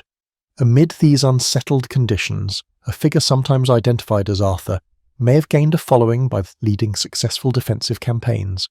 Early medieval sources, like the Annales Cambriae, mention battles associated with him, especially a crucial victory at Mount Badon. Yet the historical record is thin, names get jumbled, timelines blur, and Arthur may have originally been a title, not a personal name. What survived from this period were oral traditions among Celts, who revered warrior heroes capable of uniting fractious tribes. These seeds eventually took root in Welsh poetry, with references to an Arthur known for both prowess and moral leadership. Bards recited tales that blended real events with mythic flourishes, ensuring that Arthur's reputation grew. Over time, as monastic scribes copied legends into Latin, they combined folk memory with pious invention. By the 9th or 10th century, Arthur's presence in Welsh heroic cycles was well established, a champion blessed by Providence who protected his people from heathen invaders. Yet it wasn't until Geoffrey of Monmouth's famous 12th century work, Historia Regum Britanniae, that Arthur attained sweeping recognition. Geoffrey's narrative, while often dismissed as fanciful by modern historians, reshaped Europe's perception of the British Isles. He wove older Celtic traditions together with his own creative additions, describing how Arthur inherited the throne, subdued rebellious nobles, and even marched an army into Gaul. And nobles across medieval Europe treated Geoffrey's account as quasi-history, as they searched for genealogical links to Arthur's greatness. Thus, the once shadowy war leader of sub-Roman Britain morphed into a medieval monarch with global renown. A key reason for Arthur's enduring appeal lies in the tension between the harsh realities of sub-Roman warfare and the later romantic veneer applied to his legend. One hand, the real context was likely bleak, characterized by small wooden forts on the wind-swept hillsides, retinues of spearmen, and precarious alliances that often changed on a whim. On the other, Arthur's story evolved into an ideal of chivalry, complete with jousts, castle halls, and elaborate courtly love. This duality resonates even now. We want to believe in a leader who transcended the everyday violence, forging a realm of justice and unity. Curiously, the early glimpses of Arthur do not include references to objects like the Holy Grail or images of a magical sword bestowed by a lake-dwelling enchantress. These elements arrived later, grafted onto the tradition as the medieval writers sought to marry indigenous British myth with Christian symbolism. The original tales likely focused on victories, feasts, and the hero's final stand rather than mystical relics. The deeper spiritual dimension, emphasizing moral quests and the search for divine grace, would come with the romances penned in subsequent centuries. Still, one thread remains consistent. Arthur is portrayed as a unifier who rallied disparate peoples. Britain's western regions, from Wales to Cornwall, claimed him as their champion. Even the name Arthur suggests resonance with the Welsh word for bear, a totemic animal symbolizing strength. As Saxon influence spread, nostalgia for a time when the Britons had a heroic protector grew. Oral storytellers carried that longing forward, layering each retelling with new wonders. Thus, the stage was set for King Arthur to emerge as both a mirror for the past and a beacon for the future. From a realm battered by raiders, a figure, real or semi-legendary, rose to claim the people's imagination. Long before Camelot became the shining castle of romances, There was likely a rough wooden hall on a rainy British hilltop where a leader called Arthur once rallied his men. Over the centuries, that leader's memory would transform into a tapestry of epic battles, courtly grace, and moral ideals that still captivates us. Though Geoffrey of Monmouth's work gave Arthur a grand historical sweep, the French and Anglo-Norman poets of the 12th and 13th centuries fused that chronicle-based narrative with the ethos of chivalry. Writers such as Chrétien de Troyes introduced knights on quests, enchanting ladies, and moral challenges far beyond the blunt tribal warfare of sub-Roman Britain. It was in these romantic verses that King Arthur's court, Camelot, crystallized in the medieval mind as an epicenter of refinement and virtue. Camelot was more than a single castle. It symbolized an ideal realm at a time when feudal Europe was grappling with violent feuds and knightly rivalries. Within Arthur's kingdom, courtesy and valor reigned supreme, anchored by the notion that knights should uphold justice, protect the weak, and respect the sovereignty of the church. This moral code was never a given. It emerged gradually as poets reimagined the old warlord Arthur into a wise king who presided over the Round Table. The Round Table itself was a powerful metaphor for equality among his knights, a stark contrast to the real feudal hierarchies that often hinged on exploitation. Chrétien de Troyes introduced characters like Lancelot and explored the conflict between martial duty and romantic devotion. His tale, Lancelot, the Knight of the Cart, was groundbreaking, portraying the knight's passion for Queen Guinevere as both uplifting, demonstrating profound devotion, and troubling, because it threatened the stability of Camelot. This tension, blending loyalty and forbidden love, gave Arthurian lore a new psychological depth. Suddenly, the king's authority faced internal strain, not just external wars. In parallel, Welsh traditions developed their own sets of Arthurian tales, known collectively as the Mabinogion, replete with magical hunts, shape-shifting creatures, and cryptic references to old Celtic deities. These tales portrayed Arthur as more than just a mortal king, weaving him into an ethereal tapestry. Courtiers and warriors in these Welsh stories navigated a realm where illusions might mask deeper truths, and heroic feats often demanded supernatural insight. Arthur came off as a liminal figure, part champion in the mortal sphere, part catalyst in the realm of myth. By the early 13th century, the so-called Vulgate cycle, also known as the Lancelot Grail cycle, emerged in French prose, adding layer upon layer to the saga. The Holy Grail took centre stage, turning Arthur's kingdom into the crucible of a spiritual quest.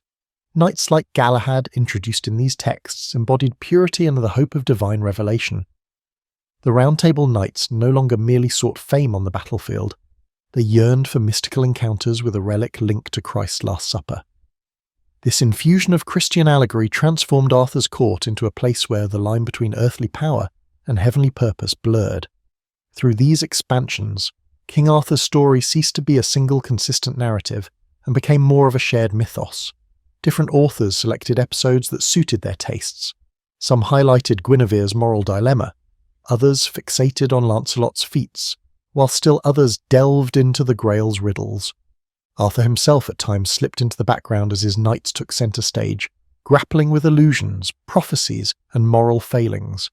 Yet the concept of Camelot as a golden era endured, a testament to a kingdom so just and noble that it attracted divine interest, even if it was eventually undone by human frailty. Despite the high-minded chivalry these romances extolled, they also contained warnings. Arthur's realm offered a vision of perfect rule, but the seeds of its fall were sown within its ranks.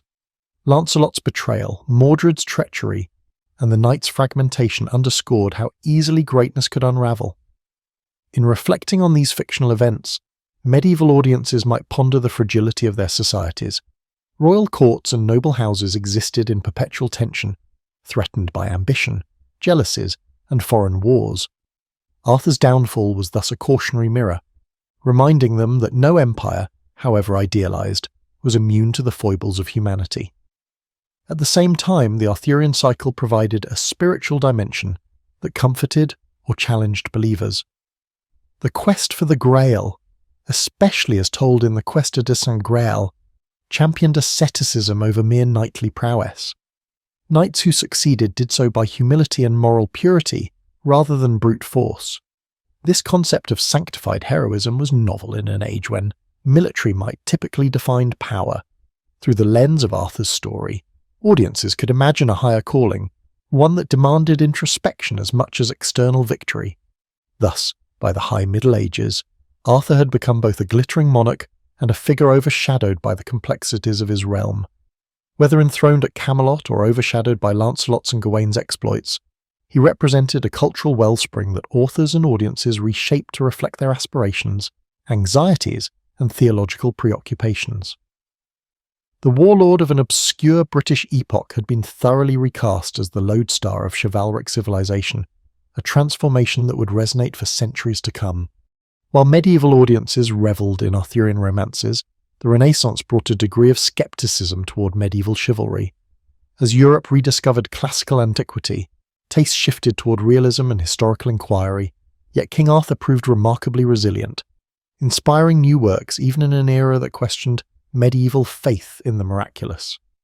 Writers, dramatists, and pamphleteers recognized that the epic scope of Arthur's saga could be reinterpreted to address the ideological battles of the 16th and 17th centuries.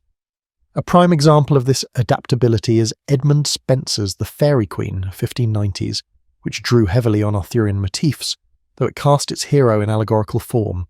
Spenser depicted Prince Arthur as the embodiment of perfection, seeking the Faerie Queene, representing Queen Elizabeth I. This conflation of Arthurian tradition with contemporary royal symbolism turned the old legend into a vehicle for praising Tudor rule. Even if the real Tudors had tenuous claims to genealogical descent from Arthur, the mythology served as a potent piece of propaganda, implying a lineage stretching back to the dawn of British greatness. Simultaneously, the printing press facilitated the widespread circulation of Sir Thomas Malory's Le Morte d'Arthur, first published by William Caxton in 1485.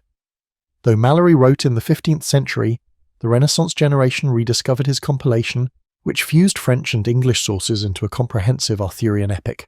Its themes of loyalty, betrayal, and the tragic cost of internal discord found new resonance as England grappled with the religious schisms and dynastic uncertainties. Malory's text appealed to those craving heroism, but wary of the illusions that once cloaked medieval piety. In the broader European context, interest in King Arthur sparked debates over authenticity. Scholars asked whether Geoffrey of Monmouth's or Malory's accounts contained a kernel of fact or pure invention. Antiquarians pored over genealogical charts, local place names, and fragmentary manuscripts trying to prove or disprove Arthur's real existence.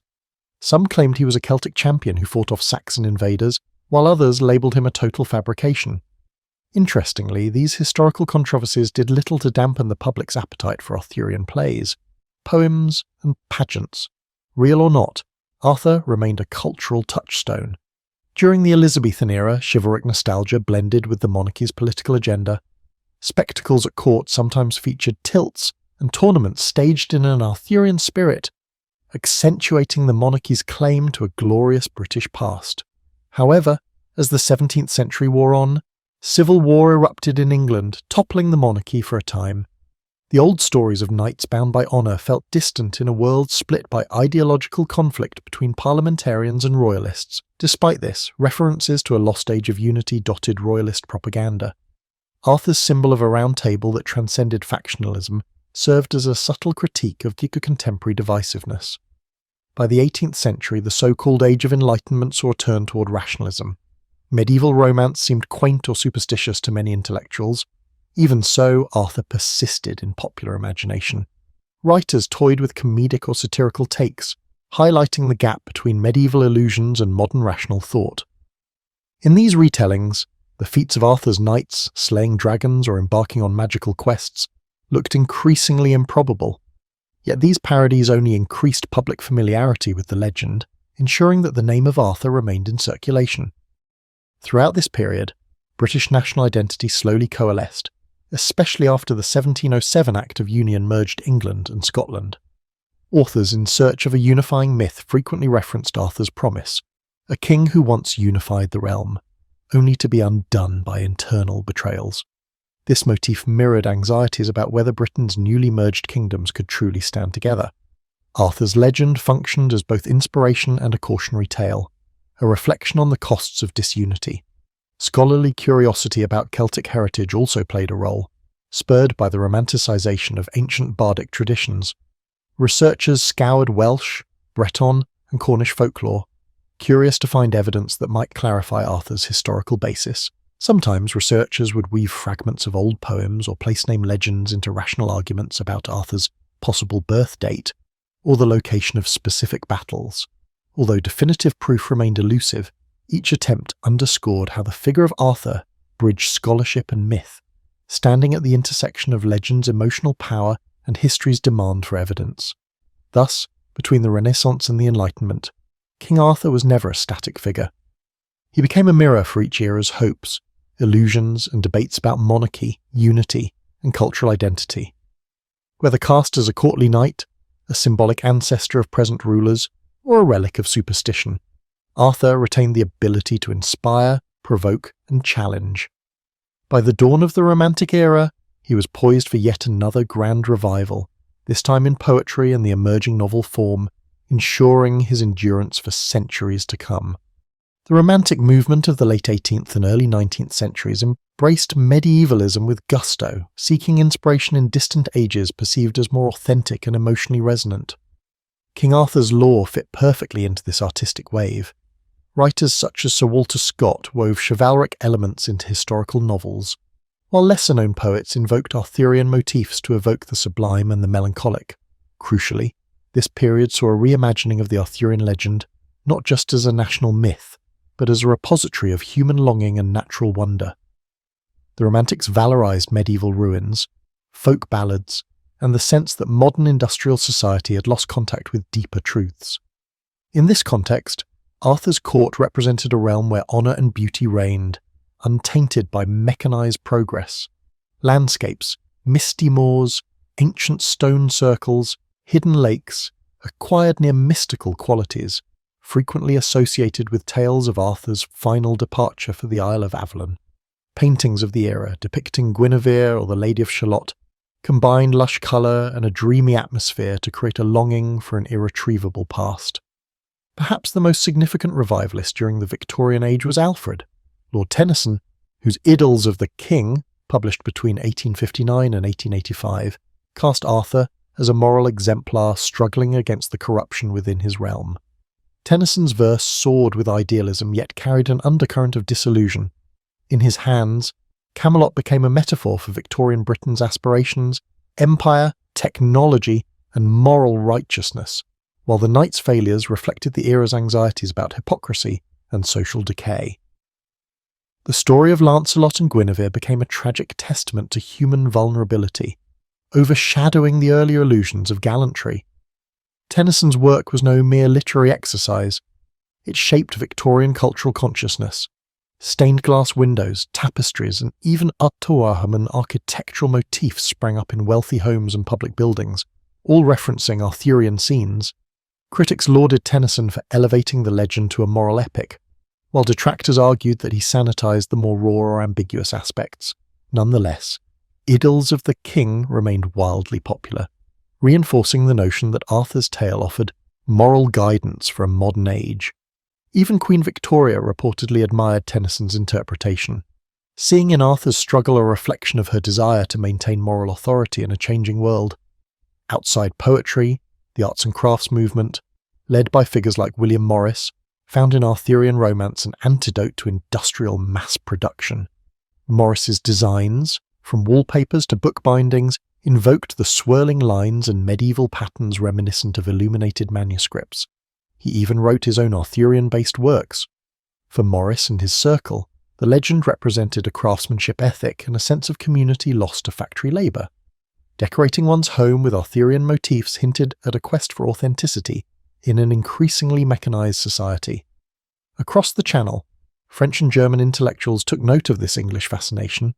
Translations of Tennyson circulated, and cultural salons discussed the universal quality of the Arthurian myth, a noble ruler undone by betrayal and human weakness, a reflection on how the grandest visions can collapse from within.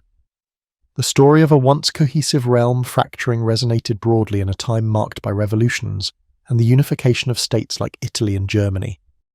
Yet the more the Victorians idealised Arthur, the more some critics pushed back.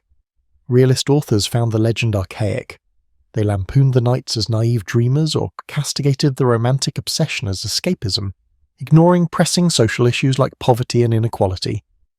Novelists such as Charles Dickens or Elizabeth Gaskell focused on contemporary life, rarely referencing Arthur. Still, even in their works, the notion of a lost moral centre lurked, as if Camelot's shadow lay over an industrial landscape that had lost its spiritual moorings. By the late 19th century, the medieval revival reached its peak. Pre-Raphaelite painters like Edward Burne-Jones rendered sumptuous scenes of knights questing in forests dappled with improbable light. Guinevere's hair glowed with golden hues, Lancelot's armour gleamed, and Arthur himself stood as a solemn, almost tragic figure. The emphasis on colour, texture, and emotion showcased how thoroughly the legend had been claimed by the aesthetic movement. King Arthur was no longer just a steam taught in school, he was a cultural phenomenon bridging literature, art, interior design, and public discourse about morality and progress. This fervent romantic and Victorian reclamation set the stage for a 20th century that would wrestle anew with Arthur's meaning. As empire gave way to modern war and the illusions of unstoppable progress cracked, the question loomed: would the Arthurian legend remain relevant? Or would it be relegated to the dusty corners of libraries, overshadowed by more pragmatic narratives of science and modernity? The coming era would test that question in unexpected ways, ensuring that the tale of Britain's mythical king continued to evolve. The early 20th century confronted the Arthurian legend with 2 world wars and a changing cultural landscape that tested all forms of romanticised history. Yet the legend adapted once more. On the literary front, novelists and scholars revisited the medieval sources, sifting myth from alleged fact with renewed vigour. T.H. White's The Once and Future King, serialised between 1938 and 1958, stood out in this period as a bold reinterpretation that combined whimsy with philosophical introspection. White began with a light-hearted portrayal of a young Arthur tutored by Merlin, who transforms him into various animals to learn life lessons. But as the narrative advanced, it delved into darker ethical complexities, power, justice, and betrayal, echoing the cataclysms of the world outside. The Once and Future King resonated with readers living through global conflict. Arthur's dream of a just society felt like a parallel to the Allies' rhetoric about defending democracy. The tragedy that befalls Camelot, particularly the moral struggles of Lancelot and the heartbreak of Guinevere, reflected a broader disillusionment. Even noble intentions can unravel under the strain of ambition or human fallibility. White's comedic touches balanced these weighty themes, allowing the novel to remain accessible to a wide audience. Critics praised his ability to weave personal growth, political ideology, and mythic grandeur into a single tapestry. Academic circles also turned a fresh eye toward Arthur's historical underpinnings. Archaeologists launched digs at sites like Cadbury Castle in Somerset, some identifying it with Camelot, and uncovered evidence of a significant 5th or 6th century fort. Although no definitive proof of an Arthur materialised, the findings hinted at the possibility of a powerful chieftain operating from a stronghold in that region. Meanwhile, historians re-examined sub-Roman texts, searching for references to a figure commanding battles against the Saxons. While no conclusive identity was pinned down, a measured stance emerged. Perhaps an actual war leader existed, whose memory, amplified by oral tradition, evolved into legend. Cinema followed with its portrayal. In 1953, Knights of the Round Table, starring Robert Taylor and Ava Gardner, showcased a Technicolor Camelot brimming with courtly spectacle and florid romance, continuing the tradition of a shining Arthur. But in the late 20th century, filmmakers occasionally tried grittier approaches. John Boorman's 1981 film Excalibur combined stylized visuals with raw violence, depicting a more primal medieval setting. Merlin, played by Nicol Williamson, stole scenes with cryptic monologues about fate, while the blossoming and decay of Camelot took on an almost hallucinatory quality. Audiences were jarred by the film's blend of gore, mysticism, and grandeur. Critics either applauded its boldness or found it excessive, but it certainly broke with the genteel Arthur of earlier screen adaptations. Meanwhile, pop culture began to incorporate Arthurian references beyond the realm of cinema.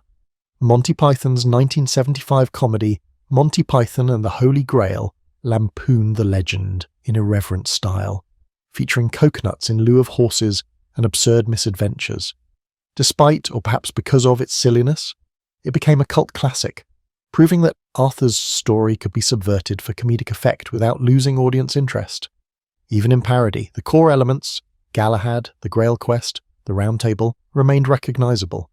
This comedic distance from the old texts underscored how deeply Arthur's image had embedded itself in Western consciousness. In literature for younger readers, Mary Stewart's The Merlin Trilogy reimagined the wizard's perspective, grounding the magic in psychological realism and meticulously rendered British geography. Stewart minimised overt supernatural events, preferring to show how illusions or cunning might be perceived as sorcery in a credulous age. Stewart's strategy tapped into the mid-century desire for historical fantasy, effectively connecting a realistic Roman-British setting with the mythical aspect of Arthur's ascent. By the dawn of the 21st century, the legend was a global phenomenon. Writers from diverse backgrounds introduced new vantage points. Some retold Arthur's story from the viewpoint of Morgan Le Fay, or other female figures marginalised in older narratives. Others transposed it into futuristic or dystopian settings, using the Arthur's motif to explore power and identity in contexts far removed from medieval Britain. Thus, King Arthur's world became a mirror for contemporary concerns, reaffirming the legend's agility. A curious outcome of all these reinterpretations is that none seem to diminish Arthur's draw. If anything, the multiplicity of versions cements his place in popular culture as a figure who can shift shape to match an era's dreams or anxieties. Where once sub-Roman Britons might have invoked him as a war hero, the modern West might see him as a moral king, a comedic foil, or a reluctant idealist. Enduring elasticity attests the story's profound roots in the collective imagination, perpetually setting the stage for new guests and new stories.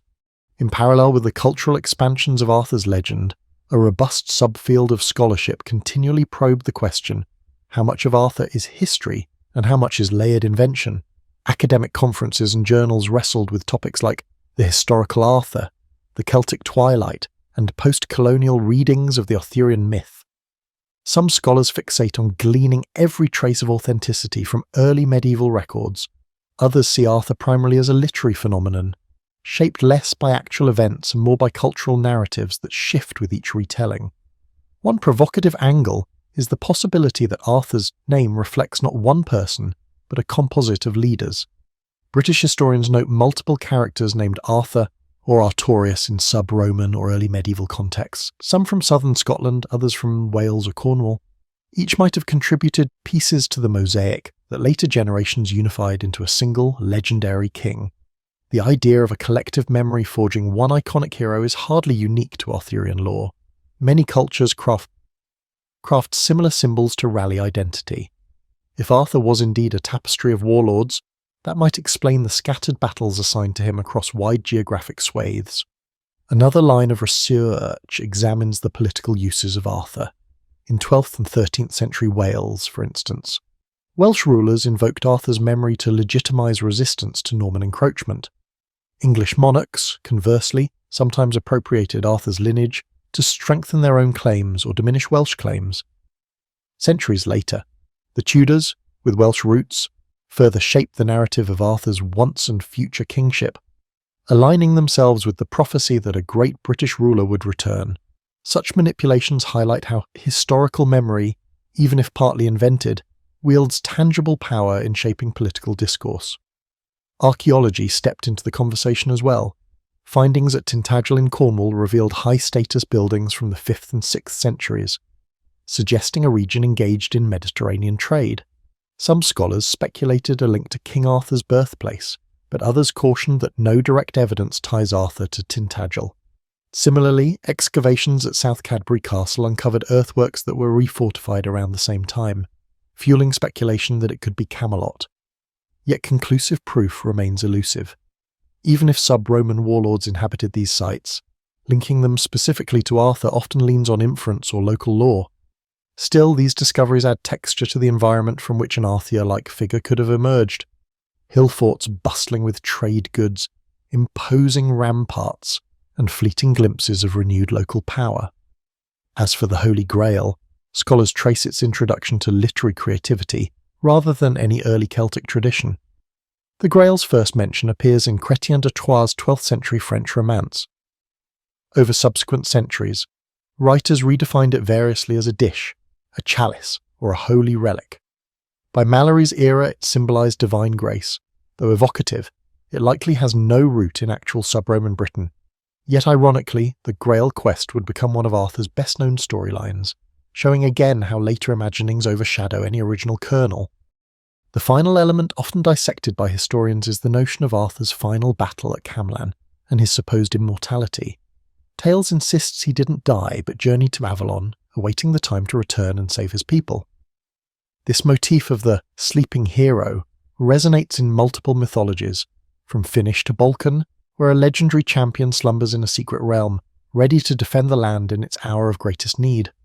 If Arthur's earliest known mentions already included an ambiguous death, it might indicate a broader mythic pattern. Cultures often prefer that their great heroes linger, promising cyclical renewal. Contemporary scholarship then juggles these layers: the possible sub-Roman commander, the medieval expansions, the Victorian romanticization, and the modern reinterpretations. If a purely factual Arthur existed, it remains overshadowed by centuries of imaginative flourish. Yet the continued scholarly debate underscores that the legend's essence is not about verifying a single historical biography. Instead, it's about the interplay between memory, identity, and creativity.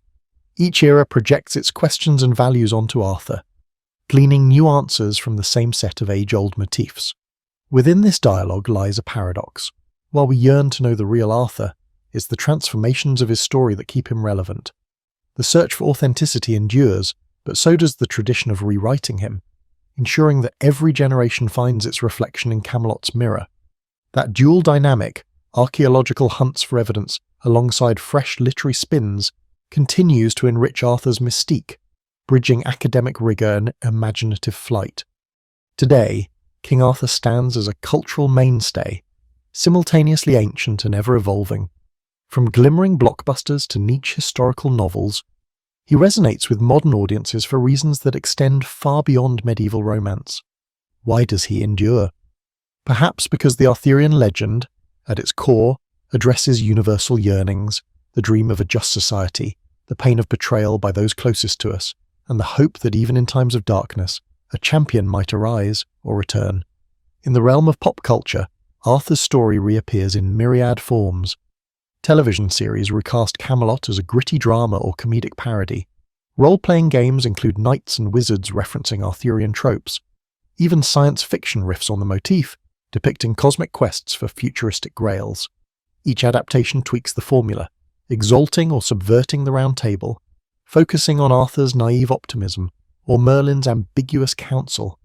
The legend's adaptability seems limitless, thriving precisely because it does not lock itself into a single vantage point. Moreover, modern creators often place greater emphasis on peripheral characters. Guinevere's perspective, once overshadowed by Lancelot and Arthur, now emerges in retellings that highlight her agency. Morgan Le Fay, long pigeonholed as a seductive antagonist, gains complexity as a powerful sorceress shaped by a political marginalization. Knights like Gawain or Tristan star in spin-off narratives that delve into their motivations, trials, and moral failings. This expansion underscores an inclusive trend in storytelling. The supporting cast can hold as much intrigue as the central hero, adding depth and nuance. Another dimension is how Arthur's ethos intersects with contemporary debates on leadership and ethics. The Round Table has been cited in discussions about participatory decision-making, corporate governance, and community leadership. People often pose questions such as, how can we ensure honesty and loyalty in organizations? Or, what if our boardroom resembled a round table where every voice is equal? The metaphor of Camelot's unity haunts these dialogues, reminding us that ideals are fragile and require constant vigilance against corruption. Even a figure as iconic as Arthur cannot sustain a just kingdom alone if the underlying structures give way to jealousy and power struggles. Meanwhile, historians continue refining their judgments on the historical Arthur. Some propose that no single warlord can account for the entire tradition, while others cling to the possibility that a noteworthy battle leader around Mount Badon sparked the legend. Though conclusive proof remains elusive, each new archaeological find or textual analysis can stir a fresh wave of interest. The pursuit itself testifies to an enduring desire to ground the legend in tangible fact, as if verifying Arthur might restore some sense of continuity between past ideals and present realities. Education also plays a part. Children encounter Arthur in school anthologies, gleaning rudimentary knowledge of knights, queens, and magical swords. Universities hold seminars on the Arthurian canon, exploring everything from Celtic myth to psychoanalytic readings of the Grail quest. For many, King Arthur is their first taste of medieval literature, an accessible portal into broader historical currents. Hence, the legend perpetuates itself academically, weaving into curricula that spark each generation's imagination. The future of Arthurian legend seems as secure as its past. Technological tools like virtual reality, interactive digital storytelling, and immersive theatre open new frontiers. Imagine wandering a VR Camelot, conversing with AI-driven versions of Lancelot or Morgan, shaping the narrative by your own moral choices. The possibilities speak to the legend's adaptability. Far from being stuck in dusty manuscripts, Arthur's realm can flourish in cutting-edge mediums, bridging the ancient with the futuristic. Yet for all the modern flourishes, the core themes remain consistent. The heartbreak of betrayal, the aspiration for a round table of equals is a prevalent theme. The story explores the interplay between magic and mortal ambition. Whether we view Arthur as a half-forgotten sub-Roman general or a shining mythic king, his story touches on something perennial in the human condition. It suggests that greatness is possible but precarious, dependent on unity, loyalty, and moral clarity. And even when that greatness falters, the idea of a once and future king offers hope that renewal can always emerge. In closing, King Arthur's narrative defies neat categorization, part history, part myth, part moral parable. Over 15 centuries, it has transformed from local folklore into a global phenomenon, shaped by the Christian allegory, chivalric romance, national myth-making, and modern reinterpretations. Each retelling adds a new layer, ensuring the story remains alive, not fossilized. To trace its evolution is to glimpse our own cultural evolution. We find in Arthur a mirror for our collective dreams and disillusionments, an ever-shifting testament to humanity's enduring quest for a noble realm we might call Camelot. Picture yourself standing in the shadow of the Parthenon, the Mediterranean sun beating down on marble columns that have witnessed 25 centuries of human folly. You're about to embark on a journey through ancient Greece's most peculiar judicial practices, a world where justice wasn't just blind, but occasionally completely unhinged.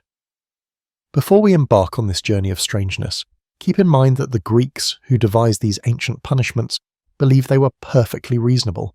After all, when your civilization invented democracy, philosophy, and theatre, why not get creative with criminal justice too? The ancient Greeks didn't mess around when it came to maintaining order. Their approach to punishment was like their approach to everything else: dramatic, philosophical, and occasionally bordering on the theatrical.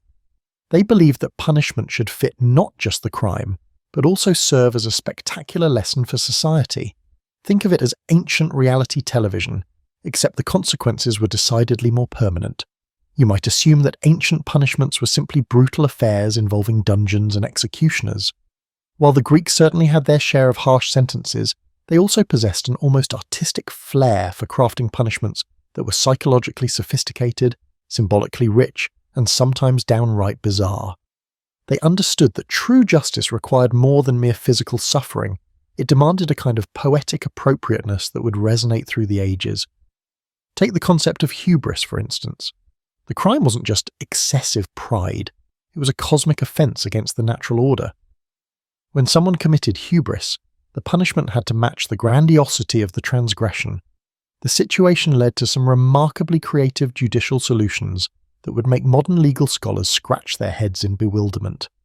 The Greek city-states each developed their own flavour of justice. Athens, with its democratic ideals, favoured punishments that involved public humiliation and civic exile. Sparta, ever practical, preferred methods that were both efficient and educational. The island communities developed their own maritime-themed penalties that reflected their seafaring culture. What's particularly fascinating is how these punishments reflected Greek values and worldview. They believed in the interconnectedness of all things, that a person's actions rippled outward to affect the entire community. Therefore, punishment wasn't just about deterrence or retribution, it was about restoring cosmic balance. When someone disrupted the social fabric, the punishment had to be equally disruptive, but in a way that ultimately reinforced societal norms. You'll notice as we explore these tales that the Greeks had a particular genius for matching the punishment to the personality of the offender. They studied human nature with the same intensity they applied to mathematics and astronomy. This psychological sophistication meant that punishments were often tailored to exploit the specific weaknesses or character flaws that led to the original crime. The role of shame in Greek society cannot be overstated. While many ancient cultures relied primarily on physical pain or death as deterrents, the Greeks understood that social ostracism could be far more devastating than any bodily harm. They weaponized embarrassment with surgical precision, creating punishments that would haunt offenders long after any physical wounds had healed. Religious considerations also played a crucial role. The Greeks lived in a world populated by capricious gods who demanded respect and proper ritual observance. Many punishments had religious dimensions, designed to appease divine wrath or demonstrate piety to the community. This spiritual element added layers of meaning that transformed simple legal consequences into profound moral statements. As we journey through these 7 tales of Greek judicial creativity, you'll encounter punishments that range from the ingeniously appropriate to the utterly mystifying. Some will make you laugh at their absurdity, others will make you wince at their cleverness, and a few might make you wonder if the ancients were right. Each story reveals not just how the Greeks dealt with lawbreakers, but also how they understood human nature, social responsibility, and the delicate balance between individual freedom and collective welfare. These were not merely punitive measures, they were tangible manifestations of philosophical ideas, akin to theatrical performances on the public stage. This grand tour of Greek judicial creativity begins in classical Athens, the birthplace of democracy, where a citizen's social reputation could quickly determine their fate. The Athenians had elevated public shaming to an art form that would make modern social media pile-ons look like gentle suggestions. Imagine being an Athenian citizen in the 5th century BC, when your reputation was literally your most valuable possession. The Athenians understood something that modern psychologists are only now rediscovering. Social exile can be more devastating than physical punishment. They developed a sophisticated system of shame-based penalties that targeted the very core of Greek identity, one standing in the community. Ostracism was the most famous, but it may not be what you think. Every year, Athenian citizens could vote to temporarily exile one prominent person for 10 years, not because they'd committed a specific crime, but because they'd become too powerful or influential. Picture the ultimate democratic timeout, where success itself became grounds for punishment. The person could return after a decade with full rights restored, but their political career was effectively ruined. The experience was akin to losing a beloved job, with the entire city functioning as your human resources department. But ostracism was just the beginning. The Athenians developed an entire spectrum of shame-based punishments that demonstrated their profound understanding of human psychology. Take the practice of atimia, literally meaning dishonor. At stake wasn't just losing face, though. It was a legal status that stripped away citizenship rights, while leaving the person physically present in the community. You could walk the streets of Athens, but you couldn't vote, hold office, or even speak in court to defend yourself. You became a ghost haunting your life. The genius of atimia lay in its graduated nature. Different crimes resulted in different levels of dishonor. A tax evader might lose the right to hold office, but could still participate in religious festivals. Someone who shirked military duty might be barred from the agora, the bustling marketplace that was the heart of Athenian social life. The punishment was precisely calibrated to the offence, like a master craftsman adjusting the tension on a lyre string. One particularly creative form of Athenian justice involved the use of public monuments to shame. When someone committed fraud or betrayed the city, their punishment might include having their crime literally carved in stone and displayed in a prominent location. Unlike modern criminal records that gather dust in filing cabinets, these marble testimonials to poor judgment stood in the busiest parts of the city for generations. Imagine having your worst moment chiseled in granite and placed where everyone you know would see it daily. The Athenians also pioneered the concept of financial punishment as social surgery. They didn't just fine people, they structured fines to maximize social impact. A wealthy merchant caught cheating might have to pay not just compensation to his victims, but also fund a public festival or donate a warship to the navy. The punishment transformed private wrongdoing into public spectacle, forcing the offender to buy their way back into society's good graces through conspicuous generosity. Perhaps most ingeniously, Athens developed punishments that turned social connections into instruments of justice. If you were found guilty of certain crimes, your philetae, your tribal kinsmen, would collectively bear some responsibility for your actions. These individuals created an entire network of social surveillance and intervention. If your cousin knew he might share in the consequences of your failure, he would reconsider lending you money for a questionable business venture. The Athenian approach to punishment reflected their belief that crime was primarily a social disease rather than individual moral failure. They treated criminals like patients who needed to be reintegrated into the community rather than simply eliminated from it. Their approach required a surgical precision in their penalties. Cut too little, and the offence would fester. Cut too much, and you'd destroy the patient along with the disease. Women faced their own unique forms of social punishment in Athens. Since they were already excluded from most public life, traditional forms of civic dishonour were ineffective. Instead, Athenian law developed elaborate systems of domestic shame. An adulteress might be barred from participating in religious festivals, the one area of public life where women could shine. She would become invisible at the very moments when her community gathered to celebrate their shared identity. The Athenians understood that effective punishment required an audience. Many of their penalties were designed to be witnessed and discussed, turning the entire city into a theatre of justice where every citizen was both spectator and potential performer. Such an approach wasn't cruelty for its own sake. It was recognition that social bonds require constant maintenance, and occasionally that maintenance required public demonstrations of what happened when those bonds were broken. Now shift your perspective from the bustling democracy of Athens to the stark military efficiency of Sparta, where punishment wasn't just about justice, it was about forging the perfect warrior society. If Athens was a theatre of social drama, Sparta was a laboratory of human endurance, and their punishments reflected this fundamental difference in values. You've probably heard about Spartan military training, bullying, but you might not realize how their approach to criminal justice was simply an extension of their educational philosophy. The Spartans believed that every experience, pleasant or painful, should serve to strengthen the individual and the state. Their punishments weren't just penalties, they were lessons disguised as suffering, designed to create better citizens through carefully calibrated adversity. Consider the fate of Spartan cowards, perhaps the most despised criminals in this warrior society. Rather than execution or exile, which would simply remove the problem, Spartans subjected cowards to a fate worse than death. They were required to live among their fellow citizens while bearing visible marks of their shame. They were required to shave half their beards, don distinctive clothing, and refrain from taking part in communal meals or exercises. Imagine being permanently labelled as the only person who failed while everyone else succeeded. Constant reminder of what not to become. Such behaviour wasn't random cruelty. The Spartans understood that courage was contagious, but so was cowardice. By keeping cowards visible but dishonoured, they created living examples that reinforced brave behaviour in everyone else. The punishment served multiple functions simultaneously. It deterred future cowardice, provided ongoing education for young Spartans, and offered the remote possibility of redemption for the offender. Theft in Sparta received perhaps the most paradoxical punishment in ancient Greece. Instead of punishing the act of stealing, they punished individuals for being caught while stealing. Their decision wasn't because Spartans encouraged theft, but because they valued cunning and stealth as military virtues. A successful thief demonstrated skills that could be useful in warfare or espionage. However, catching them revealed either poor planning or inadequate execution, flaws that could prove fatal in battle. The punishment for caught thieves was brilliant in its educational value.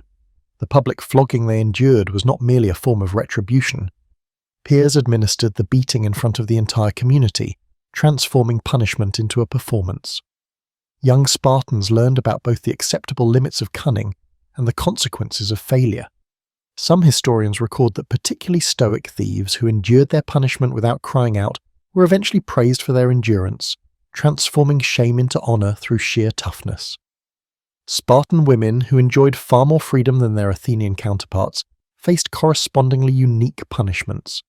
A woman who failed in her duties as a mother might be required to participate in public ceremonies where her shortcomings were ritually acknowledged. But true to Spartan efficiency, these ceremonies were designed to be educational rather than merely humiliating. Other women learned from observing both the punishment and the offender's response to it. Perhaps the most psychologically sophisticated Spartan punishment involved the practice of perio-esai degradation. Citizens who violated certain laws might be reduced to the status of perioikoi, free residents who lacked full citizenship rights. This punishment was particularly devastating because it was hereditary. Your crime wouldn't just affect you, it would impact your children and their children. The Spartans understood that the threat of generational consequences was a powerful deterrent, especially in a society that prized family honor above individual achievement. The Spartans also developed unique punishments for military failures that went beyond individual cowardice. If a unit underperformed, the Spartans might assign them to domestic duties normally reserved for their enslaved population, known as helots. Warriors would find themselves cooking, cleaning, and maintaining equipment instead of training for battle. They intended the role reversal to be so psychologically uncomfortable that it would motivate better performance in the future. What made Spartan punishment particularly effective was its integration into their broader social system. Unlike other Greek cities where punishment was often an interruption of normal life, in Sparta it was woven into the fabric of daily existence. Training exercises regularly included elements of controlled suffering, making the transition from education to punishment almost seamless. The Spartans recognized that their society's survival depended on everyone understanding and accepting their role in the collective defense of the state. Punishments were therefore designed to reinforce social hierarchy and shared values rather than simply deter specific behaviors. Every penalty served as a reminder of what the community expected and what happened when those expectations weren't met.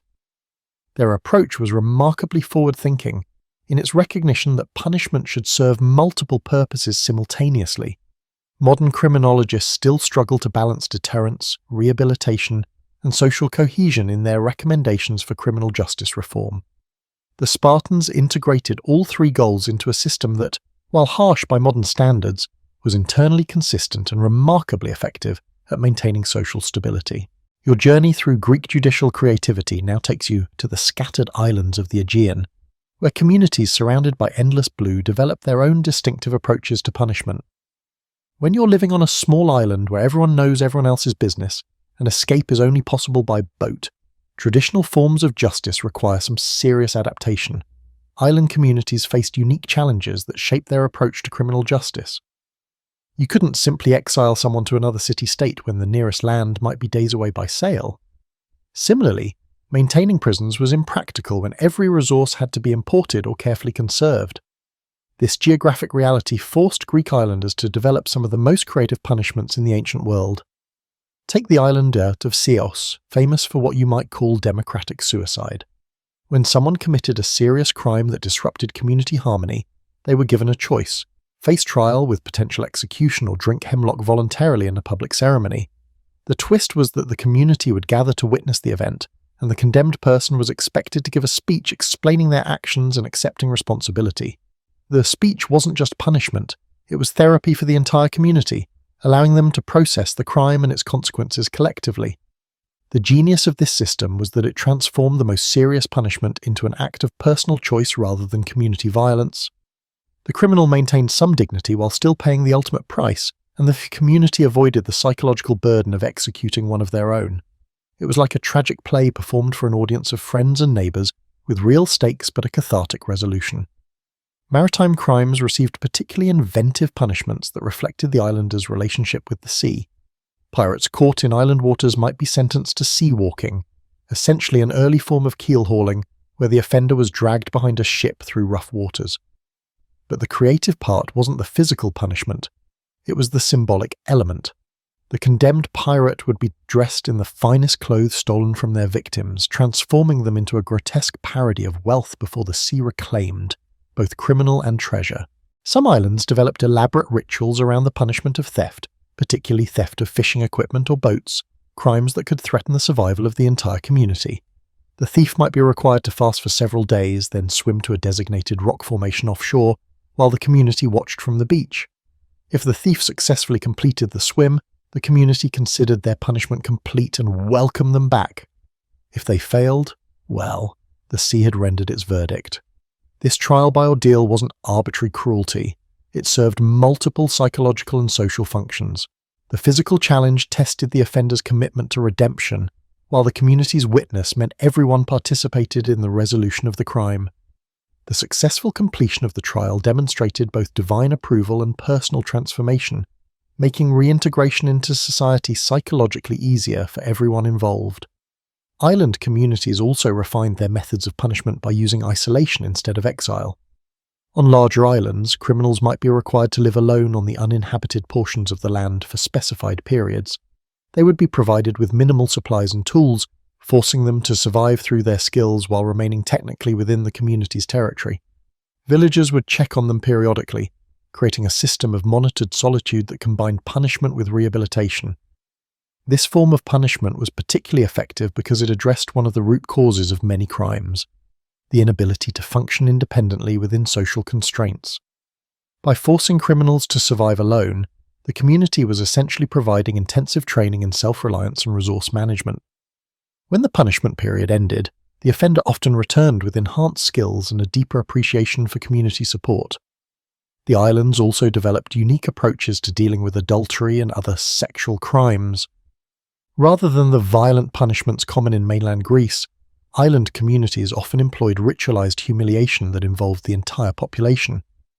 The guilty parties might be required to walk through the village wearing distinctive garments that identified their offense, while the community sang traditional songs that told stories of similar transgressions and their consequences. These musical punishments served multiple purposes. They provided emotional release for the community, educated young people about sexual mores, and gave the offenders a structured way to acknowledge their wrongdoing. The songs often included verses about redemption and forgiveness, creating a pathway back to respectability that was both public and personal. Perhaps most remarkably, some islands developed seasonal punishments that aligned with their agricultural and fishing cycles. Some islands banned serious offenders from participating in specific seasonal activities, such as the olive harvest, fishing seasons, or religious festivals which defined community life. These restrictions created a rhythm of punishment and reintegration that matched the natural cycles of island life. The effectiveness of island justice lay in its recognition that small communities couldn't afford to lose members permanently, but they also couldn't tolerate behavior that threatened group survival. Your exploration of Greek punishment now leads you into the realm where justice meets divine will, where the gods themselves were believed to participate in the judicial process. At places like Delphi, where the famous oracle delivered cryptic prophecies, the lines between earthly law and heavenly judgment became beautifully, bizarrely blurred. You need to understand that for the ancient Greeks, crime wasn't just a violation of human law, it was a disruption of cosmic order that demanded divine attention. This belief led to some of the most psychologically sophisticated punishments in the ancient world, where offenders faced not just human consequences, but the perceived wrath of immortal beings with very long memories and creative approaches to vengeance. The oracle at Delphi occasionally prescribed punishments that were as enigmatic as her prophecies. When someone committed sacrilege or violated religious law, they might be told to carry water to the dry place, or feed the hungry stones. These weren't random instructions, they were elaborate metaphorical punishments that required interpretation and often years to complete properly. Consider the case of a merchant who cheated temple pilgrims. Rather than simple restitution, the oracle commanded him to count every grain of sand on the sacred beach and return when the number matches the stars. This wasn't literally possible, of course, but the merchant spent 3 years attempting the task, during which time he experienced profound personal transformation. He learned humility, developed patience, and became more familiar with the infinite nature of divine justice.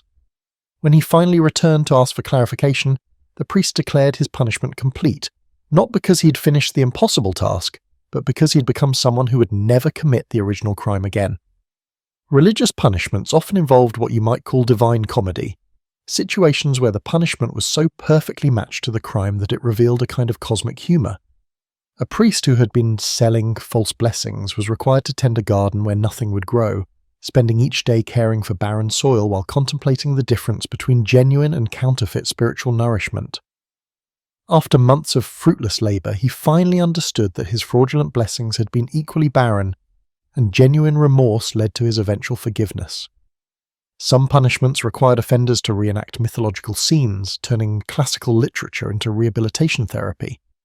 An individual guilty of hubris might be required to spend time each day recreating Sisyphus's eternal task of rolling a boulder up a hill, but their version would be temporary and educational rather than eternal and torturous. The physical labour was less important than the symbolic understanding, learning through repetition what it meant to struggle against impossible odds and find meaning in the effort itself. The Greeks also developed elaborate purification rituals that served as both punishment and redemption. These weren't simple religious ceremonies, but complex psychological processes that could take years to complete. An offender might be required to visit specific sacred sites throughout Greece, performing designated tasks at each location while following strict behavioural guidelines. These ritual journeys were brilliant in their psychological sophistication. They removed criminals from their familiar environment, forced them to interact with strangers who knew nothing of their crimes, and provided structured opportunities for reflection and personal growth.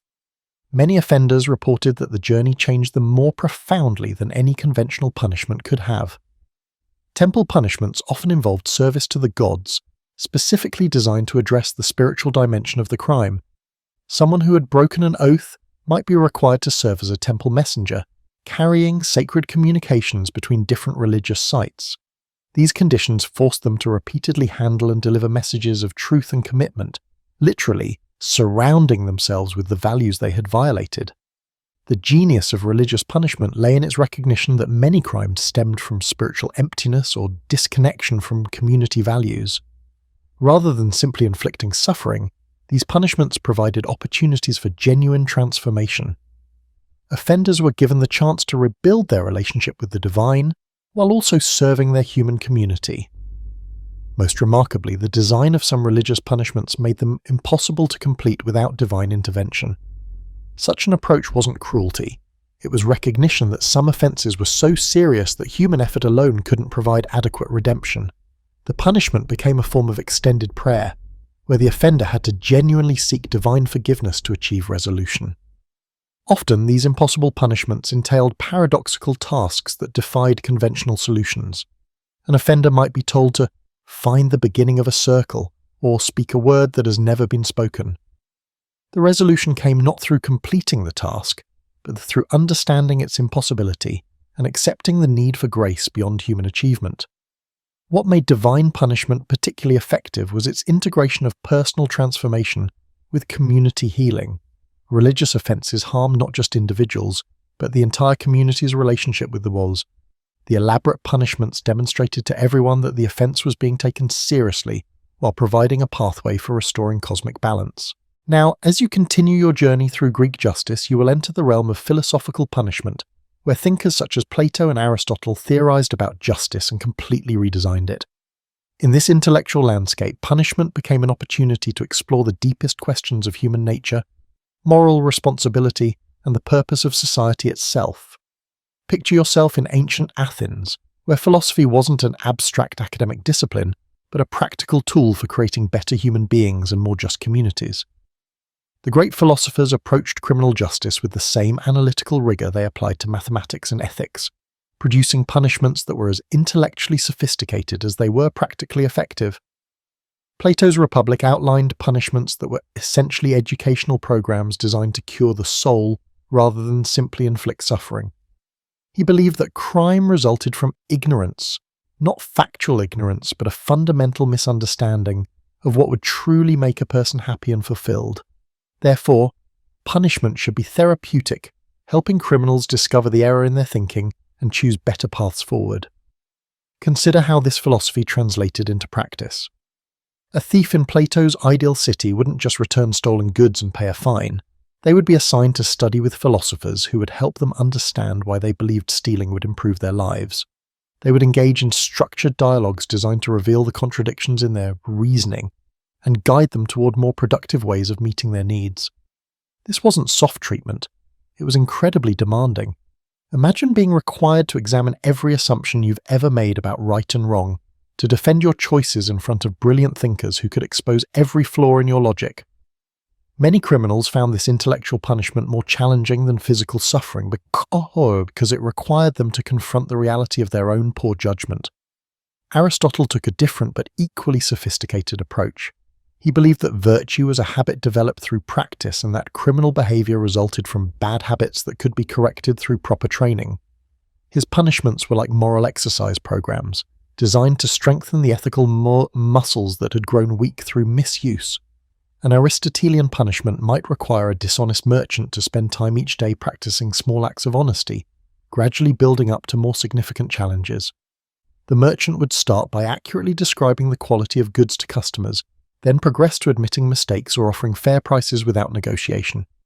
Each day would bring new opportunities to practice virtue until honest behavior became as natural as the original dishonesty had been. The Stoic philosophers contributed their own unique perspective on punishment. They held the belief that external circumstances could not truly harm a person unless they actively chose to do so. This belief led to punishments that focused on internal transformation rather than external suffering.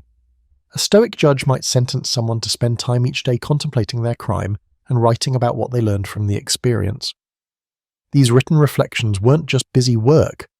They were sophisticated psychological exercises designed to help offenders develop emotional resilience and moral clarity. The daily practice of examining their thoughts and motivations gradually built the inner strength needed to resist future temptations. Many of these philosophical journals survived and offer intriguing details about the criminal mind's journey toward redemption.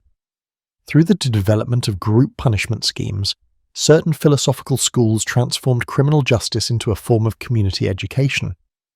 When someone committed a crime, they would be assigned to participate in philosophical discussions with other offenders, exploring questions related to their specific types of wrongdoing. These weren't support groups in the modern sense, but rigorous intellectual workshops where participants had to defend their ideas and examine their beliefs under scrutiny. The Cynics, known for their rejection of social conventions, created punishments that challenged offenders to question the assumptions underlying their crimes. Someone caught cheating in business might be required to live as a beggar for several months, experiencing firsthand the insecurity and desperation that drove many people to dishonesty. The outcome wasn't just punishment. It was immersive education in the social conditions that contributed to crime. Most remarkably, some philosophers designed their punishments to be voluntary and self-administered. Offenders would be given detailed instructions for programs of self-examination and moral development, then trusted to carry them out without supervision. The community would check their progress periodically, but the real accountability came from the offender's own conscience and commitment to improvement. This approach recognized that lasting change had to come from within rather than being imposed from outside. External punishment might deter future crimes through fear, but only internal transformation could eliminate the desire to commit crimes in the first place. The philosophers understood that true justice required changing hearts and minds, not just behavior. The effectiveness of philosophical punishment lay in its recognition that crime was often a symptom of deeper problems, confusion about values, poor reasoning skills, or lack of purpose and direction. By addressing these root causes, philosophical punishments offered genuine solutions rather than temporary deterrents. Modern cognitive behavioral therapy owes much to these ancient Greek innovations in using intellectual exercises to change destructive patterns of thinking and behavior. As your journey through the bizarre punishments of ancient Greece draws to a close, you find yourself standing once again in the shadow of the Parthenon, but now with a deeper appreciation for the complex civilization that created both architectural marvels and judicial innovations that continue to influence our understanding of justice today. The ancient Greeks bequeathed us something far more valuable than simply colourful stories of unusual punishments. They demonstrated that justice could be creative, therapeutic, and transformative rather than merely retributive. Their approach to criminal justice was fundamentally optimistic. They believed people could change, communities could heal, and society could improve through thoughtful application of consequences that served multiple purposes simultaneously. You've seen how different Greek communities adapted their approach to punishment based on their unique circumstances and values. Athens emphasized social reintegration through controlled shame. Sparta focused on strengthening both individual character and collective defense. Island communities developed solutions appropriate to their geographic isolation. Religious authorities integrated divine will with human judgment, and philosophers treated crime as an educational opportunity. This diversity wasn't accidental. It reflected the Greek understanding that justice must be tailored to specific contexts rather than applied uniformly regardless of circumstances. They recognized that what worked in a military society, like Sparta, might be counterproductive in a commercial democracy like Athens. This flexibility and willingness to experiment with different approaches provides helpful lessons for modern criminal justice systems struggling with similar challenges. Consider how Greek innovations anticipate modern developments in criminology and psychology. Their recognition that shame could be more powerful than physical punishment predated our understanding of social psychology by millennia. Their use of community involvement in the justice process foreshadowed restorative justice programs. Their emphasis on rehabilitation and transformation anticipated the therapeutic model of criminal justice that emerged in the 20th century. The Greek insight that punishment should serve education rather than mere deterrence remains revolutionary even today. Most modern criminal justice systems still struggle to balance punishment with rehabilitation, often emphasizing one at the expense of the other. The Greeks demonstrated that this was a false choice. Punishment could be educational, and education could be punitive if properly designed and implemented. Perhaps most importantly, the Greeks understood that effective justice required community participation. Crime wasn't just a matter between offender and victim, but a disruption of social fabric that required collective healing. Their punishments were designed to engage the entire community in the process of restoration, ensuring that everyone learned from each instance of wrongdoing. This communal approach to justice offers a stark contrast to the increasingly impersonal nature of modern legal systems, where justice is administered by professional bureaucrats with little connection to the communities affected by crime. The Greek model suggests that justice is too important to be left entirely to specialists. It requires the active participation of ordinary citizens who understand local conditions and relationships. The creativity of Greek punishment also challenges our assumptions about the purposes of criminal justice. Rather than focusing primarily on deterrence or retribution, they emphasize transformation and education. They ask not just how can we prevent this crime from happening again, but also, how can we use this opportunity to create better people and stronger communities? Their willingness to experiment with different approaches, from the theatrical humiliation of Athens to the military discipline of Sparta to the philosophical dialogue of the academies, demonstrates the value of treating justice as an ongoing experiment rather than a fixed system. They were constantly learning from their experiences and adapting their methods based on what worked and what didn't. Modern criminal justice reformers are rediscovering many Greek innovations: therapeutic courts that address underlying causes of criminal behavior, community service programs that connect offenders with the people they've harmed, and restorative justice processes that emphasize healing over punishment. These contemporary developments suggest that the Greeks were onto something profound in their approach to justice. As you reflect on these ancient stories, consider how they challenge contemporary assumptions about crime and punishment. The Greeks remind us that justice is not a natural phenomenon with fixed laws, but a human creation that reflects our values, priorities, and understanding of human nature. Their bizarre punishments were actually sophisticated attempts to solve timeless problems. How do we maintain social order while preserving individual dignity? How do we deter crime while offering opportunities for redemption? How do we balance the needs of victims, offenders, and the broader community? The Greek legacy in criminal justice is not a set of specific practices to be copied, but an approach to thinking about justice that remains relevant across cultures and centuries. They taught us that punishment can be art, justice can be creative, and even serious crimes can be learning opportunities. Their most important lesson may be that justice, like democracy and philosophy, requires active participation from thoughtful citizens willing to experiment with new approaches and learn from both successes and failures. The bizarre punishments of ancient Greece were not the products of primitive brutality, but sophisticated attempts by civilized people to create a more just society, an aspiration that remains as relevant today as it was 25 centuries ago. James Madison was born on March 16, 1751, at Belle Grove, his maternal grandparents' estate in the Virginia colony. His parents, James Madison Sr. and Nellie Conway Madison, soon settled the family on a plantation called Mount Pleasant, later renamed Montpelier in Orange County. From a young age, the boy showed an aptitude for quiet observation.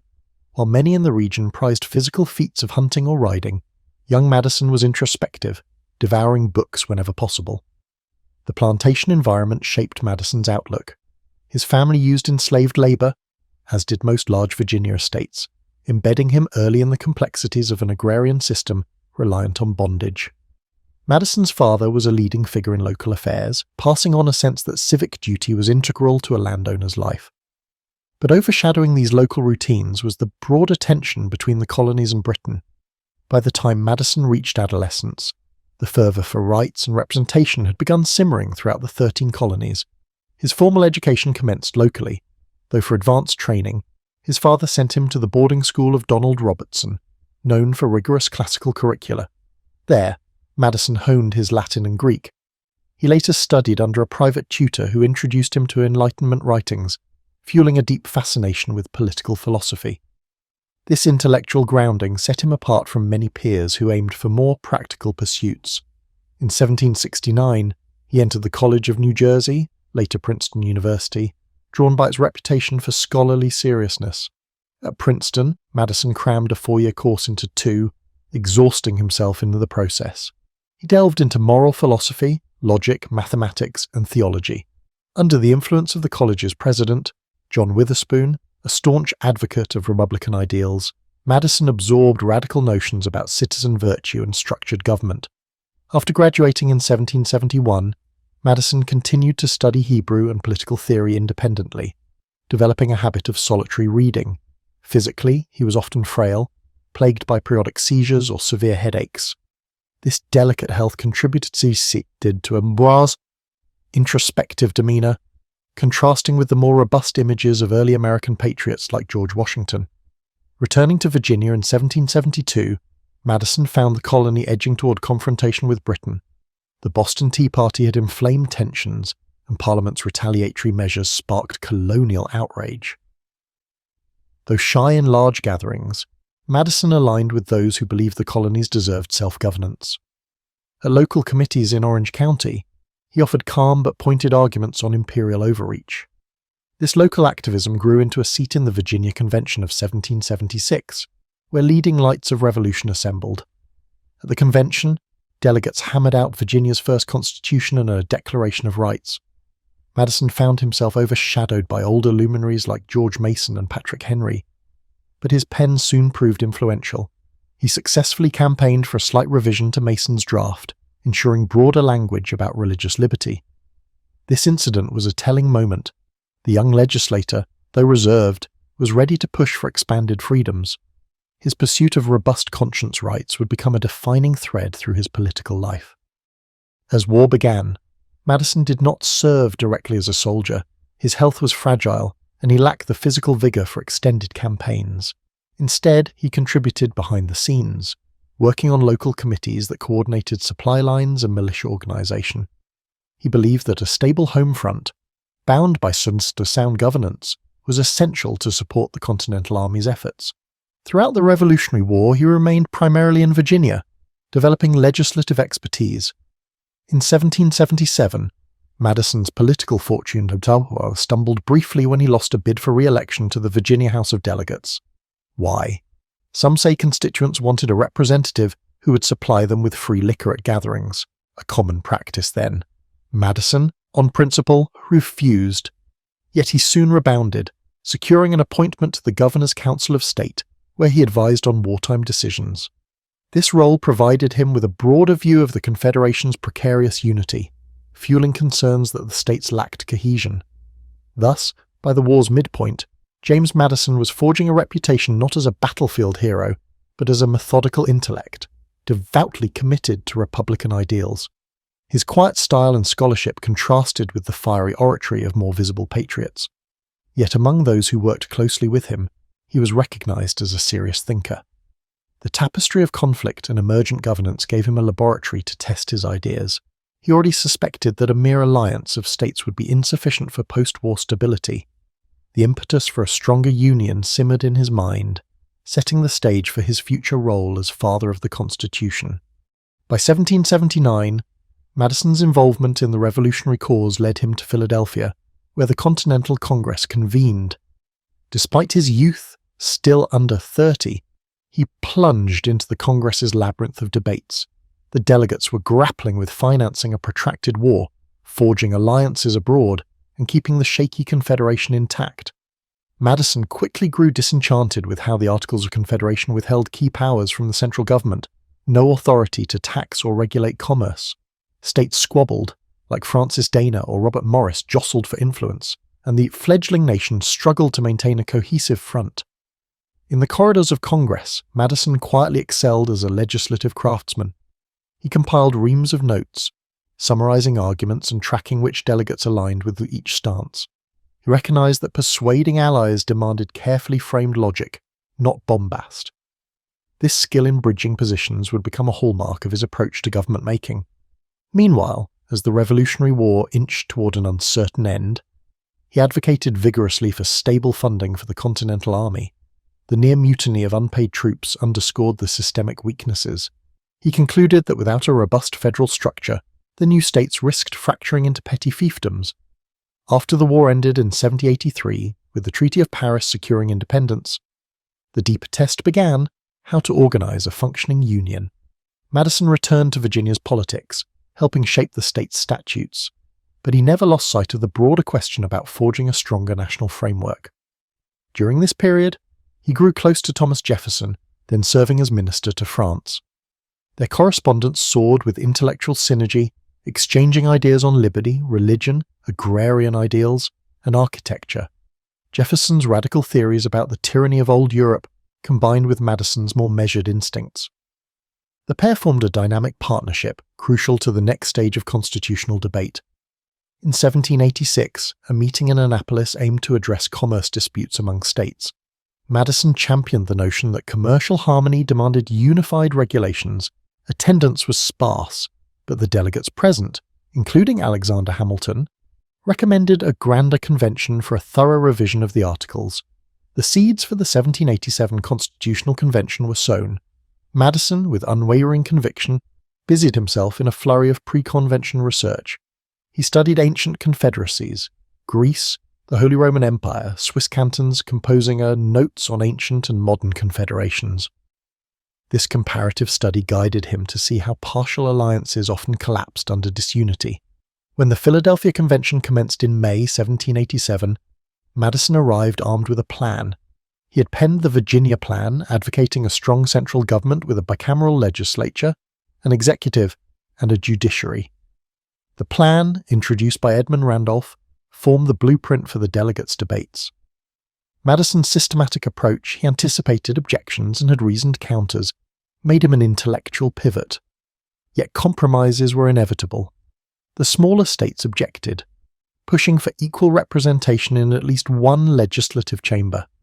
The final solution, the Great Compromise, gave each state equal Senate representation and population-based House representation.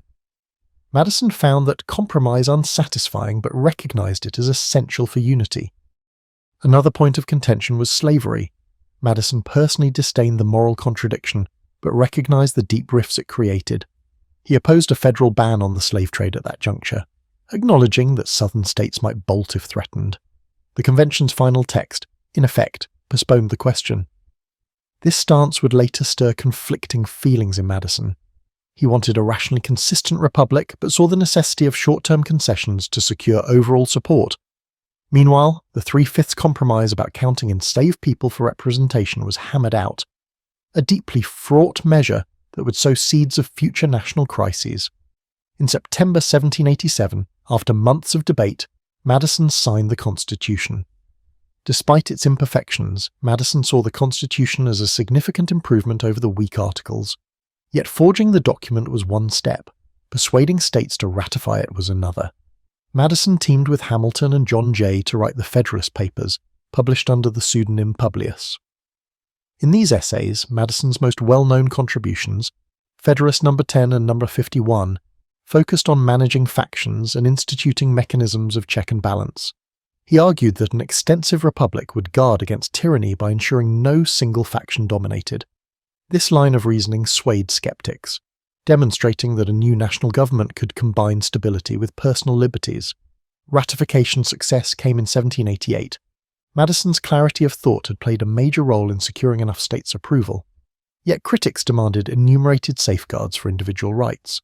Aware of anti-federalist fears, Madison publicly pledged to add a Bill of Rights once the new government convened.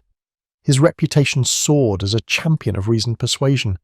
By 1789, the Constitution took effect, and Madison found himself elected to the new House of Representatives, primed to finalise the protective measures he had promised.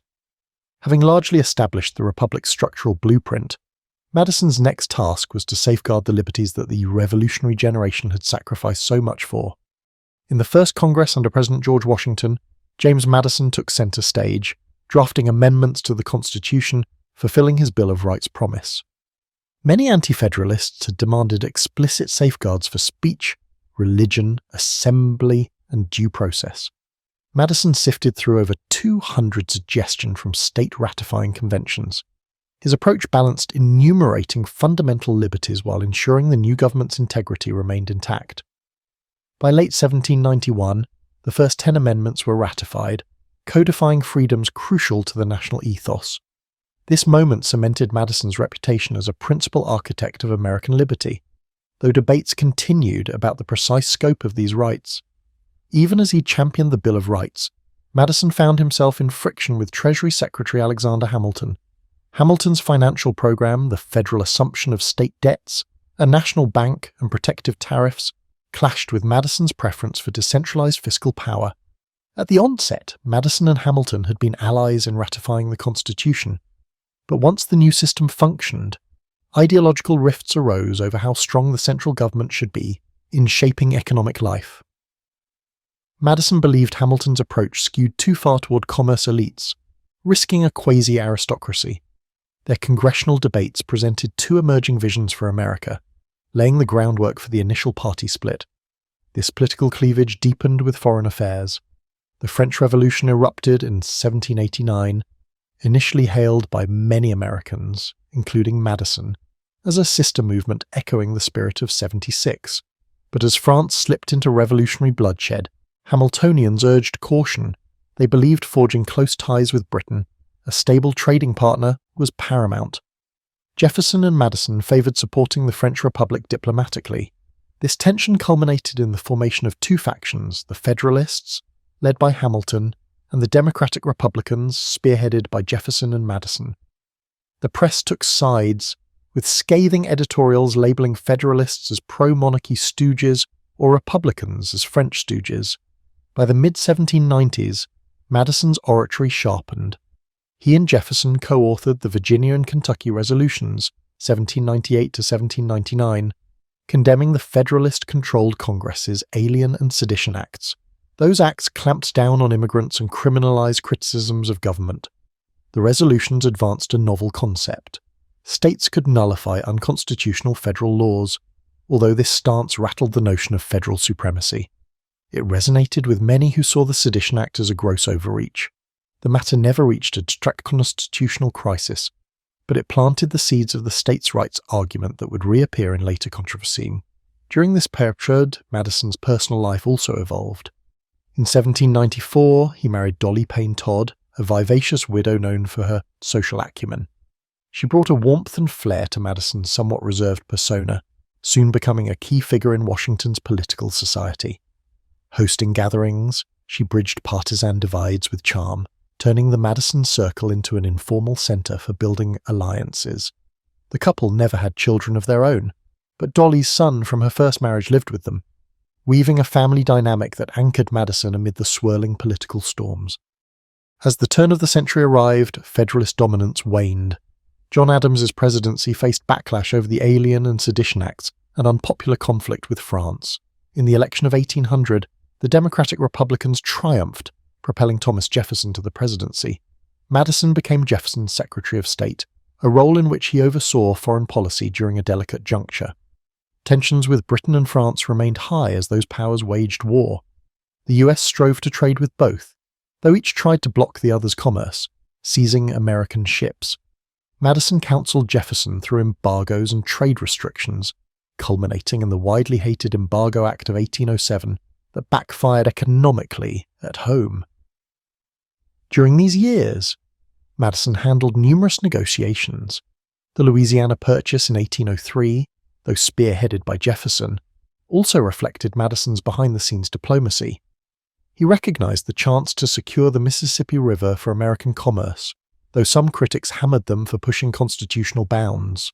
Meanwhile, the embargo fiasco underlined the difficulties of peaceful coercion. As Secretary of State, Madison tried to find subtler ways to defend neutral shipping rights, but British impressment of American sailors persisted. The seeds of war were sown.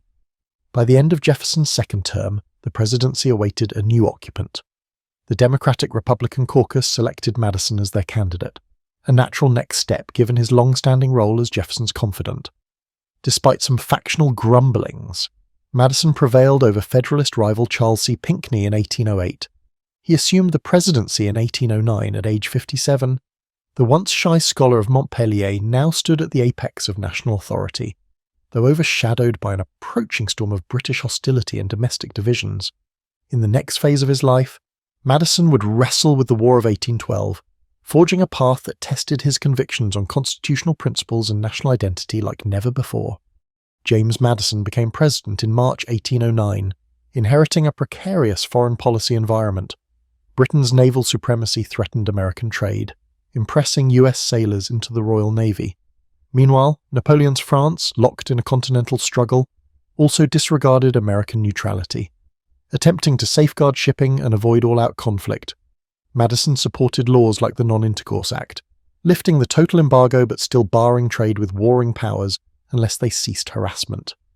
Neither Britain nor France complied meaningfully, leaving the US battered economically and diplomatically. In domestic politics, Federalists predicted chaos under Madison. Yet his calm temperament appealed to many.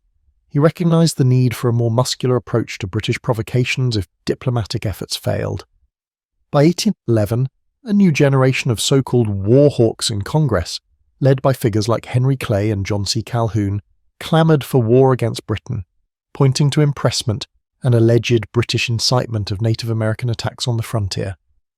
Madison, though not a natural warmonger, found himself swayed by the broad public outcry. The final catalyst was the rising confrontation in the Old Northwest. Native leader Tecumseh sought a confederation to resist American expansion, while British arms found their way into indigenous hands. When violence flared, pro-war sentiment soared. Madison requested a declaration of war in June 1812, marking the first time the young republic formally declared war on another nation. The War of 1812 began with illusions that a quick conquest of Canada might coerce Britain into concessions. However, the US military was ill-prepared. The army was small, leadership was inconsistent, and the Navy, though spirited, was dwarfed by the Royal Navy's might. Early campaigns were embarrassing. Attempts to invade Canada floundered, territory was lost, culminating in the capture of Detroit. Federalists, especially in New England, lambasted the war, calling it Mr. Madison's War. Some states withheld militia from federal service. Meanwhile, on the high seas, a handful of US frigates scored moral victories against British ships, fueling national pride. But overall, the conflict ground on, draining treasury funds. The British blockade strangled American ports, decimating trade. By 1814, with Napoleon's defeat in Europe, Britain refocused on the American front, launching major offensives. That year saw the British burn Washington, D.C., in retaliation for American assaults in Canada. Madison famously fled the White House with Dolly, saving key documents and the iconic portrait of George Washington. The Capitol's sacking was humiliating, but the refusal of local militias to stand firm was equally sobering. Many deemed it a low point in the deal, yet subsequent events provided redemption. The British turned to capture Baltimore, but American defenders repulsed them, inspiring Francis Scott Key's Star-Spangled Banner lines. Meanwhile, in the West, US forces began pushing back. By late 1814, both sides were weary. Negotiations in Ghent, Belgium, led to a peace treaty signed on Christmas Eve 1814, restoring pre-war boundaries without addressing impressment. Still, news travelled slowly, so the Battle of New Orleans occurred in January 1815, where General Andrew Jackson's forces inflicted a stunning defeat on the British. The subsequent euphoria overshadowed the fact the battle took place after the treaty, making the final memory one of triumphant victory. This outcome salvaged national pride, effectively rebranding the war as a Second War of Independence. In practical terms, the War of 1812 ended with no major territorial gains, but it catalysed a wave of nationalism. The Federalist Party, which had opposed the war, never recovered from accusations of disloyalty spurred by the Hartford Convention, where some New England delegates discussed secession or radical constitutional changes.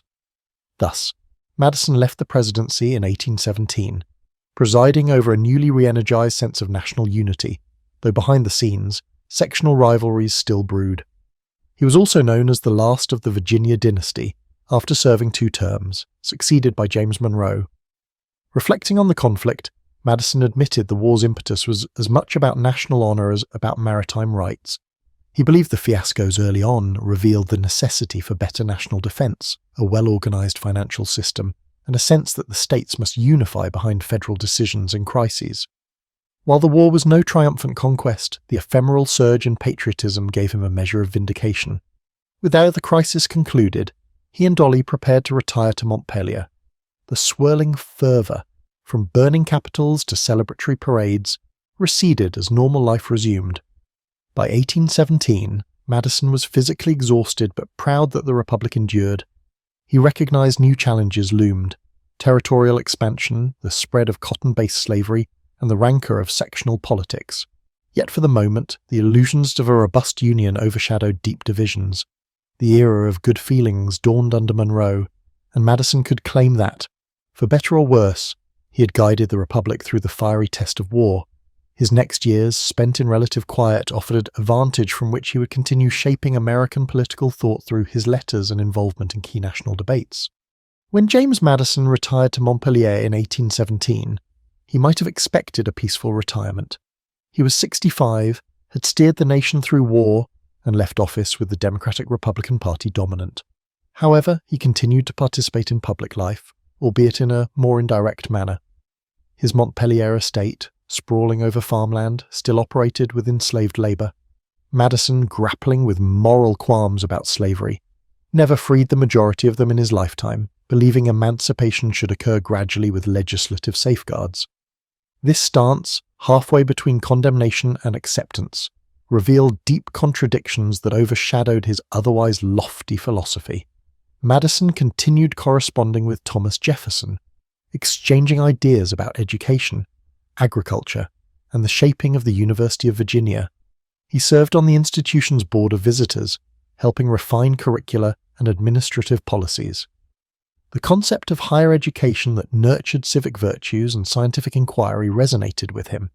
He envisioned an entire generation of statesmen shaped by classical knowledge, yet pragmatic in governance. The campus took shape near Monticello, linking the 2 men's legacies in the region. Political tensions continued to simmer. The Missouri Crisis of 1819 to 1820 erupted over slavery's expansion west. Many looked to Madison, the father of the Constitution, for guidance. Privately, he lamented the intensifying sectional lines but believed that compromise was essential to preserve the Union.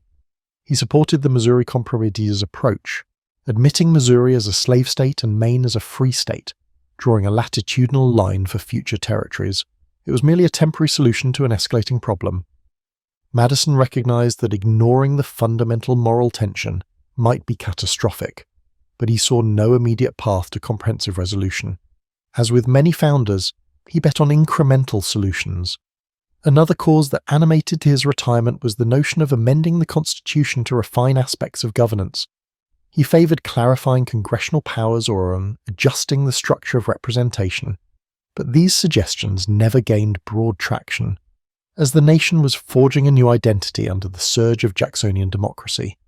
While Madison respected popular sovereignty, he also feared demagoguery if checks and balances weakened. He wrote lengthy letters, cautioning that unbridled majority rule could trample minority rights, one reason he had championed an extended republic initially. During these years, Dolly's popularity soared as a revered figure from Washington society. Even in retirement, the couple hosted statesmen, foreign visitors, and old comrades.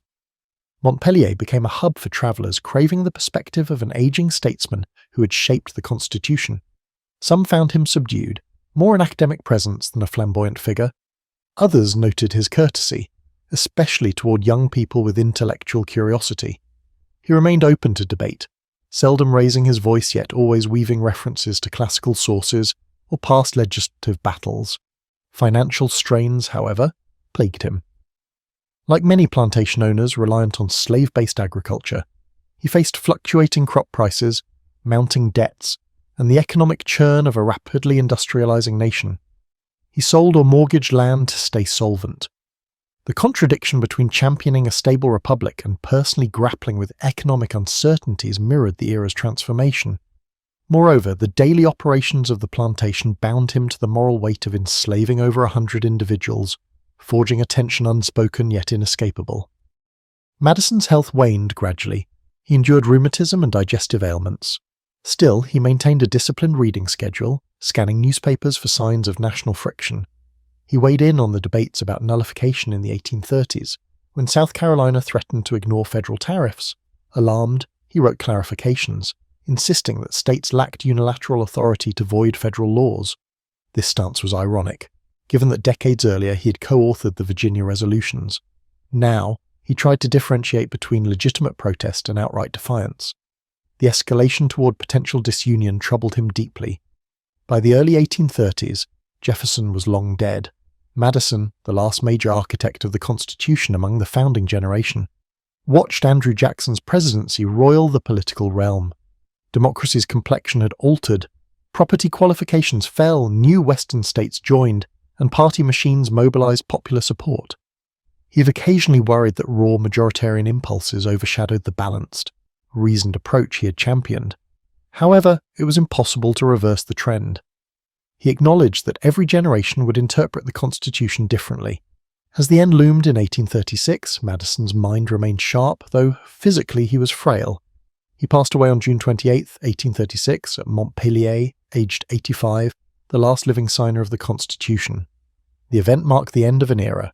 He left behind reams of letters and essays and an indelible role as the methodical framer. The republic he helped birth had changed drastically, propelled by populist energies he only partly embraced. Still, for all the turmoil, it had survived half a century, guided by the structure he had so carefully shaped. His final rest concluded a life bridging revolutionary fervour and the complexities of a young but expanding nation. After James Madison's death, public memory swiftly lionized him as the father of the Constitution, yet the immediate 19th century saw only sporadic references to his intellectual achievements. The spotlight often went to Washington's military leadership or Jefferson's flair. In Virginia, admirers recognized him as a thoughtful statesman overshadowed by flamboyant peers. Outside the region, his image was comparatively muted. The Civil War overshadowed the mid-19th century, forcing issues of union versus states' rights to the forefront. Madison's nuanced approach to balancing federal and state powers gained fresh scrutiny during that conflict, with both sides citing elements of his writings to bolster their arguments. It wasn't until the late 19th and early 20th centuries that scholarly circles re-evaluated Madison in detail. His diaries, once overshadowed, revealed the behind-the-scenes deliberations at the Constitutional Convention. Historians recognized the scope of his systematic planning. His notes of debates became a primary resource for understanding the founders' intentions. Legal scholars discovered how integral his Federalist essays were to forming the framework of American jurisprudence. He emerged from the shadows of Jefferson and Hamilton, recognized as an indispensable pivot in forging a stable constitution. This re-evaluation also reanimated critiques of his moral contradictions, especially regarding slavery. Some mid-20th century scholars tried to paint him as personally opposed to enslavement, yet stymied by political circumstances. More recent historians, however, note that while he found slavery distasteful, he actively benefited from it throughout his life, never fully championing emancipation. That gap in moral conviction darkens the legacy of a man who otherwise championed individual liberty. The question arises, how could the principal author of the Bill of Rights remain complicit in human bondage? This tension forms a pivotal aspect of modern interpretations, reminding us that brilliance in political design doesn't negate ethical blind spots. Another dimension of renewed interest focuses on Madison's partnership with Dolly. Historians highlight how her sociable presence helped unify fractious politicians, forging the White House or other receptions into spaces for bridging partisan divides. While overshadowed by the flamboyance of, say, a John Adams or the grandeur of Washington, the Madisons offered a sense of Republican elegance, with Dolly's hospitality matching James's intellect.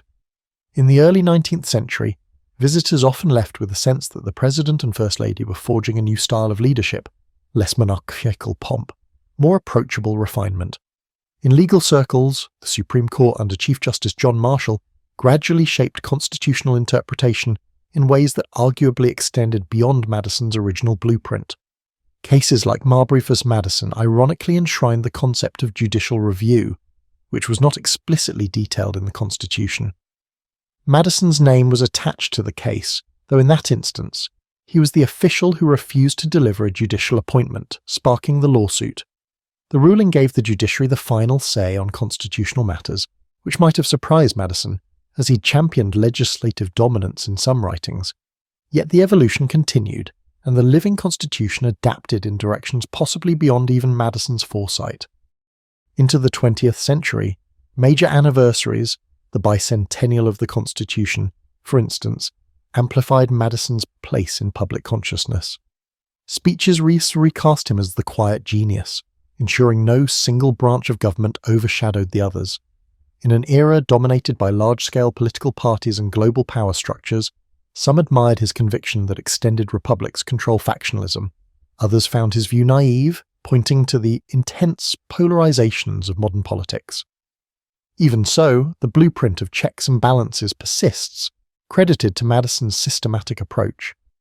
In popular culture, references to Madison remain less flamboyant than to certain other founders, but occasionally a biography or documentary underscores his role in shaping the Bill of Rights or guiding the War of 1812. Montpellier, after extensive restoration, now stands as a museum site. Exhibits highlight not just Madison's role, but also the lives of enslaved families who toiled there. Visitors witness a more complete portrait of the plantation's layered reality, bridging triumphs of constitutional genius with the heartbreak of forced labour. This dual narrative corrects earlier hagiographies, pressing visitors to reconcile the complexities. Thus, James Madison's posthumous journey swings between reverential acknowledgement of his institutional craft and sober acknowledgement of moral paradoxes. That deeper portrait suits a modern audience seeking authenticity over myth.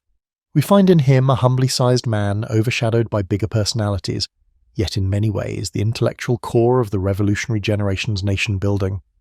While not flamboyant, his persistent focus on structure and compromise proved essential to forging a republic resilient enough to survive civil war, expansions, global conflicts, and leaps in technology. His legacy remains a testament to the power and limits of thoughtful governance, reminding us that the best structures still rely on the flawed humans who inhabit them. James Madison's life offers insights into how careful thinking and incremental influence can reshape an entire society. He never commanded armies or soared with fiery oratory. Instead, he methodically used reason and communication to guide from the background. Observing his trajectory underscores that leadership can emerge from quiet conviction rather than flamboyant displays. One lesser-known aspect is his continued devotion to scholarly processes even while in office. He read widely, devouring classical references on governance and moral philosophy. He believed that political institutions should reflect rational design, an unusual stance in an era still shaped by the monarchy and tradition. This penchant for structured problem-solving remains relevant in modern contexts, where data-driven policies and careful legislative drafting often outlast bombastic speeches.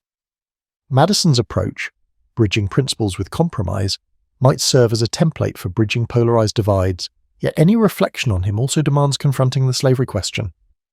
Madison's private letters to Quaker friends or philanthropic acquaintances reveal the moral wrestling he endured, admitting that slavery was incompatible with Republican ideals.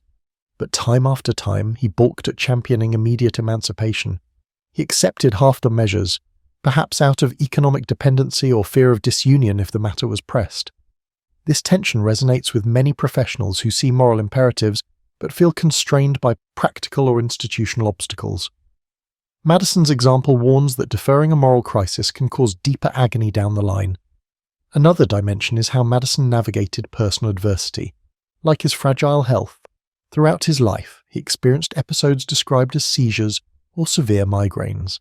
Despite these constraints, he pressed forward academically and politically, forging a robust intellectual brand. This quiet resilience challenges the notion that a leader must display robust physicality. Indeed, in a modern context of chronic health concerns, his perseverance demonstrates that mental acuity and steadiness can offset physical limitations in achieving profound influence. Additionally, Madison's partnership with Dolly illuminates how a supportive spouse or partner can facilitate better leadership. Dolly's social grace and convivial approach bridged political adversaries, turning White House receptions under the Madisons into events that softened partisan rancor. This synergy highlights that effective governance can rely on intangible personal connections, not just legislative prowess. In workplaces or community organizations, a relational dimension often complements the policy dimension, making success more sustainable. Madison's legacy also reveals the complexity of championing novelty within a group setting. The Constitutional Convention was a grand collaborative environment with brilliant minds, each wielding distinct agendas. Madison's drafting of the Virginia Plan emerged from years of studying historical confederacies and forming personal alliances. Earning buy-in required tailoring the plan to quell the smaller states' fears, eventually morphing into the Great Compromise. Modern organizational leaders may glean that pushing reform is rarely about imposing a blueprint unaltered. It's about shaping a flexible framework that key stakeholders can accept, even grudgingly. His post-presidential phase, where he faced personal financial stress, also resonates. Despite monumental achievements, he found himself short on liquidity, dependent on borrowed funds. This incident underscores that professional success or historical greatness doesn't guarantee financial ease. Individuals in midlife contending with changing economic fortunes can see a parallel. One can shape national destinies yet struggle with personal accounts. Finally, the War of 1812 underlines that not all policies, even if well-intentioned, yield neat victories. The conflict ended with a surge of patriotism, but it was by no means a tidy triumph. The story is a cautionary note for modern endeavours. Strategic aims can be overshadowed by chance, shifting alliances, or resource shortfalls, yet how one manages adversity, adapting and forging unifying narratives, can still yield long-term constructive outcomes. Today, as we revisit the Founding Fathers, James Madison stands out not for flamboyant gestures, but for the quiet thoroughness of his intellectual and political craft. He orchestrated from the background, hammered out the Bill of Rights, navigated the Republic through a vexing war, and left behind an architecture of governance that still frames American life. The paradoxes remain: a champion of liberty complicit in slavery, a mild-mannered man orchestrating fierce debates. But these contradictions highlight the real complexity of shaping a new nation under uncertain conditions. For a midlife audience balancing ideals with real-world constraints, Madison's example underscores that dogged, reasoned dedication can indeed steer monumental transformations, even if the resulting legacy is tinged with the tensions of an imperfect world.